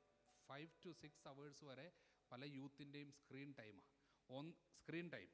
ഓക്കെ, ആവറേജ് സ്ക്രീൻ ടൈം 1.5 മണിക്കൂറിൽ കൂടുതലായി കഴിഞ്ഞാൽ സീരിയസ് ആയ കോൺസിക്വൻസ് ഉണ്ടാകും എന്ന സ്റ്റഡി ഉണ്ട്. 1.5 മണിക്കൂറിൽ കൂടുതൽ ആവറേജ് സ്ക്രീൻ ടൈം വന്നു കഴിഞ്ഞിട്ടുണ്ടെങ്കിൽ കുറച്ച് കഴിയുമ്പോൾ സീരിയസ് ആയ കംപ്ലയിൻസ് ഉണ്ടാവും എന്നുള്ളതാണ്. നമ്മുടെ 1.5 മണിക്കൂർ എവിടെയാണ്? അതിൽ കൂടുതൽ എന്തോരം പോകുന്ന സാധനം. അതുകൊണ്ടാണ് വളരെ കെയർഫുള്ളായിരിക്കണം അതിന്. അപ്പോൾ അതുകൊണ്ട് വചനം വായിക്കുന്നതിന് സമയം കൊടുക്കുക. അതാണ് കമ്മിറ്റ്മെൻറ്റ് ടു ദ വേർഡ്. മൂന്നാമത്തെ എന്നാണെന്നറിയോ? Commitment to the sacred heart. എന്നാണെന്നറിയോ? തിരുഹൃദയ ഭക്തി. ഇത് വളരെ പ്രധാനപ്പെട്ടതാണ്. തിരുഹൃദയത്തോട് ഭക്തി. തിരുഹൃദയ ഭക്തി ഉണ്ടെങ്കിൽ മാത്രമേ ഈശോയുടെ ഹൃദയത്തിൻ്റെ തീഷ്ണത കിട്ടത്തുള്ളൂ, ആത്മാക്കളെ രക്ഷിക്കാനുള്ള തീഷ്ണത. അപ്പോൾ അതിലെന്ത് ചെയ്യണമെന്നറിയാവോ? തിരുഹൃദയ ഫോട്ടോ വെക്കണം. അത് നമുക്ക് എല്ലാവർക്കും ഉണ്ടാവുമല്ലോ. തിരുഹൃദയ ഫോട്ടോ ആണെന്ന് ഈശോ തന്നെ പഠിപ്പിച്ചാണ്. പിന്നെ ഈശോ നമ്മുടെ മാർഗരറ്റ് മേരി അലക്കോക്കിനോട് കൃത്യം പറഞ്ഞു കൊടുത്തു. അങ്ങനെയാണ് സഭ അത് സ്വീകരിച്ചത്. ഒഫീഷ്യലായിട്ട് സഭ സ്വീകരിച്ചതാണ്. എന്താണ്? തിരുഹൃദയ ഭക്തി. 9 ഫസ്റ്റ് ഫ്രൈഡേ ഡിവോഷൻ. നിങ്ങൾക്ക് അത് ചെയ്യാൻ എളുപ്പമാണല്ലോ, നിങ്ങൾ ചെയ്തിട്ടുണ്ടാവുമല്ലോ. ഇവിടെ ഫ്രൈഡേ ഹോളിഡേ ആയതുകൊണ്ട് ഉറപ്പായിട്ട് നിങ്ങൾ പോകുന്നുണ്ടാവും. അപ്പോൾ അതെന്താ ചെയ്യേണ്ടതെന്നറിയാമോ? ഫസ്റ്റ് ഫ്രൈഡേ 9 months കോൺസിക്യൂട്ടീവ്ലി വിട്ടുകളയരുത്. എന്തൊക്കെ ചെയ്യണം? കുമ്പസാരിച്ച് കുർബാന സ്വീകരിക്കണം, ഉപവസിക്കണം, തിരുഹൃദയ പ്രതിഷ്ഠ നടത്തണം, കാര്യങ്ങൾ ചെയ്യണം. 9 മാസം കോൺസിക്യൂട്ടീവായിട്ട് മുടങ്ങരുത്. അതാണ് കമ്മിറ്റ്മെൻറ്റ്. പറഞ്ഞ ഹല്ലേലൂയ. കമ്മിറ്റ്മെൻ്റ് ആയിട്ട് ചെയ്യണം. 9 months കോൺസിക്യൂട്ടീവായിട്ട് തിരുഹൃദയ പ്രതിഷ്ഠ, കുടുംബത്തിൽ തിരുഹൃദയത്തിന് പ്രതിഷ്ഠിക്കണം. തിരുഹൃദയ പ്രതിഷ്ഠ അറിയാലോ? തിരുഹൃദയ പ്രതിഷ്ഠ പ്രാർത്ഥന എവിടെയാണല്ലോ, ഏത് പ്രാർത്ഥനാ പുസ്തകത്തിലും തിരുഹൃദയ പ്രതിഷ്ഠ ഉണ്ട്. അത് മുട്ടയിൽ നിന്ന് അന്നത്തെ ദിവസം ചെല്ലണം, ഉപവസിക്കണം. എന്നിട്ട് ഈ കുമ്പസാരിച്ച് കുർബാന കൊള്ളും. ഒന്നുകിൽ തലേദിവസമോ അല്ലെങ്കിൽ ആ ദിവസങ്ങളോ ഇൻ ഗ്രേസിൽ കമ്മ്യൂണിയൻ സ്വീകരിക്കണം എന്നുള്ളതാണ്. In grace. എന്നിട്ട് അതിൻ്റെ രണ്ടാമത്തെ ഭാഗമാണ് ഡിവൈൻ മേഴ്സി ചാപ്പലറ്റ്. തിരുഹൃദയ ഭക്തിയുടെ തന്നെ പിളർക്കപ്പെട്ട ഹൃദയത്തിൻ്റെ ഭക്തിയുടെ ഭാഗമാണ് ഡിവൈൻ മേഴ്സി ചാപ്പലറ്റ്. 3 മണിക്ക് ചെല്ലുന്ന പ്രാർത്ഥന വെള്ളിയാഴ്ചകളിൽ, ആദ്യ വെള്ളിയാഴ്ചകളിൽ പ്രത്യേകിച്ച് എല്ലാ ദിവസവും ചെല്ലാവുന്നതാണ്. Divine Mercy ചാപ്പലറ്റ്. പറഞ്ഞേ ഹല്ലേലൂയ. തിരുഹൃദയ കൊന്തയും കരുണക്കൊന്തയും. തിരുഹൃദയക്കൊന്ത എന്നാണെന്നറിയാമല്ലോ? എൻ്റെ വീട്ടിലൊക്കെ എന്നും ചൊല്ലുന്ന തിരുഹൃദയക്കൊന്ത എന്താണ്? ഈശോയുടെ ഈശോയുടെ മാധുര്യമുള്ള ഹൃദയമേ എൻ്റെ സ്നേഹമായിരിക്കണമേ. അതാണ് അത് തിരുഹൃദയക്കൊന്ത. പറഞ്ഞേ ഹല്ലേലൂയ. സഭയ്ക്ക് ഒഫീഷ്യലായിട്ട് 3 കൊന്തകളാണുള്ളത്, 3 ചാപ്ലറ്റ്. ഒന്ന് തിരുഹൃദയക്കൊന്ത, കരുണക്കൊന്ത, മാതാവിൻ്റെ കൊന്ത. ഓക്കെ, അതാണ് 3 കൊന്തയാണ് ഒഫീഷ്യലായിട്ട് സഭ പഠിപ്പിച്ചിട്ടുള്ളൂ. എന്താണ് പറഞ്ഞേ ഹല്ലേലൂയ. അപ്പം അത് commitment to divine, commitment to sacred heart. Okay, 4-മത്തെ കമ്മിറ്റ്മെൻറ്റ് ടു മദർ, അമ്മയോടുള്ള കമ്മിറ്റ്മെൻറ്റ്. അത് 3 അമ്മമാരോടും ഉള്ള കമ്മിറ്റ്മെൻറ്റ്. ഇന്ന് മാതൃ ദിവസമാണെന്ന് നാട്ടിലൊക്കെ, ഇവിടെ അല്ലായിരിക്കും എനിക്ക് തോന്നുന്നത്, കുവൈറ്റിൽ ഇന്നല്ല, പക്ഷേ ഇന്ത്യയിൽ ഇന്നാണ് മദേഴ്സ് ഡേ. പറഞ്ഞേ ഹല്ലേലൂയ. അമ്മയോട് ഉള്ള സ്നേഹം അത് കമ്മിറ്റ്മെൻ്റ് ആയിരിക്കണം. കാരണം there is no one who served Jesus like mother. Okay, എന്നെ ശുശ്രൂഷിക്കുന്നവന് എൻ്റെ പിതാവ് ബഹുമാനിക്കും. അപ്പോൾ ഏറ്റവും കൂടുതൽ ശുശ്രൂഷിച്ച ആരാണോ ഏറ്റവും കൂടുതൽ പിതാവ് ബഹുമാനിക്കും. ഈശോനെ ഏറ്റവും കൂടുതൽ ശുശ്രൂഷിച്ച് ഈശോയുടെ അമ്മയാണെന്നുള്ള കാര്യത്തിൽ യാതൊരു സംശയമില്ല. പറഞ്ഞ ഹല്ലേലൂയ. അപ്പോൾ ഏറ്റവും കൂടുതൽ പിതാവ് ബഹുമാനിക്കുന്നത് ഈശോയുടെ അമ്മേനെയാണ്. അതാണ് കാര്യം. അപ്പം നമുക്ക് 3 അമ്മമാരാണുള്ളത്. ഒന്ന് എർത്ത്ലി മദർ, ജനറ്റിക്കൽ, നമുക്ക് ബയോളജിക്കൽ മദർ. ആ അമ്മയുടെ കണ്ണീര് ഒരിക്കലും വരാൻ ഇടവരുത്തരുത്. അമ്മയെ വേദനിപ്പിക്കുന്നവൻ ശാപഗ്രസ്തനാണ്. Anyone who grieves mother is accursed. അതിനകത്ത് യാതൊരു മാറ്റമില്ല. എനിക്ക് വളരെ കൃത്യമായിട്ട് പലർക്കും വേണ്ടി പ്രാർത്ഥിച്ചപ്പം കൃത്യമായിട്ട് കാണിച്ചു തന്നിട്ടുണ്ടായിരുന്നതാ, അമ്മയെ വേദനിപ്പിച്ചു കഴിഞ്ഞ് പിന്നെ യാതൊരു ഗ്രേസും ഒഴിവെന്ന് വിചാരിക്കരുത്. അത് വളരെ പ്രധാനപ്പെട്ടതാണ്. അപ്പം അതിന് ഒത്തിരി സംഭവമുണ്ട്. അതുകൊണ്ട് തോബിത്ത് അവൻ്റെ മകനെ വിളിച്ചിട്ട്, മകൻ തോബിത്ത് മരിക്കുമെന്ന് തോബിത്ത് വിചാരിച്ചു. കാരണം മരണത്തിന് വേണ്ടി പ്രാർത്ഥിച്ചു. മകനെ വലിയൊരു കാര്യത്തിന് വേണ്ടി അയക്കുക. അന്നത്തെ സമയത്ത് അത്ര ഒരു ഹസാർഡസ് ജേണിയാണ്, റിസ്കി ജേണിയാണ്. തിരിച്ചു വരുമെന്ന് യാതൊരു ഉറപ്പില്ല. അതുകൊണ്ട് അവനൊരു 10 കൽപ്പനകൾ കൊടുത്തു പോകുന്നതിന് മുമ്പ്, 4-ാം അധ്യായത്തിൽ തോബിത്തിൻ്റെ. അതിൻ്റെ അകത്ത് ആദ്യത്തെ കൽപ്പന ഇതാണ്, മോനെ അമ്മയെ വേദനിപ്പിക്കരുത്. ഓർത്തോണം, അമ്മേനെ വേദനിപ്പിക്കുക. കാരണം നീ ഉണ്ടാകുന്നതിന് മുമ്പ് തന്നെ നിനക്ക് വേണ്ടി വേദന സഹിച്ചിട്ടുള്ള ആളാണ് അമ്മ. അതുകൊണ്ട് അവളെ വേദനിപ്പിക്കരുത്. ആണ് 1-ാമത്തെ കാര്യം. അതെല്ലാം കഴിഞ്ഞിട്ട് പറയുവാണ്, നീ ഈ കാര്യങ്ങൾ കേട്ട് കഴിഞ്ഞാൽ നീ ഒരിക്കലും നീ സമ്പന്നനാകാതിരിക്കില്ല. അതാണ് പറഞ്ഞത്. എല്ലാ കാര്യത്തിനും നിനക്ക് അഭിവൃദ്ധി ഉണ്ടാവും. അതിൻ്റെ അകത്ത് 1-ാമത്തെ കാര്യം ഇതാണ്, അമ്മയോടുള്ള. അപ്പോൾ അതാണ് നമ്മുടെ ബയോളജിക്കൽ മദർ. പിന്നെയാണ് നമ്മുടെ സ്പിരിച്വൽ മദർ. അതാണ് സഭ, മാതൃസഭ. പറഞ്ഞേ ഹല്ലേലൂയ. നമ്മളെ പിന്തുടരുന്നത് ഈ അമ്മയാണല്ലോ. നമ്മളെ മാമോദിസ മുക്കി, നമുക്ക് കുർബാന തരുന്നു, വചനം തരുന്നു, അതുപോലെ അവസാനം വരെ നമ്മളെ പിന്തുടരും. അതാണ് നമ്മുടെ സഭ. മാതൃസഭയോട് വലിയ സ്നേഹമുണ്ടാണ് മാതൃസഭ. പറഞ്ഞേ ഹല്ലേലൂയ. ഇപ്പോൾ സീറോ മലബാറിലുള്ളവർക്ക് മാതൃസഭയോട് സ്നേഹം ഉണ്ടാകണം. മലങ്കര സഭയാണ്, മലങ്കര സഭയോട് സ്നേഹം ഉണ്ടാകണം. ലാറ്റിൻ സഭയിലാണ് ചോദിച്ചെങ്കിൽ അതിന് സഭയോട് സ്നേഹം ഉണ്ടാകണം. പറഞ്ഞേ ഹല്ലേലൂയ. അപ്പം മാതൃസഭ വളരെ പ്രധാനപ്പെട്ടതാണ്. അപ്പോൾ സഭയുടെ കുറവ് എന്തെങ്കിലും ഉണ്ട്, അമ്മയ്ക്ക് ഇച്ചിരി ചുളുക്കും, അല്ലെങ്കിൽ ഇച്ചിരി പ്രായം ചെന്നു, അല്ലെങ്കിൽ വലിയ പഠിച്ചിട്ടൊന്നുമില്ല, അത് അടുത്ത വീട്ടിൽ അമ്മയാണ്, ഇച്ചിരി കൂടെ സൗന്ദര്യമുണ്ട് എന്നും പറഞ്ഞ് നമുക്ക് ഇന്ന് മുതൽ ഞാൻ അവിടെ പോയാൽ പാൽ കുടിക്കുള്ളൂ നമ്മളാരും പറയത്തില്ലല്ലോ. അങ്ങനെയാണ് കാര്യം. അമ്മ, അപ്പം നമ്മുടെ സഭയെ കുറ്റം പറയരുത്, മാതൃസഭയെ കുറ്റം പറയരുത്. കുറവുകളും സംഗതികളൊക്കെ കാണും, പക്ഷേ സഭയെ കുറ്റം പറഞ്ഞിട്ടൊരു പരിപാടിയും ചെയ്യാൻ പാടില്ല. സഭയോട് ബഹുമാനം, സ്നേഹം വേണം. പിന്നെയാണ് നമ്മുടെ ഹെവൻലി, സ്വർഗീയ അമ്മ, പരിശുദ്ധ അമ്മ. അമ്മയ്ക്ക് എല്ലാ ദിവസവും സമയം കൊടുക്കണം. അത് വളരെ പ്രധാനപ്പെട്ടതാണ്.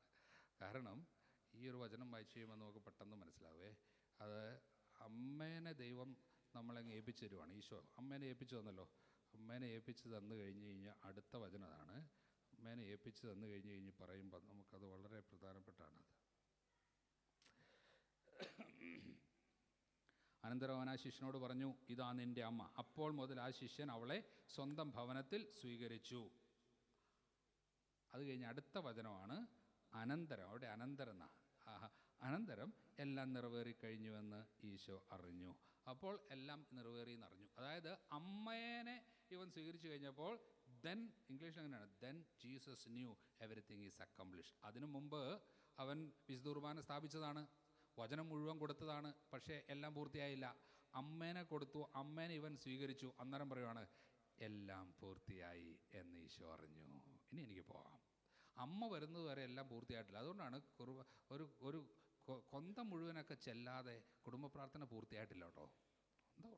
എന്താണ് അമ്മയ്ക്ക് സ്പേസ് കൊടുക്കാതെ ബാക്കിയെല്ലാം ഈസി ആയിട്ടുള്ള ചില പ്രാർത്ഥനകൾ മാത്രം ചൊല്ലിയിട്ട് തീർക്കരുത്. എല്ലാ ദിവസവും കൊന്തയിലാണ്. വളരെ പ്രധാനപ്പെട്ടതാണ്.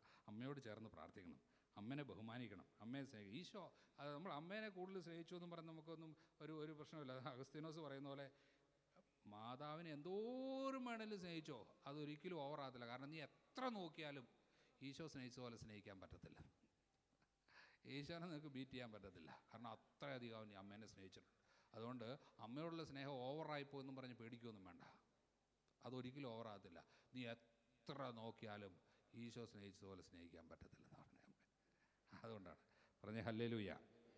4-ാമത്തെ കമ്മിറ്റ്മെൻറ്റ് ടു മദർ. 5-ാമത്തെ കമ്മിറ്റ്മെൻറ്റ് ടു ഗിവിങ് ആണ്. കൊടുക്കുന്നതിൽ കമ്മിറ്റ്മെൻറ്റ് കാണിക്കണം. അത് ഒത്തിരി വചനങ്ങളുണ്ട്. അതിൻ്റെ അകത്ത് വളരെ പ്രധാനപ്പെട്ട ഒരു സംഭവമാണ് കൊട് നിനക്ക് നൽകപ്പെടും. എല്ലാം നൽകപ്പെടലും കൊടുക്കുന്നതിനെ ആശ്രയിച്ചാണ് അർത്ഥം.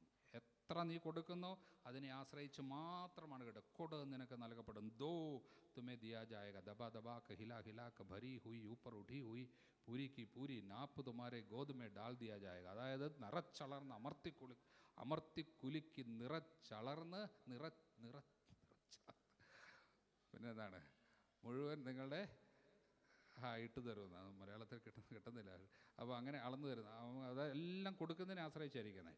എത്ര കൊടുക്കുന്നു. അപ്പോൾ നിങ്ങൾ പൂർണ്ണനാകാൻ ആഗ്രഹിക്കുന്നോ, കൊടുത്തിട്ട് വരാൻ പറഞ്ഞില്ലേ പൂർണ്ണനാണെങ്കിൽ.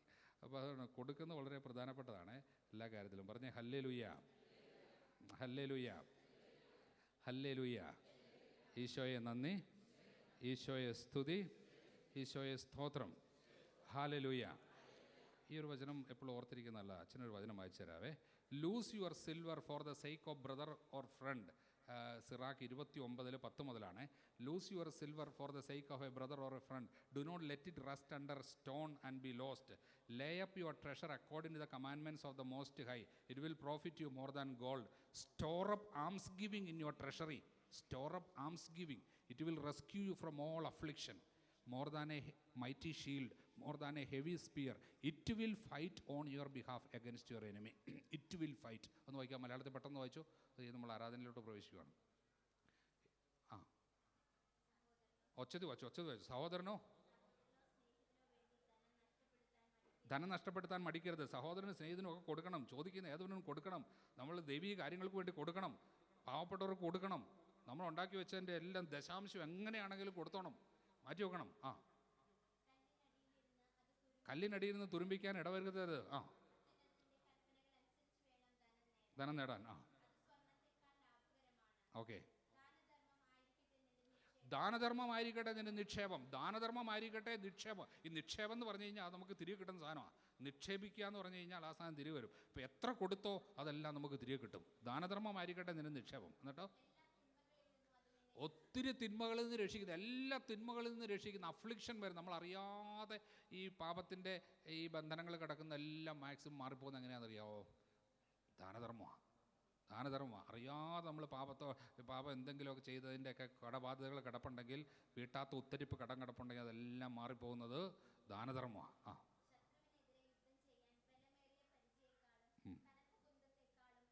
അതുപകരിക്കും. ആരുപകരിക്കും? ദാനധർമ്മം. അതായത് ഇങ്ങനെയാണ് പറയുന്നത്. More than a mighty shield, more than a heavy spear, it will fight on your behalf against your enemy. നിനക്കെതിരായിട്ട് ഒരു എനിമി വരുവാ. ഒരു ക്യാൻസർ വന്നിരിക്കുവാണ്, ഒരു അഫ്ലിക്ഷൻ വരുവാണ്, ഒരു ആക്സിഡൻറ്റ് വരുന്നുണ്ട്. അപ്പോൾ ആ സമയത്ത് ആര് എഴുന്നേറ്റ് നിൽക്കുമെന്നറിയാമോ? നിനക്ക് വേണ്ടി നീ കൊടുത്തിട്ടുള്ള നിൻ്റെ പൈസ, നീ ആർക്കെല്ലാം കൊടുത്തിട്ടുണ്ടോ, നീ എത്രയധികം കൊടുത്തിട്ടുണ്ടോ, അത് നിനക്ക് വേണ്ടി എഴുന്നേറ്റ് നിൽക്കും. More than a heavy spear, mighty shield, it will fight on your behalf against your enemy. എന്ത് ബ്യൂട്ടിഫുൾ ആണെന്നറിയാം. ഇതാണ്. അതുകൊണ്ടാണ് കൊടുക്കുന്നത്. ദൈവം എന്തോരം തവണ പറഞ്ഞത്, it is more blessed to give than to receive. It is more blessed to give than to receive. സ്വീകരിക്കുന്നതിനേക്കാൾ കൊടുക്കുന്നതാണ് ശ്രേയസ്കരം എന്ന കർത്താവിൻ്റെ വാക്കുകൾ നിങ്ങൾ ഓർക്കണം എന്നാണ് ഇപ്പോൾ നമ്മളെ സ്നേഹന്മാരെ നമ്മളെ ഓർമ്മിപ്പിച്ചിരിക്കുന്നത്. പറഞ്ഞേ hallelujah, hallelujah, praise the Lord. 6-ാമത്തെ commitment to the blood of Christ. Commitment to the blood of Christ. ഇത് റെവലേഷൻ 12:11 എഴുതിയിട്ടുണ്ട്. Commitment, the blood of Christ, the blood of Christ and the word of testimony. By the blood of Christ and word of testimony they will destroy Satan completely. പിശാചിനെ പൂർണ്ണമായിട്ട് പുറത്താക്കാൻ blood of Christ. അതായത് നമുക്ക് സാധിക്കാവുന്നിടത്തോളം വിശുദ്ധ കുർബാനയിൽ പങ്കെടുക്കുക, സാധിക്കാവുന്നിടത്തോളം കുർബാനയ്ക്ക് പോവുക. എനിക്ക് ഭയങ്കര സന്തോഷം. ഇവിടെ നമുക്ക് കുറേ കുർബാനകളൊക്കെ ഉള്ളത്. എന്തോരുവാ ഇവിടെയൊക്കെ, എന്ത് വലിയ അനുഗ്രഹമാണ്. നിങ്ങൾക്കൊക്കെ എപ്പോഴേലും കുർബാനയ്ക്ക് പോകാമല്ലോ. വന്നു കഴിഞ്ഞിട്ട് അപ്പോൾ ഒരു ദിവസം ആഴ്ചയിൽ ഒന്ന് മാത്രം ആക്കരുത്, എല്ലാ ദിവസവും പോകണം. ഇത്രയും ദൈവം കൃപ തന്നിട്ട് കൂടുതൽ നൽകിയവനോട് ദൈവം കൂടുതൽ ചോദിക്കും, ഉറപ്പാണേ. എങ്ങനെയൊക്കെ ഡ്യൂട്ടി കഴിഞ്ഞിട്ട്, കാരണം വൈകുന്നേരം കുർബാന, ഇടയ്ക്ക് കുർബാന, 4 കുർബാനയൊക്കെയാണ് ഓരോ ദിവസവും കാണുന്നത്. എല്ലാ ദിവസവും ഇട ദിവസങ്ങളിൽ 2 കുർബാന ഉണ്ടെന്ന് പറഞ്ഞ് എന്ത് അനുഗ്രഹമാണ്. എവിടെയെങ്കിലുമൊക്കെ പോകത്തില്ലേ നമുക്ക്, എങ്ങനെയൊക്കെ എടുത്തുണ്ട്. അപ്പോൾ അങ്ങനെ വിശുദ്ധ കുർബാനയ്ക്ക് പോകണം, സാധിക്കാവുന്നിടത്തോളം കുർബാനയിൽ പങ്കെടുക്കണം. ഇത് വളരെ പ്രധാനപ്പെട്ടതാണ്.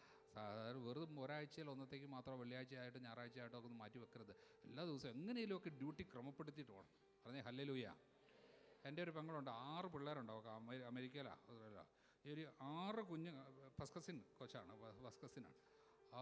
അവൾ എല്ലാ ദിവസവും 6 എണ്ണത്തിനെയും കൊണ്ട് ചിക്കാഗോ കത്തീഡ്രലിൽ പോകും, സിറോ മലബാറിൽ. എല്ലാ ദിവസവും കൊണ്ടുപോകും. അതിനെ എല്ലാം ഒരുക്കി പൊറുക്കിക്കൊണ്ട് കൊണ്ടുപോകുന്ന എന്ത് സംഭവമെന്നറിയാം. എല്ലാ ദിവസവും കൊണ്ടുപോകാൻ 6 എണ്ണത്തിനായിട്ട് പള്ളിയിൽ പോകും. ഒരു ദിവസം പോലും മുടങ്ങിയാൽ. ആണ് കമ്മിറ്റ്മെൻ്റ് എന്ന് പറയുന്നത്. ദൈവഭക്തിയിൽ ദൃഢത. ആ കുഞ്ഞുങ്ങൾ വളർന്നു വരുന്ന എന്ത് രസമായിട്ടെന്നറിയാം. Beautiful, amazing grace. എല്ലാ ദിവസവും വിശുദ്ധരെക്കുറിച്ച് പഠിപ്പിക്കും, എല്ലാ അങ്ങനെയാണ്. അപ്പം അങ്ങനെ നമുക്ക് ചെയ്യാൻ പറ്റും. നമുക്ക് നമ്മുടെ പ്രതിസന്ധികളുടെ നടുക്ക് അത് ചെയ്യുന്നതിനനുസരിച്ച് ദൈവം ഗ്രേസ് തരും. നമ്മൾ ആദ്യം വിചാരിക്കും ഇത് പാടാന്ന്, പക്ഷേ ചെയ്തു തുടങ്ങിക്കേ ഗ്രേസ് വർദ്ധിക്കും. അപ്പോൾ ദൈവം കൂടുതൽ കൃപ തന്നുകൊണ്ടിരിക്കും പോയി കഴിഞ്ഞ് കഴിഞ്ഞാൽ. അങ്ങനെ ചെയ്യണം. പറഞ്ഞേ ഹല്ലേലൂയ. 7ാമത്തെ commitment the word of testimony. അതിനെക്കുറിച്ചാണ് ഞാൻ അത്ര കൂടുതൽ പഠിപ്പിക്കാനുള്ളത്. അത് ഞാൻ അടുത്ത ഈ നൈറ്റ് വിജിലിന് അതിനെക്കുറിച്ച് പഠിപ്പിക്കുക. അത് ഏറ്റവും പ്രധാനപ്പെട്ട സാധനമാണ്. Commitment to the word of testimony. Word of testimony എന്താണ് ആ സംഭവം, അതിനെക്കുറിച്ച് ഇപ്പോൾ നമുക്ക് സമയമില്ല, അതുകൊണ്ട് അടുത്ത ദിവസം പഠിപ്പിക്കുന്നതായിരിക്കും. പറഞ്ഞേ ഹല്ലേലൂയ. ഈശോയെ നന്ദി. എനിക്ക് തോന്നുന്നു ഇവിടെ തന്നെയല്ലേ നമുക്ക് നൈറ്റ് വിജിലുള്ളത്. ഇംഗ്ലീഷിലായിരിക്കും വന്ന്, പക്ഷേ ഈ സ്ഥലത്തല്ലേ, പള്ളിയിലാണോ? ഇവിടുത്തെ നമ്മുടെ പള്ളിയിലാണ്. അപ്പോൾ എല്ലാവരും വന്ന് കൂടണം കേട്ടോ. നൈറ്റ് വിജിൽ കൂടണം. അത് ഒരിക്കലും മുടക്കരുത്. നമുക്കൊരു രാത്രി നൈറ്റ് വിജിൽ വളരെ പ്രധാനപ്പെട്ട. രാത്രിയിൽ പ്രാർത്ഥനയ്ക്ക് ഡെയിലി പ്രാർത്ഥനയുടെ ഇരട്ടി അഭിഷേകമുണ്ട്. ഇപ്പോഴും അങ്ങനെയാണ്. അച്ഛൻ പോകുന്നതെല്ലാം നൈറ്റ് വിജിൽ നടത്താണ്. ഞാൻ ഇവിടുന്ന് 28-ന് പോയിട്ട് 29-ന് മണിപ്പൂർ ചെന്ന് 29-ന് നൈറ്റ് വിജിലാണ് ഞങ്ങൾ. അല്ല 19-ന് നൈറ്റ് വിജിലാണ് ഞാൻ ചെന്ന് കഴിഞ്ഞ്. ഞായറാഴ്ച നൈറ്റ് വിജിൽ അവിടെ വെച്ചിരിക്കുക. ഞങ്ങൾ ചെല്ലുന്ന സ്ഥലങ്ങളിൽ പല സ്ഥലങ്ങളിൽ നൈറ്റ് വിജിൽ നടത്തും. നൈറ്റ് വിജിലിൻ്റെ പ്രാർത്ഥനയ്ക്ക് രാത്രിയിൽ വരുന്ന പിശാചിനെ, രാത്രിയുടെ തലവനുണ്ട് ഈ പിശാച്, സ്പിരിറ്റ് ഓഫ് ഡാർക്ക്നെസ് ആണ്. അവനെതിരെ പടപൊരുതണമെങ്കിൽ രാത്രി ഉണർന്നിരുന്ന് പ്രാർത്ഥന. അതുകൊണ്ടാണ് ഈശോ എന്തോരോ ഉണർന്നിരുന്ന് പ്രാർത്ഥിക്കാൻ പോകുമായിരുന്നു. അപ്പോൾ അതിൻ്റെ അകത്ത് ഡബിൾ പ്രാർത്ഥന. അതൊന്ന് fasting from sleep, abstaining from sleep and prayer. അതാണ് ഫാസ്റ്റിംഗ് പ്രയറാണ്. നൈറ്റ് പ്രയർ ഫാസ്റ്റിംഗ് പ്രയറാണ്. അതാണ് കാര്യം. ഒറ്റയടിക്ക് 2 കാര്യങ്ങൾ കിട്ടും, ഫാസ്റ്റിംഗ് ആൻഡ് പ്രയർ. പറഞ്ഞേ ഹല്ലേലൂയ. നമുക്കിപ്പോൾ കുറച്ച് നേരത്തേക്ക് ഒന്ന് ആരാധിച്ച് പ്രാർത്ഥിക്കാം. ഇച്ചിരി നേരം കൂടെ ഉള്ളൂ.